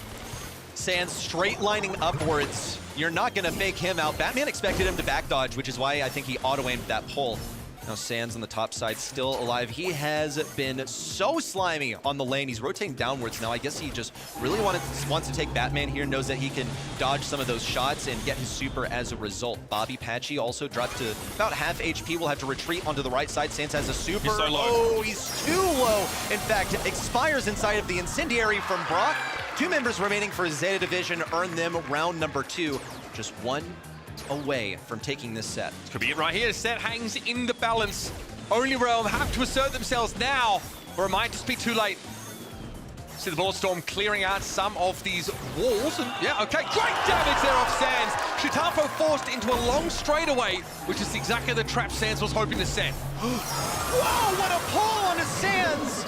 And Batman is too far away, but the Hypercharge is still here for Patchy. Will he be able to catch Suzuku around the edge? Only barely cannot. Magic Puffs will keep Suzuku online. 2 versus 2. Bobby has to be just on the cusp of getting his super. Doesn't want to risk feeding that Hypercharge to Suzuku, just playing this nice and slow. Hypercharge done. Batman's a dead man. It's 2 versus 1. Suzuku, the last remaining. If he can get his Hypercharge, there is a real fighting chance for him to win this 1v2. He's going to play it though into these sandbags, and he does not have the ability to drop them. He'll drop legs, take some shots, move up. Bobby marks, but not enough. And it looks like Gold Arm Gulch is going all the way to the wire. We knew it was going to be a close match. I didn't know it was going to be this close. 1-1 here in set number 3. We're going to set number 4 guaranteed, but who will have the advantage? I think Bobby wants to take more than 1 set off of Shetampo at a mid-season event. This would be the time to do it. Yeah, gone are the times where I think 1 set was acceptable. Yeah. As it was back then. That was an era where E-Stage really dominated, but since then, we've seen that challenged by EMEA and also occasionally by teams like Bobby's back in 2023. Same layout as last time, only Realm on the bottom left of the diagonal, Zeta Division same on the top right. Now Zeta Division did get their utility farmed up earlier on in the round in the last game. We'll see if that repeats itself. Also different priority on wall break. They go for bush break, basically on the bottom left with Shetampo. He's keeping that wall at the top center open, and Patchy has also opted to go towards the bottom as well. Just feels confident into this matchup versus Batman. Batman wants to scout the bushes here, expecting only Realm to give up some of that ground, but can't overextend. Ruff does a surprising amount of damage, and obviously he's pretty darn good at deflecting those spread shots with his sandbags. It's drive time now. Sands ready for the push from the top side by Suzuku. He's inevitably going to use that super. That's going to be a bunch of damage onto Shetampo. Sands snaps up 1-2. Final bit of damage from Patchy. It's a round 1 lead for only Realm. 1 more to take the leg up on Zeta Division. I think it's pretty clear that without an RT Hypercharge, Zeta Division do not win in that endgame scenario. No. They need to find a magic hand connection before we get to that point. They have some leverage in terms of a rocket rain as the gas closes in, but I don't favor them. That's the hook they're looking for. Bobby, no chance to make use of the gadget, but traded back instantly by Sands in a flurry of bullets. Too aggressive. You had to know that that is the point. That is when you can push, is when Ruffs has already dropped his bags. That's when you can get the pull. Whoa, but solo and isolated on the left side. Sands will fall. Patchy has a hypercharge. He'd be well advised to just suicide on the bottom left here. Save that hypercharge for Bobby in the next round. Ends up feeding a hypercharge to Shetampo. Will be very useful for him, but here it comes. Early game. Break open. Oh, excuse me. No, not breaking open the walls. He is running field promotion, but having that hypercharge puts Bobby so close to a game-winning ability. Sands also straight lining on the left side. Here it comes. Big damage. 1, 2, falling like dominoes in a chain. 3 puts only Realm into set number 3 with a victory. We're going to set number 4, lead for only Realm. It's hard to look past the Pierce first pick as being the centerpiece for Only Realms composition. And the ace up the sleeve against anything that Zeta Division were willing to bring against them. Ruffs is so crucial in feeding that and deterministically giving you that hypercharge on demand. The sandbags are great against this comp. Blocks out a lot of this damage. And you said you were looking forward to seeing that skill expression from the Colt. I think we got it, and we got it when it counted too. Sands is such a good Colt, man. No other way to put it, basically. He's just slimy on the movement. It's exactly the pairing that you want with the brawler that gets so quick when there's a requirement, but you see he's still staying cool under pressure. I think Patchy is particularly happy to be in a winning position here, though, because we have been counting, and I think Patchy has internally been counting as well. You saw what he posted as well. Everywhere I go, I see his face. It's the Zeta Division logo on the side of the building. He's never beat them, right? Exactly. Despite the org fielding numerous different rosters from separate regions over the years, he has an 0-5 record against this org. Patchy had to play them twice at last year's Brawl Cup as well. And lost both times. So, looking for his first win against this or any permutation of this Zeta Division team. And Bobby's looking for his first win against Stetampo. Literal world champion. Dangerous, certainly, but the tides have shifted a little bit. And NA is finally on the come up. Can they close out the series? We'll find out potentially as we head over to Sneaky Fields. Different dynamic here, much more prioritization on that close range combat than you would see on mid-range and long range as we did on some of the other maps. We saw, of course, Death Cap Trap. We witnessed Gold Arm Gulch just a moment ago, and we finally get to see the actual melee come to pass. Will Sands finally get his shade? I certainly hope he's offered the chance. I think Stetampo would also be chomping at the bit, you know, just wants the chance to play a brawler such as this. It would come down to a draft that leaves a major opening at the professional level of play. You're not often offered this chance. First selection over to Only Realm, and we already know what Sands is gonna play. You remember it from 2023 when he finished top 2 in the world. Give me the Sandy. Sandy obviously really powerful on this map. He is limited by short range, but stopping power in that Sweet Dreams gadget and also a hypercharge that now gives your team that speed boost inside the Sandstorm, which is huge. You already have an advantage as your opponents are being revealed constantly because you're obviously taking root sands, but now your ability to charge up the map and have that extra mobility is crucial. I am looking out for Bull here. Obviously, you do want to try and go for some of those premium tanks here, and Nita has been banned out. What are the answers?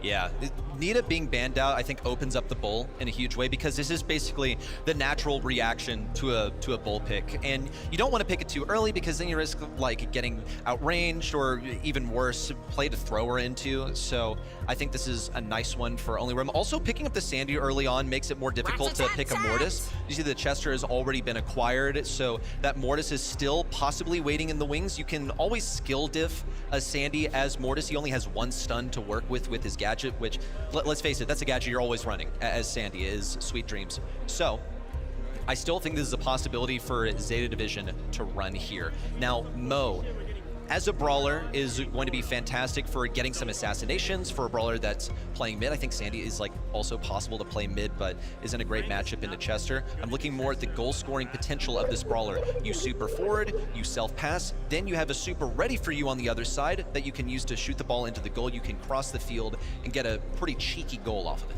I wonder if Only Realm are trying to maybe offer up the chance to take a Bull. Do they want to play Shade into this? Otis is something we see them draft pretty commonly, and it's like a mainstay of a lot of these Only Realm compositions. But there's a couple of different directions they can take this. If they're worried about walking into a potential tank count, is that the Trunk? Okay. Yes, it is. Trunk locked in. So it's possible that, Only Realm is saying, the Bull's open, you guys can take it. Yeah. You could. Is Trunk going to outlive you is another question. You have a couple of brawlers waiting to mute you, stun you in some shape or form. It has been completely offered up. With the Nita out of play, it is a huge possibility for Zeta Division. and it would also break some of these walls. Rico making an appearance. No wall break, so Rico's a mighty fine selection. I think that Trunk can surpass his usual distance that he likes to keep between himself and his target. Yeah, I mean, Trunk has that gap close potential, which you're always looking for. And insane amounts of durability. We already saw what Bobby was able to do with it on Death Cap Trap earlier. That was picked up mostly to deal with those turrets behind many of these walls, but was great at being disruptive, diving that backline and securing that player advantage. The Otis here can be a big deal. Saw that earlier on today. Very important when you have to play him into those, 1vx scenarios, those side lanes. Let's see how this all pans out, though, folks. Sneaky Field starts right now, and Zeta Division have some work to do to stay alive in the series. Looking for the initial control. Shetampo on the right side is trying to disrupt Paggi. Meanwhile, Sans, ooh, not the greatest gadget in the world. It would have been a guaranteed kill onto Suzuku, I believe, if he had managed to hit that. Whoa, what angles from Shetampo. Does manage to push away after an exchange. Bobby sent back home, and these bushes belong to Zeta Division. So what's the method for Only Realm to push back into this? Well, they're gonna wait here for a second. I wonder what is happening here. There's an issue down there on the stage. Yeah. So we're probably gonna have this game rolled back here. Tech issue being cited. A couple of those players have their headsets off right now, so. Yeah. Yeah, this is a great chance crowd if you want to talk to Bobby, yeah. I'm sure he's listening out for you guys. I'm sure he wants to be reminded to take notes right now. So let's double back and think a little bit about this comp and how it's supposed to work. The Trunk obviously was there. We missed a Sandy gadget. Maybe that's why Sands slammed his desk and everything fell off of it. That's why we're calling this pause. But obviously that's a composition that is really very powerful in terms of control. Sandy, Otis, Brawls you've got in there, and then you can start throwing the Trunk at your opponents. Yeah, I think it could also be a preemptive thing into the Mortis. We watched the Mortis versus Trunk interaction. Mortis just doesn't have enough damage to really take that Trunk down. He can farm Hypercharge and Super off of it, which is what you're ultimately playing for as Mortis. As with any brawler, it's great to just by default win the interaction, but in the long play, that is Mortis's ultimate goal. And I think that's probably part of it. They had to play this into the Mortis previously. The Mortis and Chester combo looked to work quite well for Zeta Division, but this time they had to be preemptive. They weren't afforded the privilege of a last pick. But honestly, it's hard for us to point the finger at Zeta Division's drafts as maybe being the reason why they've fallen behind in this series. This is just generally really good Brawl stars. Mm-hmm. And I also think that both teams have done their homework, right? A lot of the bans from Only Realm have been very targeted. Seeing Leon Global Band should be a huge alarm bells here for Zeta Division. Their opponents have, read up on what to expect from them really well. And we came into this year in NA, and the story was not actually about these guys at all. In fact, I think the press cycle had completely bypassed, this Only Realm team, and the expectation was that they were going to be a fixture, going to be around the place, but there were, far more promising prospects, showing up. Youngsters that had actually sort of, hit the scene and started to look like they were going to rule it. Even Zeus Esports, right, who were Zeus at the time, and then God knows what they changed their name to. Just these guys that never really found a spotlight before were starting to contest the old dogs. We weren't even talking about Tribe Gaming at some points. Funny how things sort of start to settle, though, in aggregate as time goes on, and now Tribe and Only Realm have sent their representatives here to once again take on the world. It feels kind of interesting, a Tribe roster in the top two, Bobby's team in the top two. Take me back to 2022 and 2023. This is the last era in which Bobby and Sans were so profitable at the top of the region. Also, Patchy scraping the World Finals on numerous occasions with different rosters with Luminosity. And this is a return to form for them by the looks of things. But for different reasons. We watched Bobby profit in an era where he was incredibly cracked at the game. Now he's not the one stealing the show mechanically. He's really just gathered the wisdom and the ability to draft as the game has matured and as he has matured with it. Yeah, and often, drafting himself as a centerpiece player on a centerpiece brawler, frankly, that's quite often Sans. Patchy on certain picks, right? The Patchy stew is kind of legendary. Yes. Bobby, though, one known to pick up the sharpshooter, though, here and there.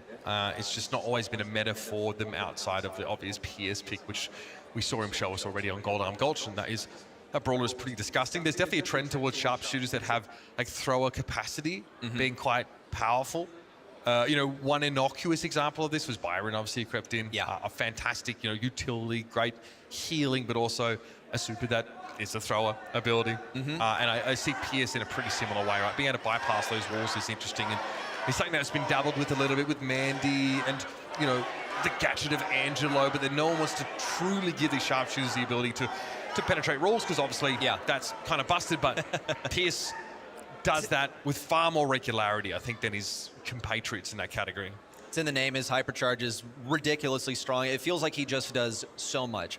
And anytime a brawler does a bunch of different things, they cover their own weaknesses, that is basically a guarantee that they're blasted to the forefront of the meta. With Pierce, it's that in draft especially, he has the versatility of, okay, do I become a better sharpshooter?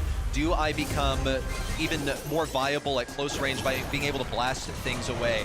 But it is all the typical stuff here in Brawl Stars as we resume set number 4 here on Sneaky Fields. So Shitampo carefully staying out of Bobby's range, but the gap is going to be closed just a little bit too late. Fantastic spacing from the young goat.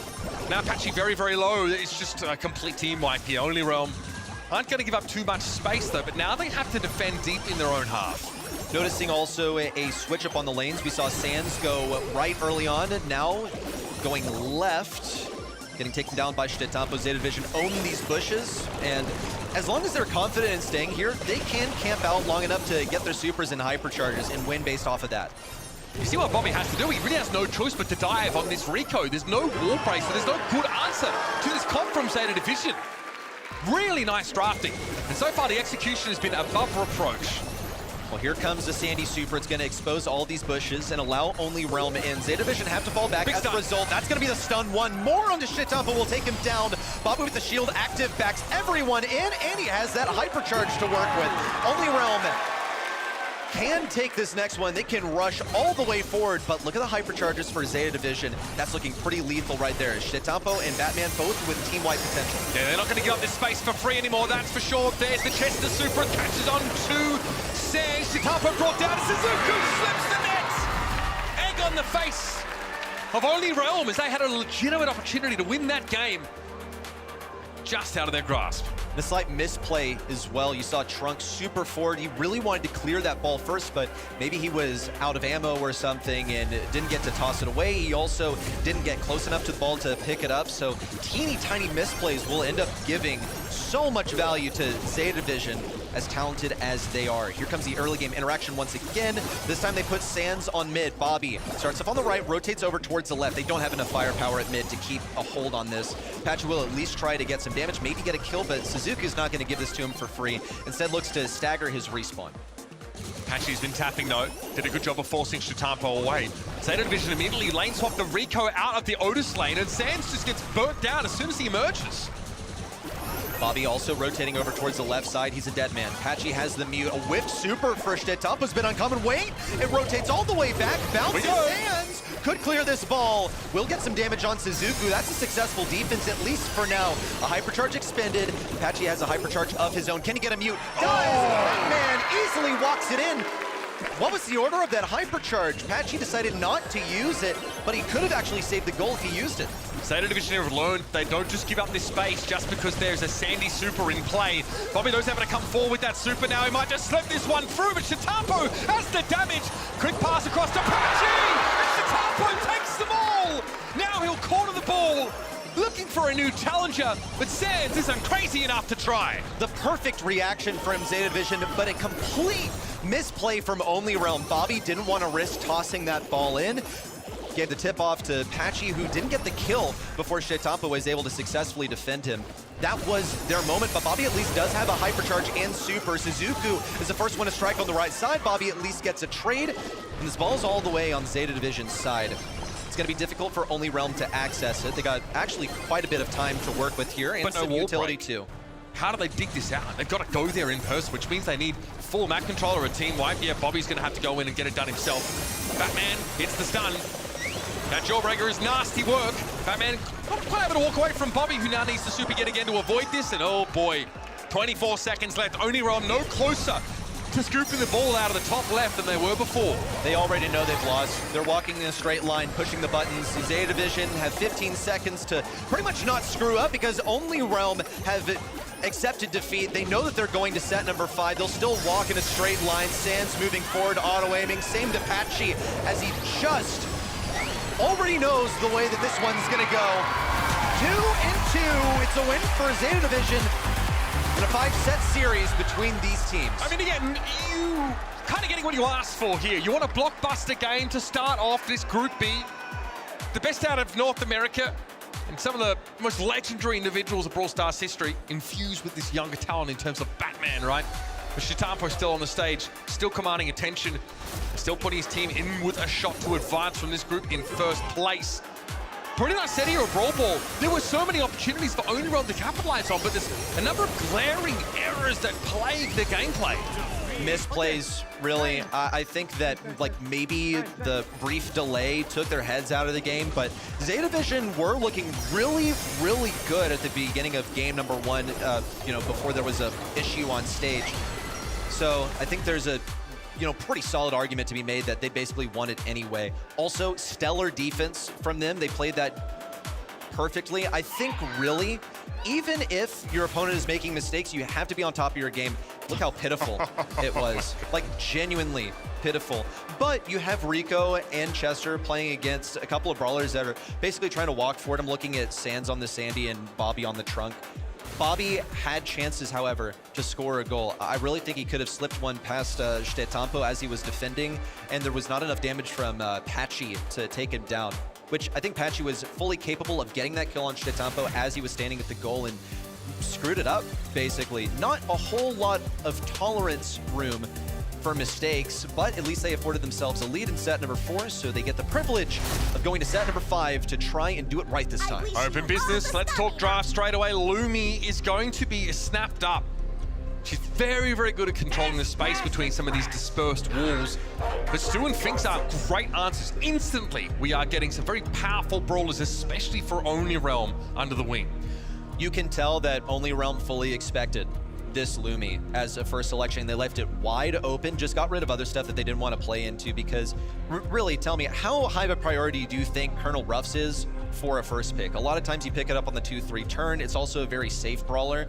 So look, they'll get this out of the way. They don't want to be dealing with hypercharge spam basically, but they have totally left the Lumi open because they had a plan for it. Finks is a phenomenal mid here, by the way. Also, when he's able to slow down those shots from Lumi, it's going to be even better because one of the biggest reasons that she is at the front of the meta right now is that she has higher projectile speed. Well, when her mace reaches its distance faster, you're going to be able to take it back faster, so you just do a bunch more damage in general. I like the Finks idea as a response. Now, Kenji and Nita are both open here for Only Realm. They get to see all of Open Business's composition, so they can try and draft something that counters. It's going to be the Kenji taken away, though, by Zeta Division.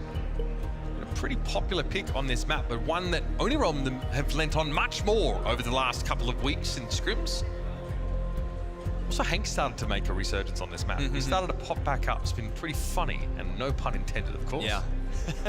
You have survivability with Hank for sure. You can, fire through walls. That's helpful.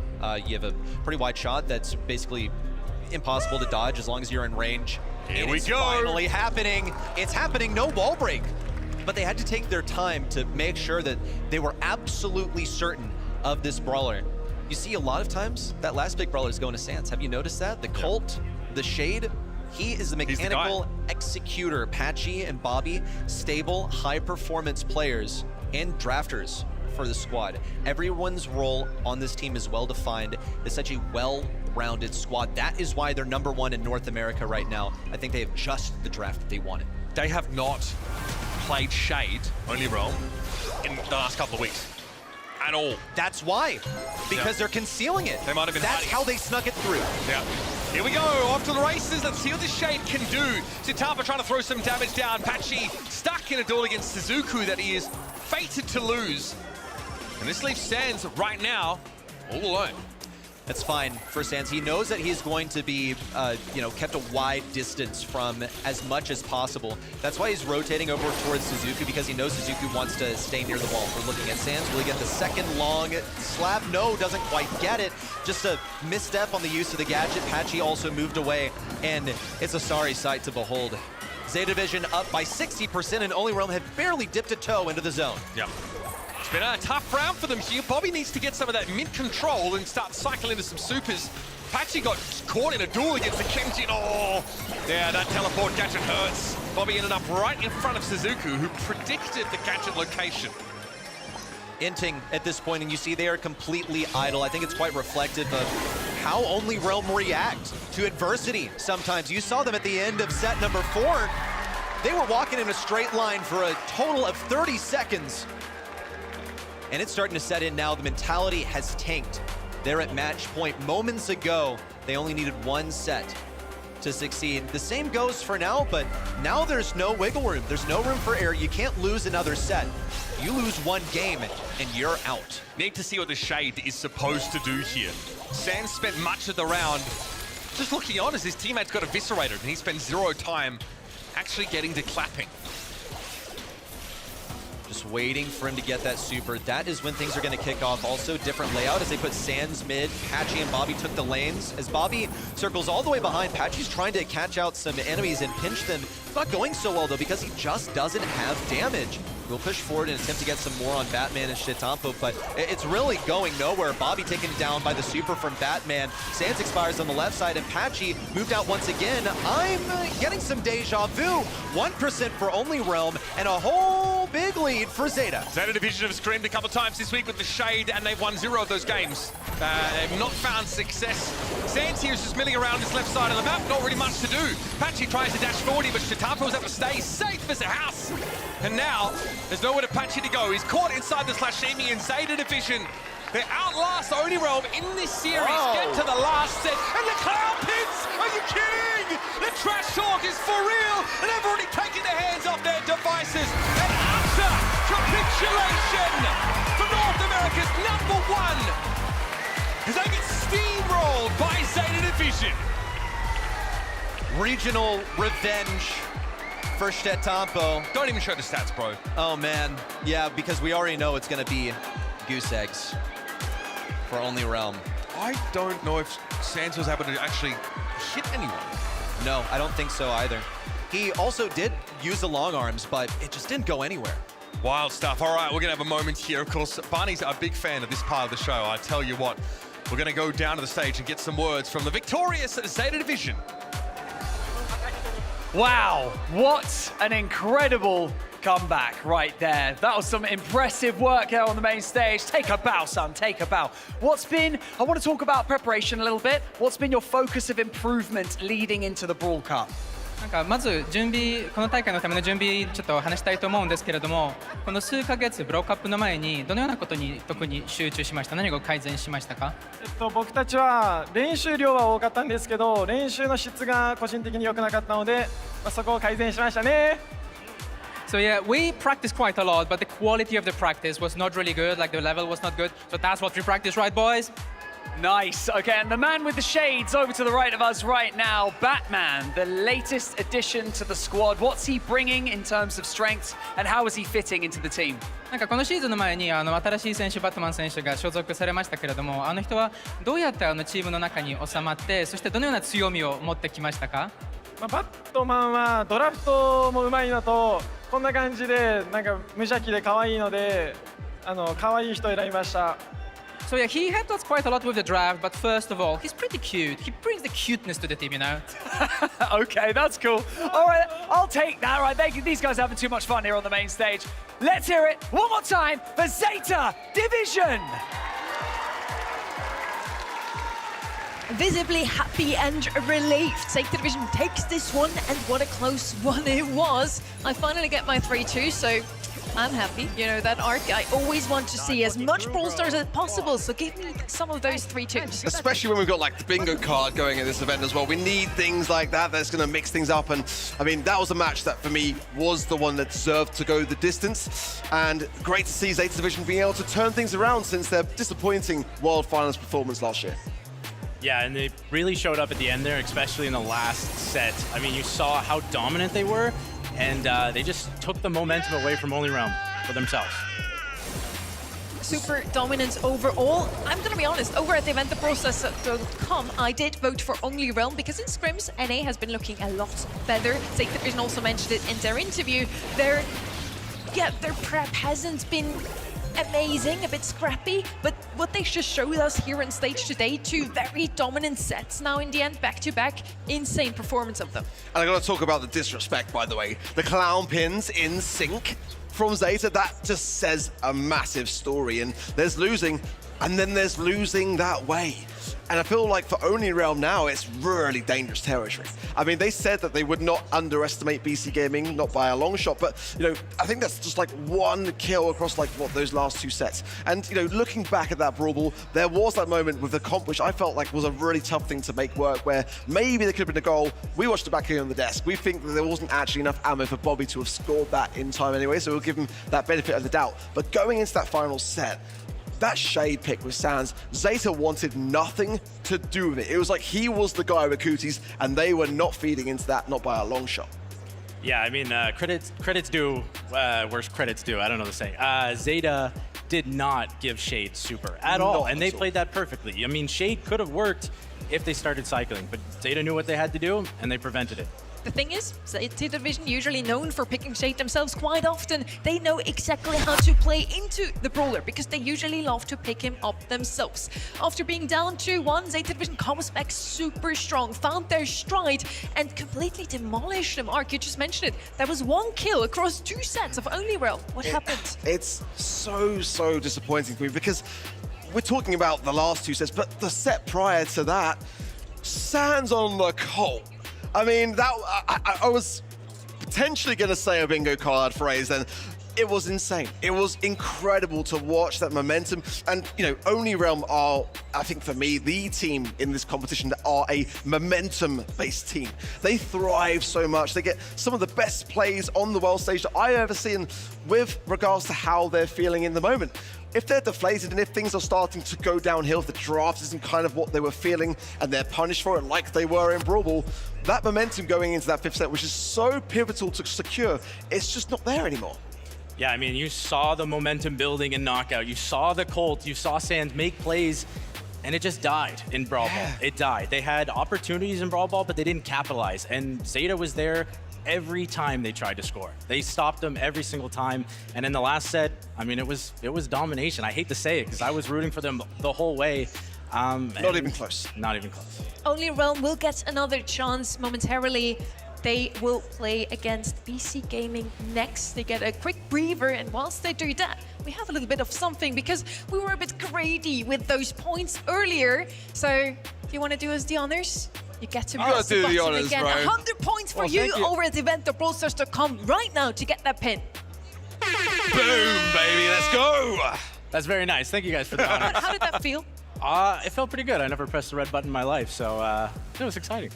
We do need to get a t-shirt for the desk for anyone that joins us that says, I survived the BSC desk. I mean, it's great to have you here. Your insight, of course, goes such a long way for the viewers at home. I appreciate it, and this is an absolute, honestly, a great opportunity for me. This is amazing. I'm having so much fun watching and then now casting, kind of. And talking about t-shirts. We have a little bit of something for everybody watching at home over on the event website. We also have something for everybody being here on site. Corey and I got some beautiful t-shirts for you guys. Brawl merch, fresh out of the press, as I've been told. Super new. So, Berlin, wenn ihr euch ein T-Shirt abholen wollt, ich habe hier ein kleines Geschenk für euch. Corey hat eins, du darfst deins jetzt werfen. You get to throw one T-shirt yourself. Over to the left. Right. There are some people already standing there. You get to throw first, Corey. All right, don't make fun of my throw. Play nice. I have another one for you guys. Who wants it? I see some people jumping. I'm gonna try to throw as far as possible, so be ready.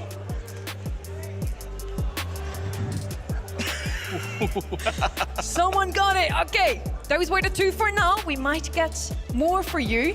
Vielen lieben Dank. Ihr werdet vielleicht später noch mal mehr bekommen, aber bleibt hier. Das nächste Match wird noch mal richtig heiß. The next match is going to be super exciting as we're heading into Only Realms' second chance versus BC Gaming. There was a 30 shirt. I had, you know, me and merch, you know, I had to slip that in the back pocket. Himself. We might find some all-ins, who knows. But yeah, like you say, Only Realm versus BC Gaming now. You know, I've been keeping up with Bobby. I like to kind of watch his videos on YouTube. Fantastic creator. It gives me a good idea as to how he's feeling going into events. And he did specifically say that, you know, despite BC Gaming's performances in scrims looking kind of on the weaker side, they're not going to underestimate them. Like, they know full well that any team can prove their worth and make a surprise appearance on the world stage. Yeah, I mean, this is do or die for Only Realm now. It is. After losing that first match, they need to win this game. So they're going to come out, I assume, flying. We will see how BC Gaming is gonna do, as we haven't seen them too often on a global stage just yet. They're coming out of that SA West region. They only have one slot for that region, and yeah, they're the only hope for SA West to come as far as possible in this tournament. This is the first time they're stepping onto this stage. They're the severe underdog against Only Realm, but they just watched Zeta Vision beat them, so maybe they take that as a motivation. They know what Only Realm likes to draft, they just saw it again, so they know exactly how to face them. Yeah, it's a real tough match, this. I mean, Todd and Anius, they don't have any LAN experience. JXCR, we refer to him as Jay, he does have the most experience on that squad. You know, going back to the LCQ 2024 with Team Queso, didn't escape the group stages there, so not a great event. And a kind of similar story in the Last Chance qualifier of 2023. Played off against Revenant Esports for the final golden ticket and just came shy to a 1-3 scoreline. But I am now a little bit worried for Only Realm. This is a match that, in my opinion, on paper, they should absolutely be winning 10 times out of 10.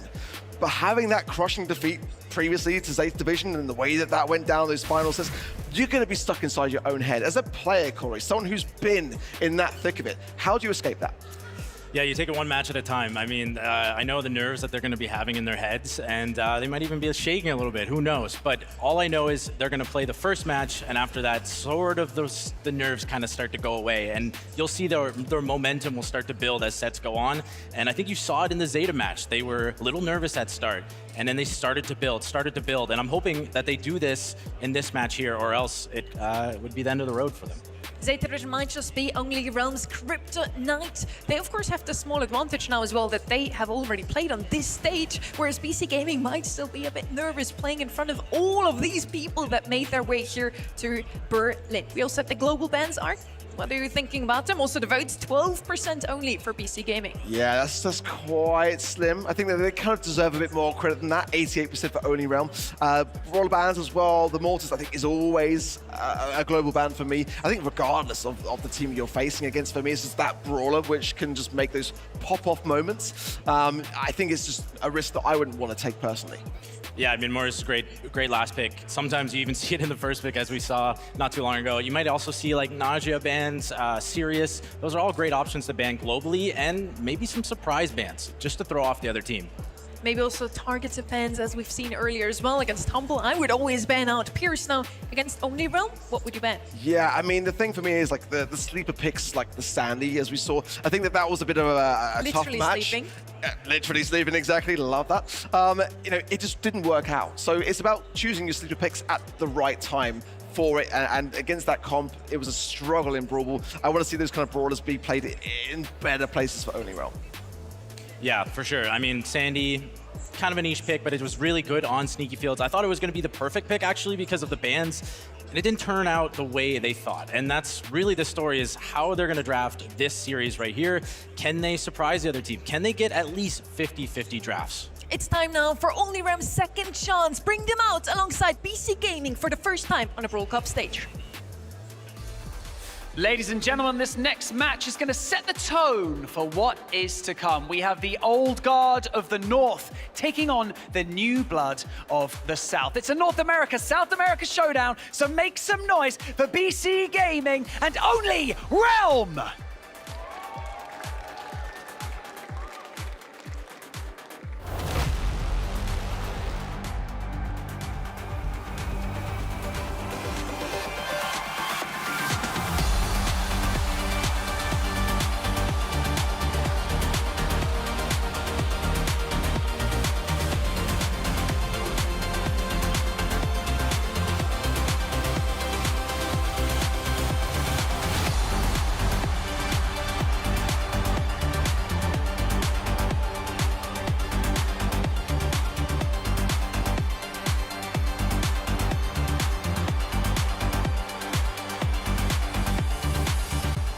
one side, we have players who built the stage. They carried the weight of expectation for years. They've seen it all, and they're just not ready to pass the crown just yet. And on the other side, fearless and hungry to create their own legacy. They grew up watching the greats, but now they are looking to replace them. And so this isn't experience versus youth. This is pride versus ambition. Ladies and gentlemen, they are ready. Berlin, are you ready? I think they are.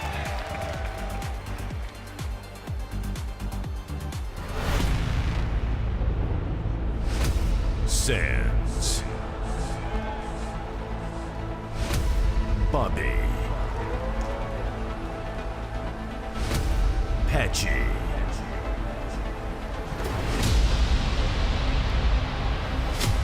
Todd. Jixer. Anyas.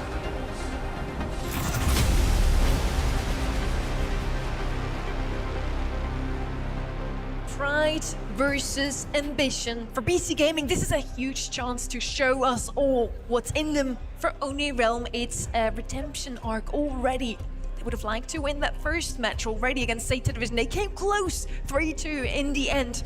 Now they have a second chance, and we are unbridged too far again. Breathe in the I want awesomeness. to discuss that shock again. Kind of saying, oh, look, he's not banned out and he's not picked up anyway, because as Ark and I believe, he's not that strong, but they did want to go the safe route here. Banned him out, picking up Angelo. Such an Only Realm special and just so good on a map like this one because there's so much water. He can walk over it, helping out multiple lanes at the same time. Kaze though here, it's definitely a real threat that I think Only Realm want to pick up. And for Bobby as well, having the #1 seed in this region hasn't happened for him since July 2020. Coming into this event, he was so on cloud 9, and now in this position where it's a must-win match, this is so important to get these drafts right. Yeah, I mean, are they going to take risks or are they going to play it safe? That is the question we have to ask ourselves right now. And it looks like they're playing it safe with the Angelo first pick, as we saw, but we'll have to see what they come up with after that. I think it's safe to say that BC Gaming might be the biggest underdog of the whole tournament. SA West, a fairly small region compared to some of the others. They did make their way through quite a crazy bracket, beat Zarita Gang twice. Contender that we saw last year in the SA region quite often pop up at the top of the leaderboard. For me as well here, there's definitely some good options. I mean, like long, sharp shooter brawlers like kind of Bell can definitely be catered towards players like Bobby, and having those nest egg mines around the map over time. We might be resetting the draft. We'll check in just to double check that as well in the meanwhile. But in this kind of map, Corey, what are you looking to establish? What are you looking to do? Are you looking to kind of like base race things out? Because since those changes to Heist, it has become a bit more problematic to do so. Yeah, and we'll see kind of what they do. I think that if you're BC Gaming, you want to make a riskier pick. You want to take like a Kaze or Melody early, force the hand of Only Realm, try to get them to respond quickly, and then you also see some range brawlers. Angelo, Eve, 8-Bit, Brock, all these range brawlers that do damage are great in Bridge Too Far. What we've seen recently is Finks come up a bit more often also on Bridge Too Far, which isn't a brawler you see too often on Heist, but a map like this one, just catered towards winning your lane matchup, Finks is actually not a bad shot. Yeah, we're just going to be resetting the draft temporarily, so it won't be too long until we get back into the swing of things. But in terms of the draft so far, there's definitely, I mean, that Kaze for me stood out like a sore thumb. That's an Only Realm special with a pretty good win rate as well. Out of the 10 instances they played in the scrims, 60% of a win rate. It's definitely up there. I think the Otis was banned from memory. But certainly, to have something like that for defensive purposes, with the truck banned out, less likely. But I think that these are kind of teams I'm not really expecting to see much Chuck for the rest of today. We may, but like you said, I'm not really kind of feeling it myself. Did you just bring up scrim win rates, Ark? No, I definitely didn't. And to be fair, if I did, I've got to be honest, as an analyst on this desk, I think that we've done pretty well to make it this far in by not saying that word. Bingo. Sorry, bad word today. On the other side, as you talked about scrim room rates, how's BC Gaming actually looking, Ark? Yeah, this is the thing that I've been holding back a lot today in that regard, because there is definitely an argument in the community, not an argument, but a debate. around scrim rates, and I'm actually curious to ask you this question now, Corey, that you're here. You know, do they matter? Obviously, players are going to say that they don't, and that's, you know, a valid argument. And, you know, they're going to be trying things out, things that are not necessarily going to always work, because that's the time to do it. How do you approach scrims when you're in that pro scene, and do you think that they have something to be said when it comes to stats? Yeah, I mean, the stats don't tell a full story, right? Exactly. That's the most important thing. Now, there is some outliers, and sometimes they do mean something. I'm not gonna say scrim rates don't mean anything, but you also have teams hiding things, you have teams trying out new stuff, and at the end of the day, they might not care if they lose a scrim, as long as they win on game day. So I was a big believer in hiding your strategies. You know, don't show them the brawlers you want to play, and surprise the other team. Surprising the other team goes a long way inside of draft when there's so many smart people in this game now. Especially when you are the underdog. So I want to see some surprises from the side of BC Gaming today. I want to see them pick up something completely outrageous even, and maybe they can just make it work because Only Realm was just not prepared for it. Is this the return of the Jessie meta? I don't think we're quite there yet. I don't think we are. I'm sure some content creators out there, thinking of you, McDee's, Connor, I think he would like Jessie meta for sure. I actually really quite like that brawler. I remember getting that to Prestige 2 immediately, and people were like, how did you go for that brawler in the early outset of that update? It's like, well, the map and mode dependent. Hot Zone was obviously the prime candidate for it. Definitely, as you know, if you follow me on Twitter, I want buffies for Piper. I'm going out there right now, Frank. I know you and Adrian can hear me. You're sitting right behind me. Buffies for Piper, please. Can we get that? What brawler, if any? And I know you're thinking the thrower? Yeah, of course. Yeah, of course. Sure. Buffies for Sprout would go crazy. Stu, for me personally, that also explains why you want Mortis globally banned if you're a Piper main.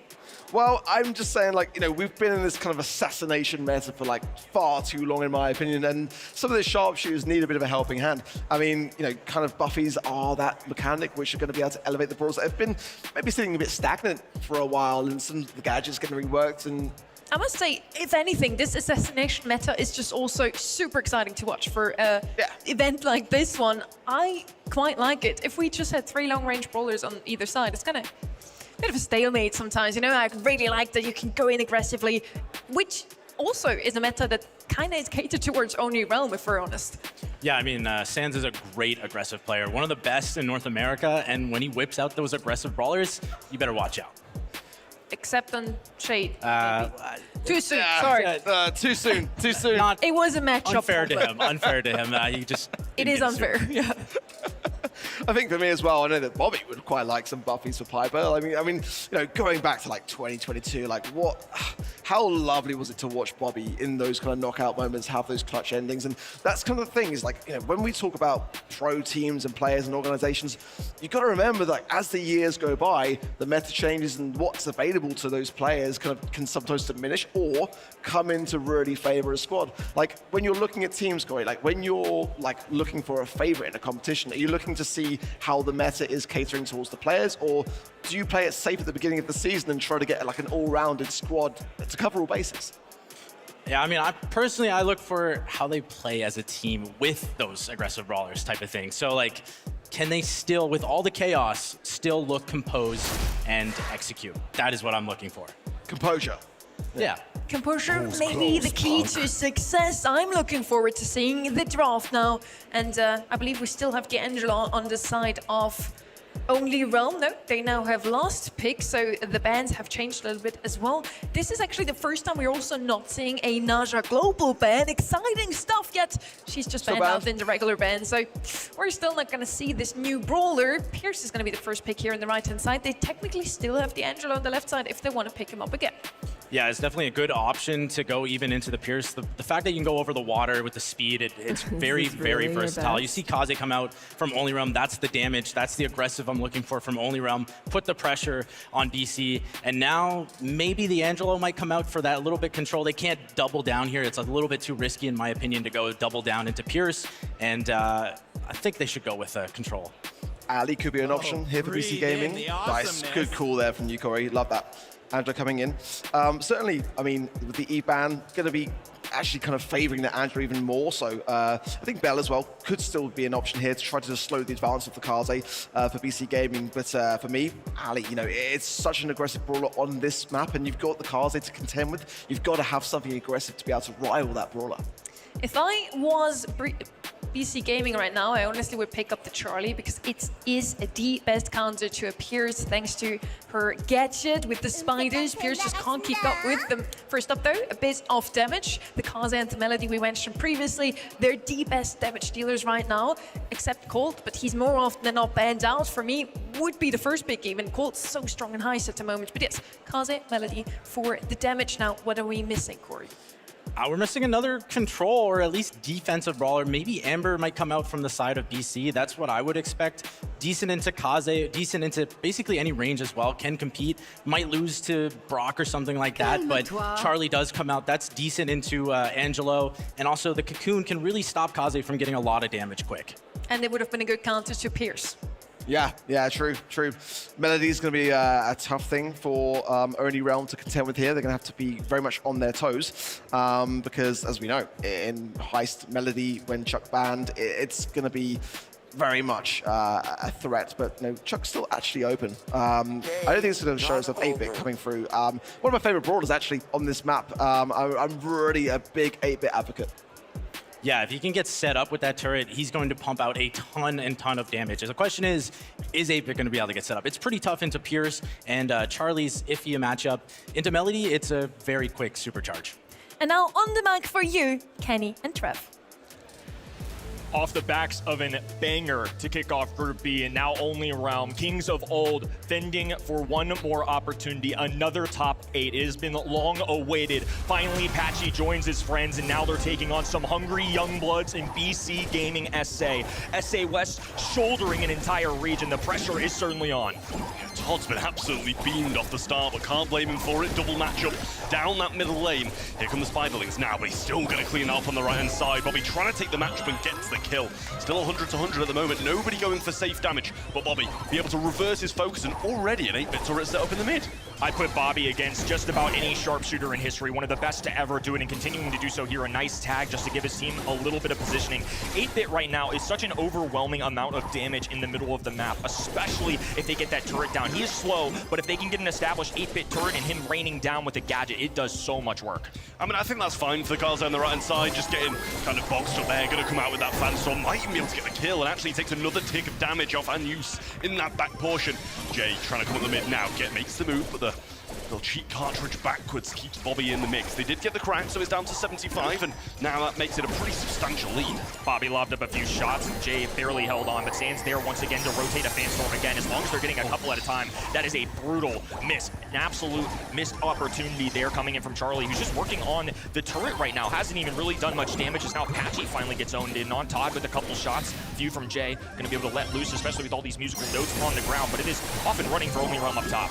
Defensive 8-bit turret then as well, and that's a hypercharge one at that too. Jay getting a big amount of damage here, but eventually defended by Bobby, the 8-bit, sorry. And now Sans coming up this right-hand side, trying to take Anus in this matchup once again. And I think it's fine for him to get cocooned if his teammates are doing good things and keep him getting this damage. Another wasted cocoon by Anus there on the right-hand side, but at least he did pick up the kill. And now they've pierced through the top side of the safe. The last 25% remaining, in BC Gaming still have to penetrate so much right now. The full defensive option on the right-hand side, hypercharge, but Sands dancing all around this, having his way the entire time. Healthy, steady diet for Sands on the right-hand side, who's just eating the other side alive. Another tag alongside it. Bobby alongside him, a few extra chip shots in, 61% to 0. I mean, that was not even remotely close. Yeah, I mean, they were just in control of the map for like the entirety of it, and the only time they got a bit of damage was when they kind of were allowed to just do a bit of damage because they were doing more up top. The Melody made that kind of one breakthrough play, but other than that, bear in mind that 8-bit was on defense for the majority of it, and you expect that to be a brawler who places that turret aggressive, gets big damage down, but just sat back. Every lane dictated by Only Realm. Anything they want to go, they let slide by. A few extra chip shots in there too, coming in from Sands. I mean, 12%, well worth his while at this point. They double up on this right-hand side lane. Jay low HP though, can't charge up those musical nodes. It's just left to Charlie to try and chip away at the enemy side, and it's not enough at all. 24 HT. Bobby rounds out the composition here in the middle of the map, can float over that water and just keeps getting tag after tag. Just not a lot of signs of life coming in from BC Gaming. I mean, it was just another good defense from the 8-bit down at the bottom.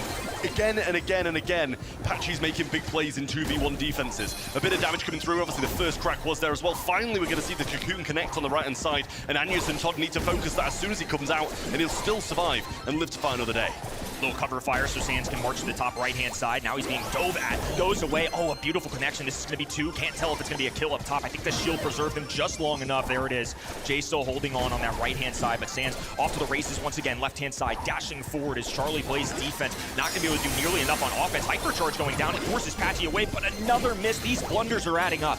I mean, this is the thing, when you're new to the stage and you haven't been here before like the Only Realm guys have, those are the big mistakes you're going to make, and they're going to cost your team games, so needs to iron that out. Does eventually get this kill on the left-hand side against Bobby, and Todd coming through the mid with the hypercharge, but Patchy burning him down once more. An aggressive jump out of spawn from Bobby, and Kaze up top doing so much work. All that work for nothing if they let Sands slip by, and right now he is having his way against the high save, already down to well below 25%. Hypercharge for Bobby, floating, left-hand side, poison dwindling away as 8-bit rains down up the middle of the map. Low HP and Charlie Spawner should take care of this, but Sands just one good push away from winning this set. Yeah, I don't think they saw him getting that left-hand side. Has the hypercharge now as well, and it sounds like he's popped it, but they do get the kill. Melody coming up now, needs 4% to crack this, but they're so far behind, I don't think they'll be able to attack and defend all game long. Yeah, so much percentage to make up here, and with 30 on the clock, that's the least of their concerns as Sands throws down the super. Missed it. Ooh, and a little bit of a miss, though, so this is going to keep going for now. Now down to 50%. Sands goes down. Bobby looking for a pierce shot, and there it is. A nice kill, buying his time, knows he has 4K away. Ducks the arrow, and it will be Only Realm who pick up the opening set. Well, it's okay to make those big blunders if your teammates are there to pick up the scraps, and we saw quite a few big blunders, especially from the Charlie, dropping cocoon after cocoon after cocoon that just weren't connecting, and those are things that are like needing to be securing kills on these aggressive brawlers, or Kaze's just going to run riot exactly like she did all the way throughout that game. I was super surprised to see the 8-bit be such a defensive brawler. Yes, eventually it got up the map, got a bit of damage here and there, but for the most part, it was just sat back defending.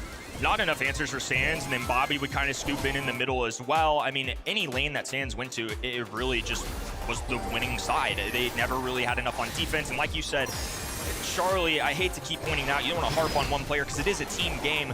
That's the whole reason you draft Charlie. You have the Spiderlings to try and block out some Angelo shots. You know he's going to be running the jump one. He's not using Pierce, so it's helpful. But if you're not landing those defensive tags, if you're not buying your teammates precious seconds to either march forward or line up for a kill, then you're not doing a lot. And it shows there. I mean, 4 kills. Charlie by no means a top frag kind of brawler, but also definitely not doing enough to contribute. Yeah, I do also feel like we expect a little bit more damage coming out of the Melody on the safe as well, but really wasn't getting those openings and was being so well defended by Patchy on that 8-bit. So something to note as well. We're keeping it a bit of a kind of long-range affair, it seems. Yes, you can go a bit shorter occasionally and out in the open, but for the most part, it'll be a pretty similar meta, I think. Out in the open is where we direct our attention to next over in set 2. We're curious to kind of see how Only Realm did. I was one of the ones that kind of bought into the NA Kool-Aid myself and tried to predict them against Zeta Division. It was a great matchup nonetheless, but obviously this puts the pressure a little bit higher, and this is a team that I don't worry as much about in these situations. Bobby, Sands, and Patchy are plenty experienced on any level of stage. They've been the best in North America at different times throughout their careers, and now they've kind of joined together, this group of friends, past teammates, to trying to form one NA West super team of old, and now they've got a favorable brawler as well. We just saw what Bobby can do with this brawler. BC Gaming letting the slides a little surprising to me. Yeah, I was about to say the same thing. When I mentioned the meta's pretty going to be the same, Angelo's the brawler that you're kind of thinking about instantly. Bell going to make appearance here this time, keeping it long range. But I do think, as you said, it's a big mistake letting that Angelo slip through, especially when we've just seen how well Bobby played that brawler. To let them have it again on another good map for it is worrying to me. Lots of smiles going down for Only Realm, and if you're PC Gaming, that just can't be delightful to look at, right? I mean, look at the polar opposites here in emotions. This is a comfortable team on your left hand, and on the right hand side, they are locked in, focused. Nothing wrong with that. But if you're not comfortable, you're getting used to the land stage. There's just so many things going against them. The history of South America as well. I mean, both of these regions, a lot to prove. Obviously, SA West is on the smaller end, had to go through the road to Brawl Cup to get here, and Only Realm have been through the North America gauntlet for years. Suckers for pain, if you will. Have dealt with a lot over the years. Fink's going to be rounding out this right-hand side. I don't mind it, and out in the open, I would say it's not traditional, but it's a good enough brawler to where I think it's fine, especially into an individual sharpshooter brawler of Angelo. Yeah, it wouldn't have been one of the names that kind of I'd throw out on this map as being like, oh, you need to get this brawler or you're going to lose, like I would probably for the Angelo or the Ruffs more of the time. So it is worrying me a little bit. I do like the Bell though, being able to bounce, I'm sure if they're running sandbags, that's going to be good against that. Field promotion occasionally used on these kind of lengthier knockout games when you're wanting to play range, it might be the option. Yeah, range is going to be an interesting choice here as we go down the line as well. Meeple gone, Byron gone, Collect gone, even Nyjah is in that section as well. It's just, you're running out of limited choices, and that last one felt like that long-range affair, as you mentioned, but I don't think I'd be surprised if they go a different direction. No, just tripling down at this point. I mean, I think if you're on this right-hand end, you've got Bell, you've got Binks, they're probably also adding in as well.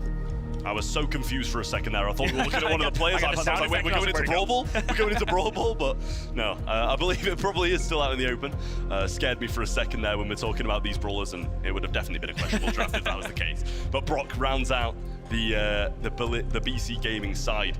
And I mean, it's a good brawl. We've seen Brock time and time again today, especially through Knockout, through Bounty, through some of the longer range heist maps. So we know it's good in this bit. Some old-timey Brawl stars. Little long to mid-range affair. I think that's just the way Only Realm would like to keep it. 1-0. SA West all alone. One of the few regions with only one representative here this weekend, and now they're taking on some long-time legends of North America. Jay on this left-hand end, expanding with space, but he knows Bobby has a little room for cushion. That's why Angelo's so coveted on this map in particular. This little cutout right here that you see, one of the few brawlers that can traverse over water, is much more favorable in the meta right now than something like an Eve. Yeah, but we also can't forget that they're going to be able to do pretty much the same up top now with the wall break coming through early on from the Brock. We did see a reverse polarity as well, instantly off the start, which made a connection with Bobby, so won't be seeing any of those nest eggs lingering about, and that's something that Only Realm don't have to be as cautious about. Good taps coming in from Sands and some returning back that way from Anyus, but Todd forced to turn back time and go back to his bush. Just going to be lurking there. Sands looks to flank on this right-hand side, rounded out by Bobby on the left. A nice cutoff there, but they do end up opening the walls. I don't think that really hurts Only Realm at this moment. They're still playing the sharpshooter game.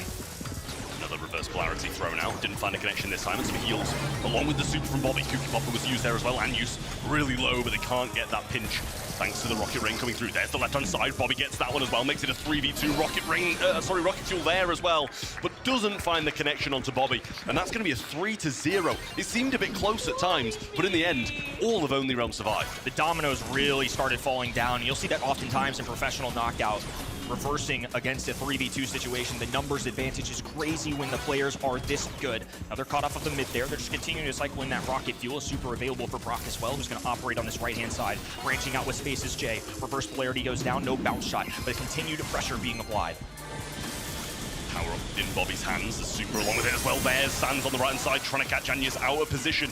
Todd, big shot to his face there and forced to back up. Now the pitch comes in, and that is huge. Bobby gets another early frag in the round, makes it a 3v2, and now they can break out this position that they would have otherwise been locked in. Bobby unafraid as well. Now popping a hypercharge to get the quick heals off as well. They know they have an opportunity to win this game right here, right now. Trekking up the left-hand end as Sands gets up in the face with the shield. Just perfect execution coming out of Only Realm. The mechanics have been very solid all day long. Bear in mind, no deaths for Only Realm as well. Not only are they, obliterating BC Gaming, it's, with a bit of style too. They're not, sacrificing anybody, they're keeping everybody alive, and it's just so dominant at the moment. It really is. You can see kind of BC, I feel the nerves are getting to them. They haven't been on stages like this before. It's worrying me. Only Realm showing no signs of being worn down by the war they just went up to against Zeta Division. They're coming out firing. Bobby in another set with Angelo and just tapping. You even saw him there, half HP in the face of Jay, just kept walking forward, enough for a hypercharge, but Sands finally makes the first error of Only Realm side. 3v2 situation. This is going to be one of those moments that I talked about that are very rare from a professional standpoint. Yeah, well, as soon as I say they're not dying, they're all dying. Typical, but Bobby gets one. Might have been able to get Todd there as well, but couldn't quite see him in the bush. Would have made it a 1v1. And in that position, I'd back Bobby all the way, but just push back and spawn now, waiting for the gas, I'm sure, trying to get a bit of super along the way too, but doesn't want to be feeding any supers because regardless of this round, they have been pretty dominant. Great reverse polarity there as well, got a connection, but Bobby will go down to the gas and BC claim their first round. Great patience from BC, well aware that that's exactly what Bobby's trying to do. Just a couple extra arrows knocked just to try and make some connections, get anything closer to a super or a hypercharge. That's an important cutoff on that right-hand side now. You'll see teams do this a lot. Now they have complete vision. If Patchy wanted to cross that left-hand in the grass where you can hide a little bit easier, no longer. Yeah, a little rotation here as Sands now goes to the mid and Patchy flanks around the right. And as you said, once that kind of grass and walls broken up, you're not really going to have a good time as Patchy in that ranged matchup.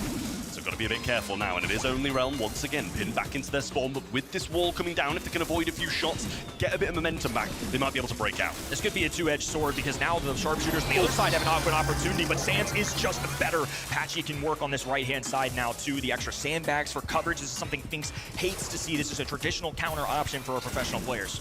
Yeah, mark on Bobby though, so keep your eyes on him. Needs to be careful not to be tapped up by Jay here. Narrowly avoids that shot, but Sands takes one straight to the face afterwards. Reverse polarity comes through, extends a bit of that range when you're bouncing it. And on the right side, Todd, super in hand, might want to use this to try and win this round and close out the game. Here it goes, thrown down now, but Patchy round the flank, trying to get Jay down. They get one, but the shot's not making it through this, and that is huge from BC. Sands still alive though, gets a Kooky Popper, but won't be able to get it done. And what a time warp that was from the Finks. Incredible. Impressive feat, to say the least. I was kind of in my head wondering how committed they would be to winning that round because there was a hypercharge and two supers alongside both of those guys. They could have gone into the next round with an advantage if they really wanted to. Just said, hey, it's a 3v2, let's just give it up. Instead, they put up a fight. Those are the little moments that I think we need to see from this team. It shows some signs that you can compete with global superstars, and BC Gaming showing why they deserve to be here. Yeah, I mean, it seems like they absolutely can. A few adjustments after the first game and they bounce back like that. I mean, you can't fault it. Todd coming quite aggressive now, knowing he's going to be able to TP back to safety with Anyas there by his side. Bobby obviously being able to traverse across this water. Quite nice for him to be able to back up. Jay, shot to the face, and he runs back. Quick swing for Bobby up that left-hand side as Patchy and Sands will be glued together. Sandbags in front of them as a little extra coverage. Bobby just dipping in and out. Taking his time, not necessarily rushing the heals here. Wants to keep charging up those arrows, but needs to be careful now. He's well below his half threshold. Yeah, Todd's running back as well, and giving Only Realm a bit more control of this map. And just needs to be careful of this pinch around the right-hand side from Patchy and an occasional shot across from Bobby, but pretty much all of their home grass is gone now, which makes it more difficult. There's a few good shots coming in from Jay as well onto Bobby. He's going to pop the super on this left-hand side and try and get some burning shots in. Concentrated effort now from BC Gaming. They've been lining up shots all on Sands right now, who's taking some heavy rocket rain. Todd now marching towards Patchy on that right-hand side and goes down for a time warp, but no HP there. It's going to be a 2v2 situation. BC Gaming pulling off the unthinkable once again. What a round for them.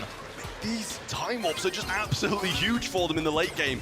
I don't think you should be far off cycling that one out as well, but they have won them round after round now, and this puts Only Realm in a really bad position.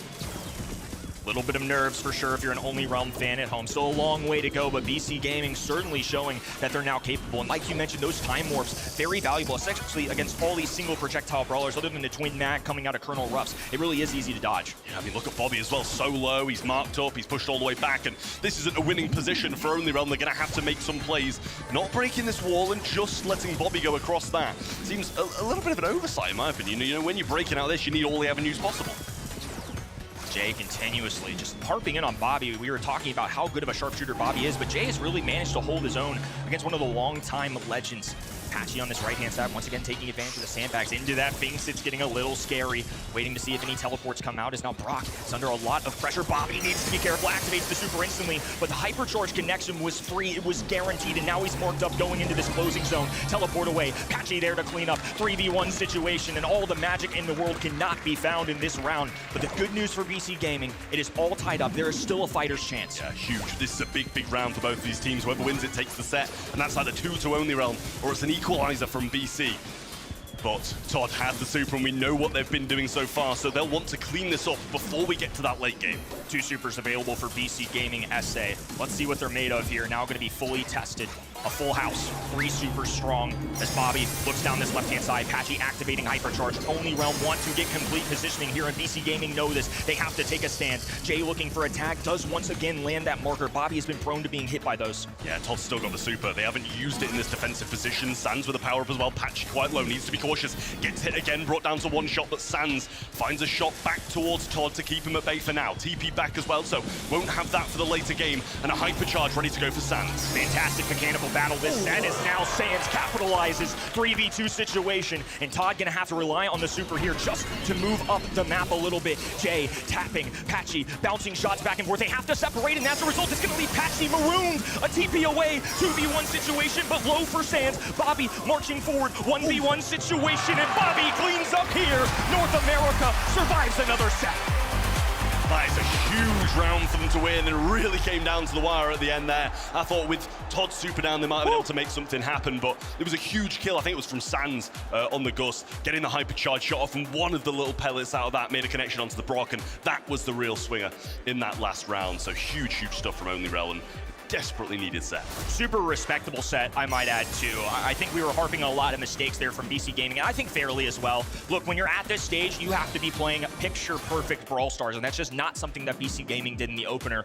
Right there, though, those mechanics were matched with BC Gaming. I mean, it came down to one round at the end, a lot of well-timed supers. That was excellent stuff from the red roster, I think, overall. It's down 2-0. Not gonna act like this is gonna be an easy climb, but I think they're showing that they deserve to stand on this stage, especially if you're a team like this. OnlyRel loses a division. It's fine. They know they have 2 lives. This isn't their first time this far in a tournament as well. They've been down the gauntlet of brackets, but for BC Gaming SA, this is stewarded them. Just gaining a little confidence, seeing that they can do it a little bit more, I think is just so significant. So the fact that they at least make that competitive, maybe it won't pay off here, but it very well could later down the line. Yeah, and I think to that point as well, like if they would have lost that set OnlyRel and give them, you know, even more of a say in this game, some more confidence to come along with it as well, then I'd be really worried for them because they are starting to warm into this now, and you can't give them enough time to make those moves. Obviously, we did just kind of skip past the stats there, but it's knockout.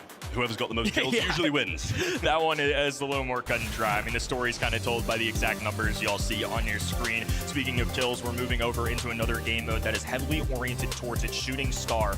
Now, particularly on this map, I feel like for the opener, there's a lot of different strategies. We talk about blue star off the first pick. We talk about getting aggressive. Well, Mortis is out of the way. I think that definitely changes the way people draft. I believe Leon was one of our global bans as well. Yes, you'll see on the top left of your screen. And then Jean, Colette, a couple popular ones. No Pierce, and the next best line of sharpshooter for BC Gaming's money is going to be Byron. Yeah, I mean, you can't fault it. Good, you know, sometimes for offense, can heal teammates, so leaves you open to a few avenues depending which way you want to go. If you want to go something super aggressive, Byron's going to be able to back it up. If not, just play it as a sharpshooter, completely fine as well. But we've seen what both of these teams are capable of when it comes to sharpshooters. How well Jay was playing the Bell, that's obviously banned. Angelo not as good on this map, wouldn't count it out completely because it's still a good sharpshooter. But you know, you mentioned as well how good Bobby is on these sharpshooters, and I think the majority of players on OnlyRel really are. Is this really your best? And now that we're further down the line, no Pierce, no Bell, no Colette. I mean, a lot of these single projectile brawlers that show up a lot, they're gonna have to dig deep. Gus still somebody that's readily available. Jay Young has been a very popular one. I'd be curious if they really want to do that into something like a Byron, but I do see a Kaze, so clearly they're showing signs of aggression early. They want to be able to claim that blue star instead of Mortis. I think this is going to be their way of doing that. Well, the Gus makes a return. Another really solid pick. We've just seen it being played and played to almost perfection, minus a couple of rounds in there that they did miss. But yeah, they really were very good on that brawler, and Gus, you're going to be able to provide shields to the Kaze if you need to go in, collect some stars late game, you know, to yourself. A hypercharge really solid as well. Just a super well-rounded brawler for the majority of matchups that can be faced with in Shooting Star. Yeah, and at this point, if you want to go long range, I mean, we're really scraping the barrel. I think we'd be going something with Piper. That's obviously not a bad brawler. Nani comes to mind. Ooh, and this is a brawler I didn't think about for this team in particular, but it has shown up to catch teams off guard. It's something that's been practiced. This is one that I feel like pros didn't really hold too closely to their chest. I think it's something that they've been really thinking about it. Off the top of my head, this isn't a matchup you see a ton, obviously, but Fang paired with the Byron. Now you've got a little tankier assassin, if you will, somebody that can dive forward, and also somebody I think's health points can handle something like a Kaze. I think this makes a lot of sense. I mean, it's still out there. Don't get me wrong. I'm not saying it's a shoo-in for a win, but it's acceptable. I see the vision. Well, the Angelo goes the other way, and Jay's going to be playing that brawler, so I think that's a good pick. And as you said on the Fang, really good aggressive brawl to kind of catch people off guard with. And yeah, it does have quite a lot of help to be able to deal with the Kaze, and along with the stun as well. The roundhouse kick, very solid. Byron backing it up, you're going to be having a pretty good time, I feel. Again, acceptable, not a guarantee from Caster Kenny. No idea how this is going to play out, but it's going to be fun nonetheless. Not oftentimes we've seen Fang in recent meta history. We know what Angelo can do in the left-hand hands, but let's just go with an El Clasico pick from OnlyRel. There's the Piper. I love this. Something that you can really stunt on. It's a comfort brawler. It's something that OnlyRel have done all day. They have not strayed away from Sands playing the Sandy. We've seen Patchy play Stu several times. I love when you can blend good picks with also something you're comfortable with, and OnlyRel have excelled at that all day long. Absolutely. You need to bleed it together. That's the thing. You can't just play comfort picks, because we've seen that kind of tear teams apart like Zeta Division did in World Finals last year. Just playing what they're comfortable with that's not massively in the meta. You've kind of got to mix and match, play them when you can, rather than just forcing them to try and feel comfortable. Kaze, obviously on the map, will be getting the blue star, but from there, it's an all-out brawl. Huge advantage off the rip, so Only Realm dictate the pace entirely, and Bobby just tip-tapping away on the right-hand side. One of, if not his most iconic brawlers. Could have been a mistake either way. It was kind of a checkmate scenario, right? It was either Angelo or Piper that BC Gaming could have picked, and they left the Piper in his hands. I will say, I don't know who's really going to have a good matchup against Bobby here. No matter who goes down his lane is going to be having some real difficulties. I think Anyus just kind of needs to stay back and heal JXCR, but they don't have a lead by any means, which means eventually they're going to have to push. They need some of this charge, and he does get the Fang Super now. Jay willing to just take shots so that he can go forward, get a few boots off the ground, and now go for a diving kick. I'm curious what they do, because right now, Only Realm all separated. Todd with the bounce away, a little bunny hop to get out of that situation as Bobby trickles away with lower HP, but it's fine. They know they don't have to overpush, but they also can't get pinned in spawn here. They're going to have to land some shots to try and stray BC Gaming away. They have got some good evades, I will say, to the Fang Super coming in, though. You know, Kaze can possibly dash out of the way if you're fast with it. Patchy, will knock back from the Super and Hyper Jump. You're going to be having a pretty fine time. Well, he comes in now, gets a couple of shots, should be traded here, but Sans not in the right form to get those long-range shots in, gets a few in. I think we see another Super in there as well, the Fang. So, I mean, Bobby's going to burn down here on the right-hand side, and that brings it to just one. So a positive trade, if you will, and yeah, like you said, I was thinking the same thing, and now you see it underneath. No circle underneath for Jay, which is really tough. It was great that he got in, just didn't have a real escape plan. That's something you have to be on the lookout for as Patchy expands the lead. I mean, they needed that to be a big kill coming in, because they're going to be pushed back now with Jay coming in, needs to throw a few shoes out, and shouldn't have much supercharge at all, just the one connection from the super. Will probably require a couple more shoes finding hits, but Byron on the right-hand side trying to keep Sans back. He's got a super of his own, so he can go aggressive if he wants, but Jay going to back him up. Bobby trying to pop a hyper charge and go aggressive. Todd jumping into a bit of a compromised zone, but a super and a heal will go a long way. There's a kill, they just need one more. Sans on the right-hand side, but Patchy adds to the tally, and they're not going to bring this one back. That's going to be match point to Only Realm. It's another situation where it just feels like Only Realm are in full control.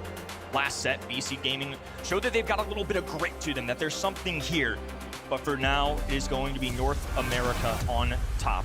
One game away, shooting star, comfort brawler for Bobby as Sans races off to the middle of the map. Patchy once again in prime position on this left-hand side. Todd taking advantage. The little sliver of pawn that he's got going, so he's gonna be able to press up against this four-pronged wall. Same thing again. Bobby two taps him. It's like, it's playing out the exact same way. And Todd, very compromised now as well, will go down two, and Only Realm even better start. Bobby might make it another, just narrowly misses by a slither. A little extra confidence coming out there too. Sans just rushes up, grabs that kill, and dips immediately. Love how patient they are. Passive-aggressive. It's my favorite style of bounty. When you know you have a kill, pounce. And once you have that lead, don't overplay your cards. Now Jay dives in. There's one. Oh, and the big bang right there as he steals the blue star. Low HP, and Byron there to save his friend. I think everything that, you know, Bobby tried to do went wrong there, to be honest with you. He jumped late, bounced onto all his teammates. Wasn't the best showing, but they do get a kill back, and the lead comes along with it.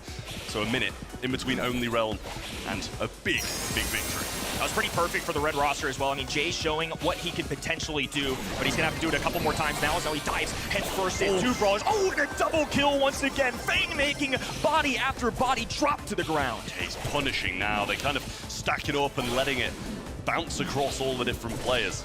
And that's not the position you want to be in. Bobby trying to find a flank now, and a splash going to be wasted by Anyus there.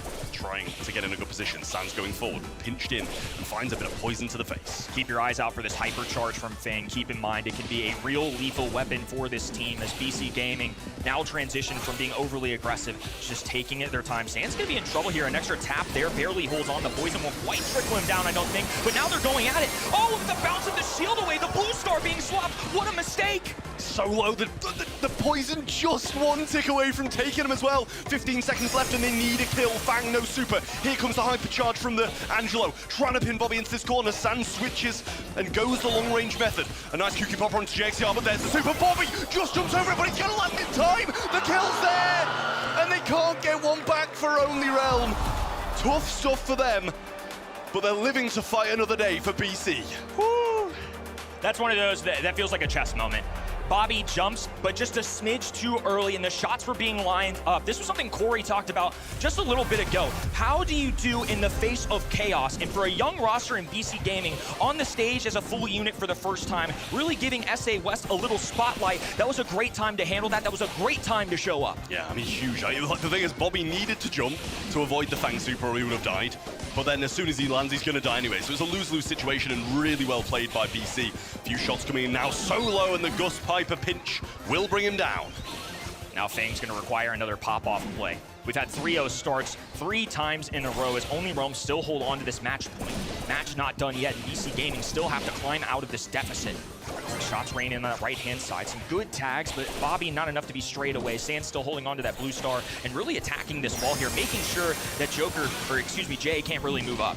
I mean, Bobby must be tapping to have the hypercharge already. Just kind of popped it for the raw stat boost on the right-hand side and didn't get much back from it. Sands stunned out. Can they get the trade? Pinch needed from Patchy, and they just about miss it. But a few shots coming in now, and Byron trying to protect and overprotect as he goes down. Sands will pick up the scraps, and this is going to be a long comeback for BC. The hardest part of a heist is the getaway option, and once again, BC Gaming fail to get part 2 done. Now it is 10 to 2. This is by far the biggest deficit they faced so far as Jay dives in. There's the first, now down 5, going at Bobby. Doesn't have a super available, goes up to Umbrella, gonna be landing on the ground. Oh, they get the kill! The heal's coming through as well! It's a tag team on this bottom left-hand side. The blue stars still remain with Jay, who gets another pop-off play. Somehow they've swung the stars their way. Todd can't get out, he used his gadget as well and didn't get over the wall, so that's gonna be a big kill back the way of Only Realm.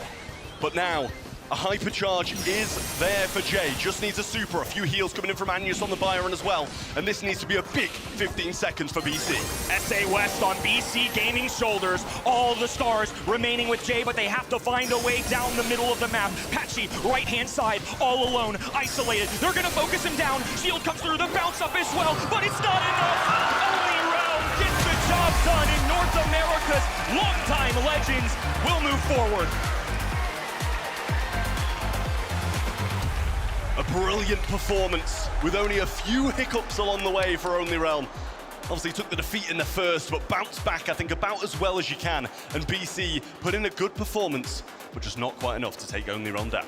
Strong showing, I would say, from Only Realm overall today. Still have to kind of wait with bated breath as they move forward. But for now, let's get a check-in with them. They lost earlier, but now we get a little winner's circle interview.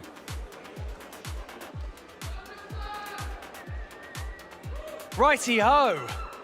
What a way to bounce back, man. Honestly, it's a testament to your guys' experience as players to be able to come out here and compete like that right here on the main stage one more time.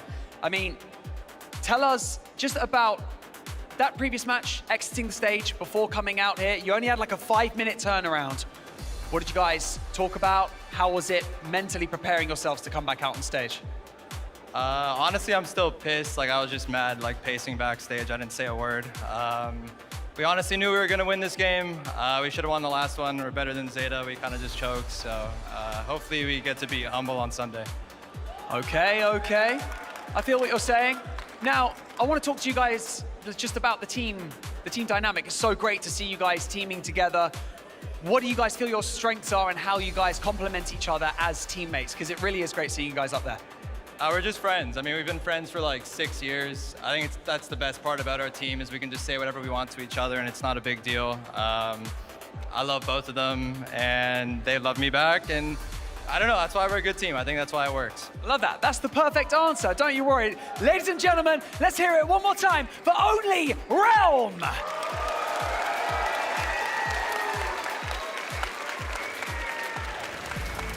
Friendship wins games 3-0 for Only Realm. But I gotta say, they have to start celebrating even the smallest of wins. They are so hard on themselves, Ark. With the power of friendship, we will all survive any moment. Yeah, we were discussing this before the winners interview, and one thing that I really want to unpack is the fact that for Only Realm, they were 1 game away from beating Zeta. You can't come off the back of that giving an interview which looks like you've lost. They won. Like, they survived. It wasn't the showing of which they wanted. but it wasn't a bad showing. It just was two sets that kind of were back-to-back and went against them. The reason why they look so down and are saying it the way they are is because they expect so much more of themselves, which is very commendable. But I think that Only Realm are their worst enemies sometimes, and they've got to get out of their own heads and realize that they can make genius plays. It's just like that mindset. They are just their own worst enemy.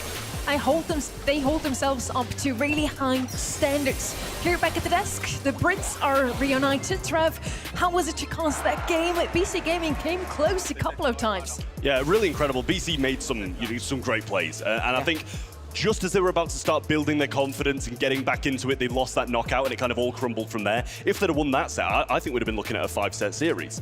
But, you know, it was just a few good plays here and there from some of the guys on Only Realm, and yeah, they managed to close it out, which I think was hugely necessary in that moment. They came so close to winning the entire set in knockout. Really, really nice performance here from BC Gaming. We did expect Only Realm to win that one, but we didn't expect it to be that close. No, I think that's absolutely fair to say, and like as Kenny put it so well, is like there is something there. You know, it's just like now they've got through the match, which was probably their most likely to be able to get an upset on. Now it's Zeta, who are not only just coming off the back of that massive win against Only Realm, like they're going to be on cloud 9.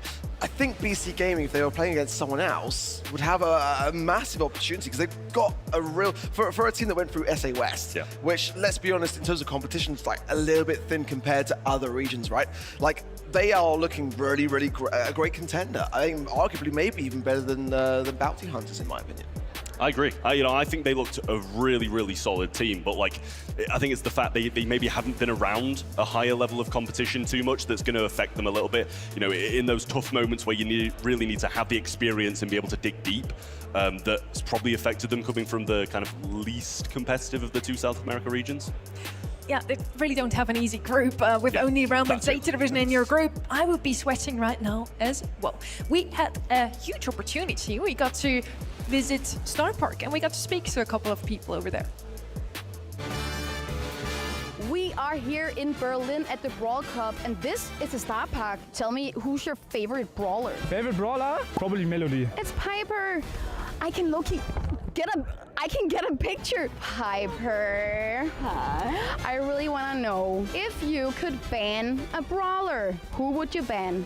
Ash. I can see him right here. Should we like start a beef or something? Oh, goodness gracious. We already got beef. We got some bad news. What's that? Piper wants to ban you in Brawl Stars. She wants to ban me? Yeah, I know. Bring it on, girl. I'm right here. You don't want to mess with me. You should go calm down and I'm coming for you. You watch yourself. We're leaving. What is your hot take on Brawl Stars? Humble will win. Ooh, okay, you heard it here first. If you guys could ban one brawler, who would it be? Edgar. Edgar. Also Edgar. I feel like a lot of people say Edgar. Edgar, people hate you. I asked people which brawler do they want to ban, and they all say you. Good. Oh, you're happy? Do I look happy? Should I just, like, leave? Get out of my face. Oh, and you'll be happy then? Absolutely. You need to let it out, man. You need to let the rage out. Don't touch my scarf. Oh, here we go. That is so amazing. Star Park is looking not as scary as it always did, but it's looking insanely good. Accents on point. You know? The Scottish right at the end got me. I was laughing. I was not expecting it.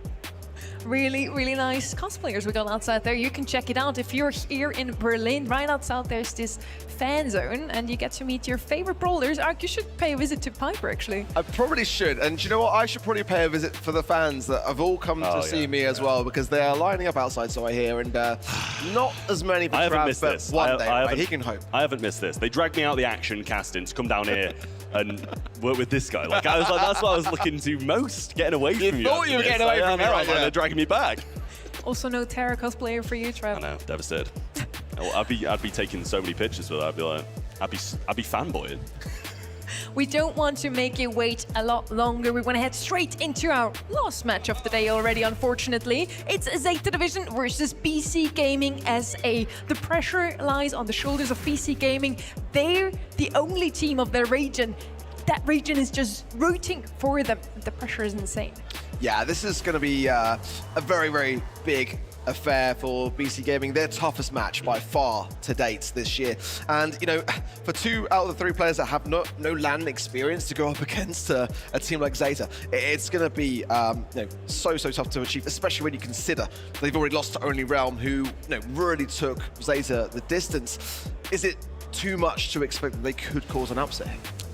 I think it's going to be really tough. Like, don't get me wrong, I don't think their game against Only Realm was a 3-0 game. No. So, like, maybe they do have a chance just because of the fact that they put up a fight in certain sets and just fell short. And as I said, I think it would have made a huge difference if they'd have just picked up that one knockout round, which would have flipped the game. So I think they've got a chance here against Zeta Division. Yes, it's going to be an even harder game. Yes, they're going to have to dig much deeper, but I think they do have what it takes. I think these behind-the-scenes shots also show us what this match is all about. It's really the cool kids in the block, Zeta Division, and then we have BC Gaming that are super chill despite being the rookies, really. As I said before, you can probably call them the biggest underdog of the day, and they looked quite comfortable on the stage just earlier. Yeah, I just kind of feel like whatever happens here with BC Gaming, they've already impressed me. You know, that is to be said, if nothing else. But it is Zeta. You know, we can't dance around it. You know, Tampo's a world champion. You know, a 2-time runner-up. You know, those are credentials and experience that just comes with it. That for BC Gaming, they're going to have to find a different edge if they're going to be able to get the advantage in this. Whether it's kind of going with some cheesier comps or working the draft around Mameshi, who's been looking really good in that regard today. I've probably been a bigger fan of Zeta's drafts today than I have throughout their monthly final appearances. I think throughout their lifetime, for me, to be honest with you. Wow! The draft, yeah, but they're a team who's, like, I think the region in general, but especially Zeta are a team who's known for not having the best drafts and kind of being quite comfortable, picking brawlers that they like and know that they can play rather than what's at the tip top of the meta. So I think their draft being as good as they are today is going to put them in a great position to go super far in the Brawl Cup. You have one last chance to also gain some points from the event website. Head over there now, event.brawlstars.com, and lock in the last chance for some points to get that beautiful Champion Chief pin at the end of the road. Zeta Division, they looked really, really strong this year. Last year already in their region, playing super well with Levy back then. Got a little switch up there. Batsman comes in this year, and Zeta Division looked super strong right out of the gate, winning the first monthly final. From there, it kind of went downhill with March monthly final and April not being as good as before. At Worlds last year, they step up to the global stage, and it does not really seem like Zeta is as strong globally as they were in their home region.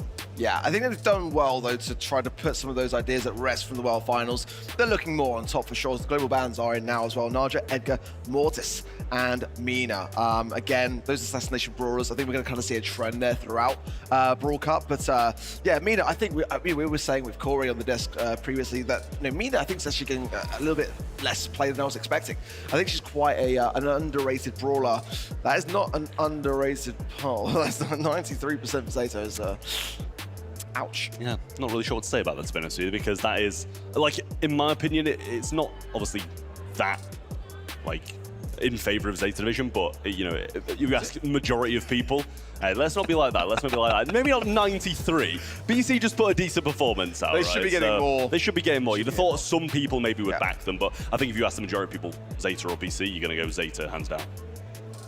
I want to see them take at least a set, and not just 2 games. They already did super well against Only Realm. That 3-0 doesn't really reflect how close they actually came to beating them, or at least taking the set against them. As said, 2 times they actually took a game. These are the maps for the series. Pinhole Punt to kick us off. Super excited for that one. Very bushy map. He wants a lot of mid control, and then maybe you can score. Yeah, absolutely. I want to see like kind of how these teams like are self-aware as a wall break, and are they valuing those bushes, and kind of brawlers like Pierce, I think, are kind of really up there for me.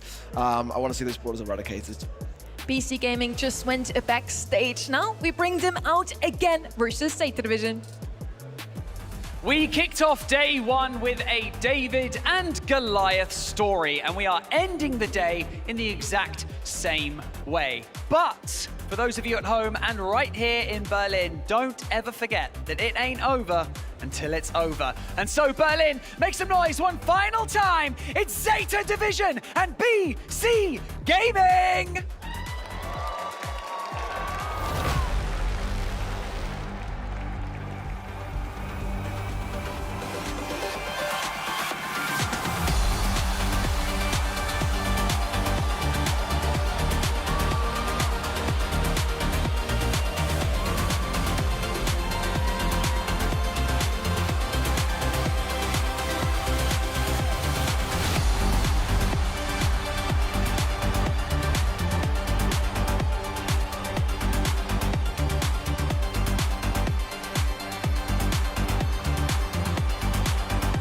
right, our final match of the day is upon us. And so, once again, we have a team that is steeped in history in Brawl Stars Esports in the form of Zeta Division, the mechanical demons of East Asia, as they are known, with a new addition to their squad, Batman. And on the other side of this incredible stage, by the way, how great does this stage look?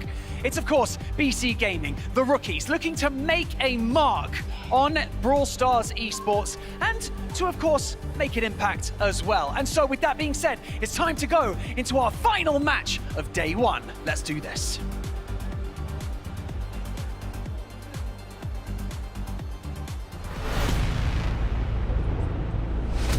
City Tampo, Suzuku, Batman,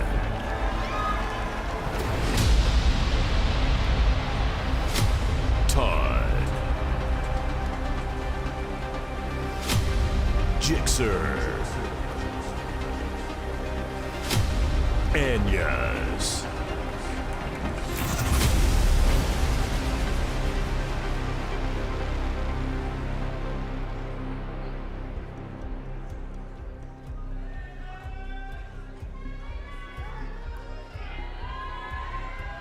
And we are heading into the draft of the last match of the day. Zeta Division versus BC Gaming. Zeta with the first pick. We're on Pinhole Punt. We have a lot of area control brawlers out of the way from BC Gaming already, with the Ems, Lomi and Crow Band out. Left hand side, a bit more aggressive brawlers out of the way, with the Ali Band coming in with Chester. A brawler that has been quite on the play today as well, but is amongst the best brawler on any single map and mode currently, despite not even having a Buffy. He's just so good at dishing out damage and holding control of the mid, which is super important on Pale Pot. I was going to talk about Bull, but now I'm seeing Colette and Chester. I'm thinking, like, who's going to dare to consider bringing that brawler in? I think for me, Mo, though, is certainly a brawler which is so good in Brawl Ball and has very little answer, especially now with that Otis band out too. So definitely going to be up for grabs alongside that kind of Kenji for those tanky assassination brawlers to allow yourself to advance upon the map and apply that kind of pressure. Yeah, I mean, I'm super surprised to see Colette slip through not only, the normal ban phase, but the global ban phase as well. It's kind of one of the only times we'll probably see her all weekend, so really surprising to see that slip through because of how strong she is. Chester as well on the other side, really good. And as you said, it's kind of like very underutilized today. Finks, we saw it making some massive plays for BC, so why not bring it out again? I do like a good Finks. I like him on Hot Zone. Do we like him on Brawl Ball? We're going to find out very soon. The Colette pick, as you said, I kind of was afraid of some aggression on the left-hand side. They already have the Chester pickup. That would have been a good ban into a Bull, for example. Picking him up first to leave the option open. But with Colette on the right-hand side, maybe not that tanky. Sirius is going to be the next pick here. Surprised to see him open as often as it is today, but as we said, just got a little nerf last Wednesday. A slight HP nerf, and with that, he now slides through the bans more often than not. Ruffs comes in, another just mainstay on every single map and mode. They went with the two safest brawlers, Ruffs and Chester. Yeah, I mean, Sirius, what's not to like? Certainly, again, with the balance changes, it's still showing itself here at the Brawl Cup, so it's in a good spot, I would say. And there's the Kenji that I was kind of worried about as well, being that final pick, as Zeta Division did not double down on that kind of defensiveness needed for those tanky brawlers. Yeah, well, it's great compositions from both sides. Solid stuff, a little bit scared of the Colette, but up to the cast as we go. Thank you very much, Trav. Yeah, good to be thrown to by a consummate professional like yourself. Interesting the way this draft has panned out. Obviously, Berlin City Gaming certainly feel like they're up against the wall. They've already had to deal with Oni Realm, and it's possible they might have thought that was the path of least resistance to get to day 3. Now, though, they're going to go up against the Zeta Division, who have shown that they have what it takes to top this group. Ready? We have looked at the scrim rates on these maps for BC Gaming SA, and it is looking pretty bare. And it looks like BC Gaming SA put all of their chips on that matchup versus Only Realm. Now it'll be a trial by fire versus Zeta Division. Expectation is that BC Gaming is going to burn. So far, Zeta Division patient, giving some space up on the map here. Todd getting slammed by this serious damage. We do have a shadow on the field here of Finks, but love that from Anius. Getting aggressive here with these collect dashes. Remember with this, again, this super is much more powerful now with the buffet that you can keep the shield if you take mass attacks. If you hit a brawler, a 3-second shield on top of Colette already being quite durable, scary. Yeah, strict upgrades here with the buffies. Also with the push it star power, you're looking at no interruption at the edge of range, which is going to be crucial here in a land setting. A victory on the left side looks good for Zeta Division. Easy slot through. Jay just trying to get some more supercharge out here, potentially more hypercharge. But you cannot prevent that goal. Looking at the utility for BC Gaming SA, they have a couple supers to work with. Todd's going to use this for an early victory at mid. They have position in these bushes now, but how much does it matter? Shdetampo has a hypercharge. He's just looking for a super now that should get a team wipe if he's, you know, fortunate, but at least one kill with a hypercharge super guaranteed. There it is, hypercharge super thrown out there. Goal, I like that. Told with a gadget, able to teleport away. Shdetampo there, on his face, not able to find connection off that hypercharge super, and Zeta are all looking pretty low. Aeneas with a hypercharge ready to go, but doesn't quite have the connection. You cannot pass through walls with Colette's super. So now, Jay trying to find some extra damage behind these boxes, but getting tapped down himself. Too aggressive, and Zeta knew that they could just stay on low HP because they had enough ammo to take him down. That was the coordination that they have as a team. A retake of mid for Zeta Division after over-aggressive plays by BC Gaming SA with the man disadvantage. It means that they have Barbarians knocking at the gate. Double hypercharge available. Shdetampo's gonna clear one out, but a missed pass up to him. He just needs to stay away from the Kenji slices to get game number 1 put away. As powerful as Colette is, she doesn't really have a target to try and counter. No tanks drafted here by Zeta Division because it was so telegraphed. Normally you want a Colette later on in the draft, you know, a pick 3. 2 is even fine, but showing that so early gives a very clear idea of what Zeta need to play around. Yeah, she's in a complicated state at the moment where she's too good to allow to go later into that draft, so you just have to pick it up or you have to ban it. It was strategically left open as a bait. There's just no target for her, really. She's still good broadly, though. That's the thing.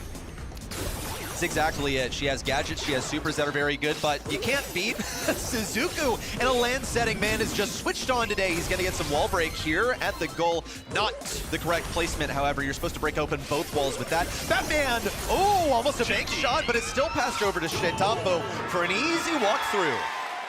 Zeta Division settling in here, feeling comfortable. They had to take a break in between their first and second games. It looks like they've acclimated quite quickly to the stage conditions. Jay sees the shadow of himself go straight up the guts now with those sandbags in place. Zeta Division can play safely behind them, and Aeneas is blown to smithereens. First set already notched up by Zeta Division, showing zero signs of slowing down. Basically walking directly through their opponents here. Barely any resistance. You did see some solid efforts at offense from BC Gaming where they had things all the way pressed up against Zeta Division's goal, but they were not able to get it there. They were offered some gimme opportunities also for some kills. You saw particularly Kenji almost like cleared out the goal. There were a couple of kills just waiting to happen, but Zeta Division knew.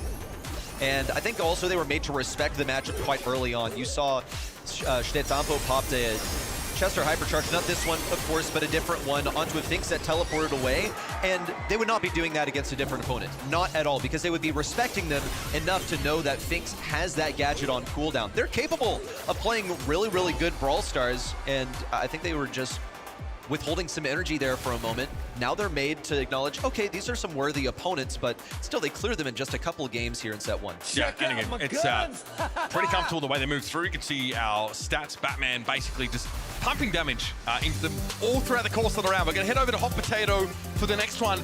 And you notice we haven't really referenced scrim results too much. Really? No, Berlin City Club have a 0% win rate on both the previous and this current map. So a little bit tough to take much away from that, but we are deep into the draft already.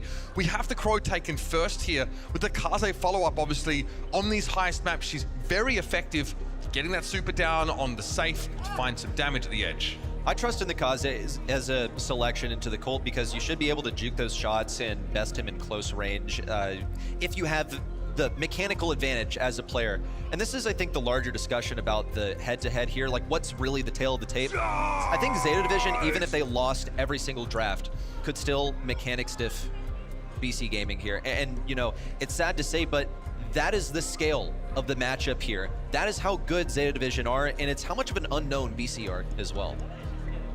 For the draft here, we have a Bull picked up. on the side of BC Gaming. They've actually banned the roughs away. Fancied getting themselves the Colt, who may look to, you know, be careful about how he chooses to open the map, because getting that bull up, rushing onto the safe is going to be very, very important. So it's a question of like what the answer to that is supposed to be. Obviously, you do have the Crow, who can operate in some sort of anti-tank capacity, but the Sirius is going to be used here to round out the composition. You need an anti-tank. It would be nice to have some wall break. It would be wonderful, but the deal is you're facing this series. You don't really want to open things up too much. He's already going to be chucking shots over walls. Also, he'd be a great response to the bull. So what's really the next best thing now? Clancy? You could, but there's like real potential that you just get run down the entire time, and Clancy needs time to build up those tokens. Cordelius is going to have that mute from moment one, and he doesn't need to jump over anything here. I don't think, you know, people are going to be hiding behind the walls too much, so he could honestly just bring the mute, but you don't see it that often in competitive. To be fair, you don't see Cordelius as much in competitive because they're just better anti-tanks. A lot of teams only pick Cordelius up, you know, against Chuck.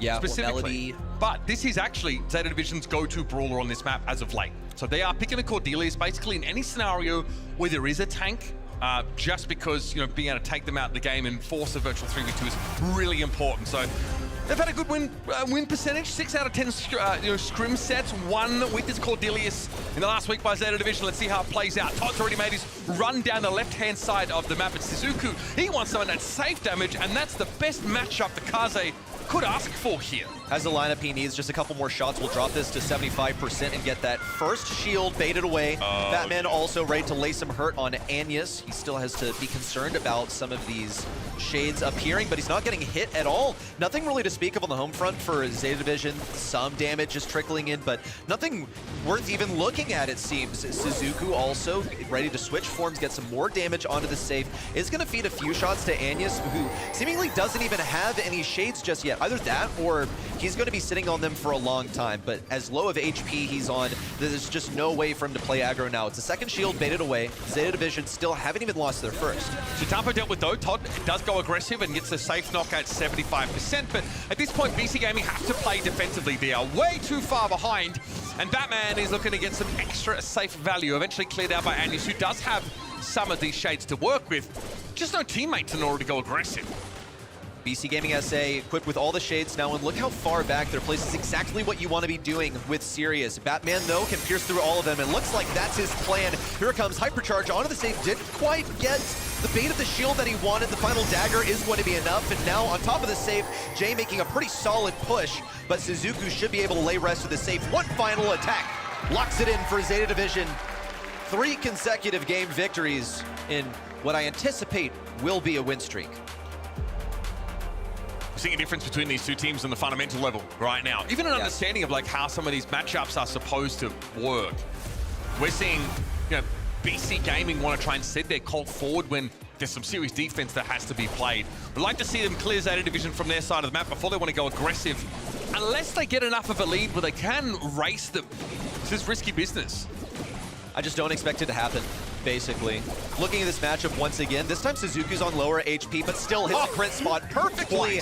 And a couple more shots after this should be enough to drop it to 75%. No, not quite enough. Whoa! That was pretty ambitious by Todd. I guess he knew someone was going to be in that diagonal. But here comes an aggressive move from Chitampo in close range versus Anyas. Ooh, not even going for him, just going directly to the safe. Is anyone giving him comms? Looks like Anyas knew he was going to be there, but Chitampo is just there to get the shield knocked off of that safe. Now aided by Suzuku, will be pretty competitive with the offense that Zeta Division is offering on their home front as Jay drops this down to 37%. Crow Hypercharge, though, could be massive. Could get this safe down to 25% potentially. Batman biding his time, though, does have a few shades that he needs to cut through, and BC Gaming, in fairness, have themselves a 2% lead. It's a question, though, of now they can hold on to it. Bulletstorm comes through. Chitampo, though, body blocking a lot of this damage, and then that's what you want to see the Cordelius do. Drag that ball down in the Shadow Realm and work him down on your own. Suzuku needs to get out of here so you can be ready for the final push in. Should be the finishing blow for Zeta Division as he hammer on the safe at once. 2 sets gone in the blink of an eye. We couldn't even tee up set number two before they were chomping at the bit, ready to draft. That Colt first selection was not it. The Kaze was too much of an issue, and the Sirius could not rebuff the charge in. It did not get the shades quickly enough, and Kaze was far too slippery to touch. Yeah, I mean, we saw that BC Gaming were forced into like a serious versus Kaze head-to-head for most of the game. I just don't think that's optimal if you're looking for a powerful defensive brawler. Whereas, you know, we see Zeta Division go for one of their signature picks and just get that Cordelia at the end of the draft and say, we already see you have a bull. You know, you could sort of throw anything at us, you go aggressive. We can even Cordelia super your Colt just as he walks down the map and take him out of the game for a few seconds to give our defensive brawlers time to respawn back in.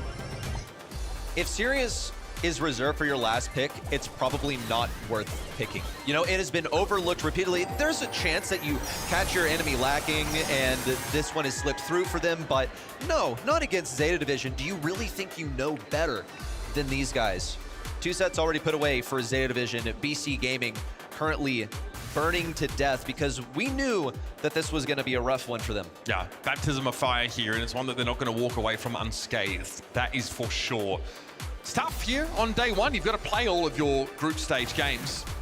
And again, a loss here for BC Gaming will have them summarily, unceremoniously ejected from our 2026 Brawl Cup. It is now or never in Ring of Fire. What an apt selection of arena here for their last stand. Yeah, it is getting real hot now as the cinders are beginning to burn down to nothing. Will we see a final fight from BC Gaming SA? They gotta put a stop to this mayhem. 4 consecutive game victories. They didn't even really look close. Maybe one of them in Heist a moment ago, but they were behind by a fairly large margin there as the final shield had been cracked off of both safes. Surprise! Here comes the initial selection. Finks is pretty much a gimme on any hot zone map, but we've seen the approach earlier that it's actually possible to lose with Finks. We are going to be looking down the barrel of probably a Chester Ruffs and Mina comp. Thankfully she's global banned out, so not an option, but getting the Chester and Ruffs core is very powerful. Notice as well the Lumi banned away. Both these teams have tried to bring her onto this map on a number of occasions, but there's a bunch of options here. Like if you're trying to bring a tank into the fold here for BC Gaming, you can go towards the Amber. We've for good reason seen the Colette banned out here. The Penny is pretty annoying. A strong choice of control brawler that can fend for herself up close, especially with Salty Barrel. I like the Penny. I like the Penny a lot. In fact, it's a lot of times ban-worthy here on Ring of Fire because once you get it set up in that pesky position inside the bushes behind the little corner wall that's pretty close to mid, then it's quite difficult to remove. This is one of those moments where, like, the last pick sweep comes in. I would not say that this is too unexpected for Zeta Division. Nope, they insta-lock the Draco. They are going to run this down. Not just that, but they're pairing it up with the Colonel Ruffs, which means that it's going to be getting a hypercharge. I trust in the aiming abilities of the players on Zeta Division to get that hypercharge to begin with, even if it's, late into the game, even if they are outmatched by the composition, they're going to get basically a guaranteed retake of mid off of Draco. I had the idea of stealing away Zeta Division's signature Leon pick here on this map, but they're not particularly durable as a composition. It's really only the Leon that in theory can burst down the Dracos. That's where Leon wants to be. He wants to be up close and personal in general. The lollipop drop is going to be crucial to dodge a number of these shots that come in from the Chester, for example, but this is BC Gaming backs against the wall as Zeta Division are poised to send them toppling out of the tournament. Todd needs to get this takedown to Stetampo. Will get it, but it looks like he's going to expire the hands of Batman. Throws down the super, manages to enter the Matrix for a brief moment as he dodges shots from 2 different angles. They've allowed Colonel Ruffs to get completely behind them, and Jay plays way too aggressive, and the enemy side ends up being taken down in such a pointless endeavor. Why is Suzuku playing like an alley on the map right now? That is ridiculous. Jay goes in and gets a jawbreaker straight away, stunned up with nowhere to go. That turret is a little bit annoying, especially for the slower moving brawlers. It means that Batman does need to keep on the move. That can be cleared out.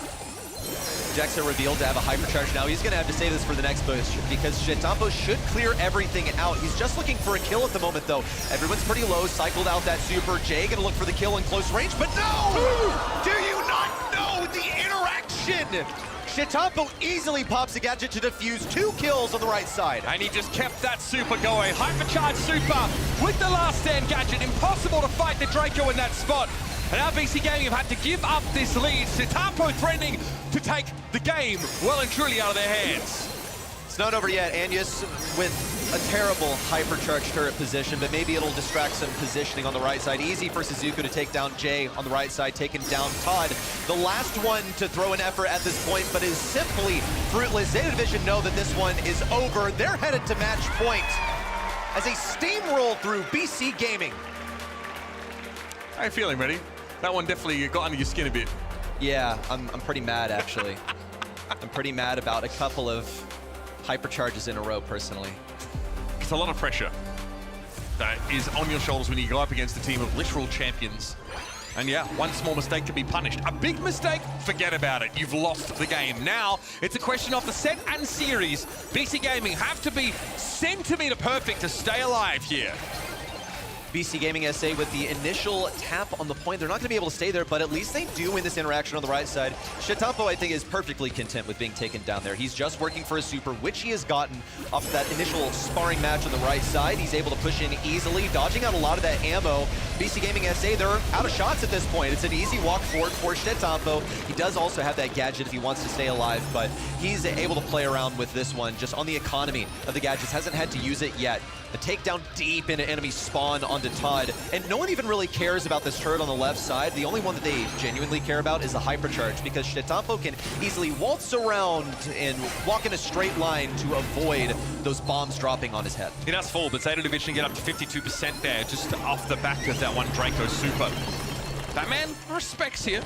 We'll throw another sort of zoning super down, and maybe now decides that it might be time to clear this turret out, or will he sneak back through behind Shetampo there? We heard that hypercharge go off, but he actually got cleaned up.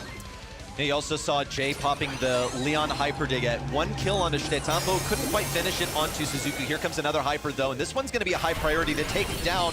Combined with the Fink super, could be pretty deadly. It's guaranteed retake. Now they just got to clean up the job. Jay could rotate around from the bottom and use from the top, but they're pretty much just trying to find Batman right now. It's an awkward angle. Now he's got the hypercharge Chester bomb. Make it 1, make it 2. Jay eviscerated, and Zeta Division assume aggressive positions in BC Gaming SA's bushes. Now that Chester hypercharge is no running from that, folks. All right, we at least have a super in play here for the Fink's hyper, in fact, but is it going to be enough? Shetampo's up there on the point, and so it goes. The book is shut on BC Gaming's campaign here in Berlin. Zeta Division are not interested in fairy tale stories. They've got their own to write. Dessert here for a team that ain't only a realm alive and will now go through their group as the top seed. I think the game was over much more quickly than BC Gaming were expecting. Yes. I would agree. It was fast. Tough to see what our SA West team had in preparation for this squad. It was Oni Realm first, and now Zeta Division. This group certainly has clear front runners, and we're going to head down and speak to them now. Barney on the mic. Righty, righty. Welcome back. Welcome back to the winner's circle, let's call this. Now, you guys may not realize this, but to compete against a team like Zeta Division on the main stage at an international LAN event is a very big deal for a lot of players and a lot of, let's say, teams who are up and coming. Now, there are many people in the crowd and at home watching who are like young up-and-coming players who want to get to your level. I want to know what you would like to say to them. Do you have a message for them? そのような有名で強いチームと対戦するのは、他のチームに対してこれはすごく名誉だと思います。すごく大事な対戦だと思うんですけれども、配信を見る方も新しい若い選手たちがそのようなレベルになりたいなら、どのようなその人のためにどのようなメッセージがありますか？一言。ですね。まあ頑張ってください。Well, what can I say? Like, just do your best. Give it your shot. That's a fair thing to say, I think. Now, you've made it to Sunday. Tomorrow we have groups C and D, and in those groups we have Crazy Raccoon. Now, do you see them this week as comrades or as, enemies, or both? Because you guys are essentially fighting for the same goal. なんか日曜日のプレーオフに突破しましたけれども、明日のグループ C、グループ D なんですが、そのグループの中にクレイジーラクーン、他の日本代表のチームがあるんですけれども、そのチームは、味方とみなしますか？それともこれは同じ目的を狙う敵だけですか？それとも両方？まあ敵ですね。Hi. They're enemies. I like that. Okay, short and sweet. Ladies and gentlemen, let's hear it one more time. It's Zeta Division.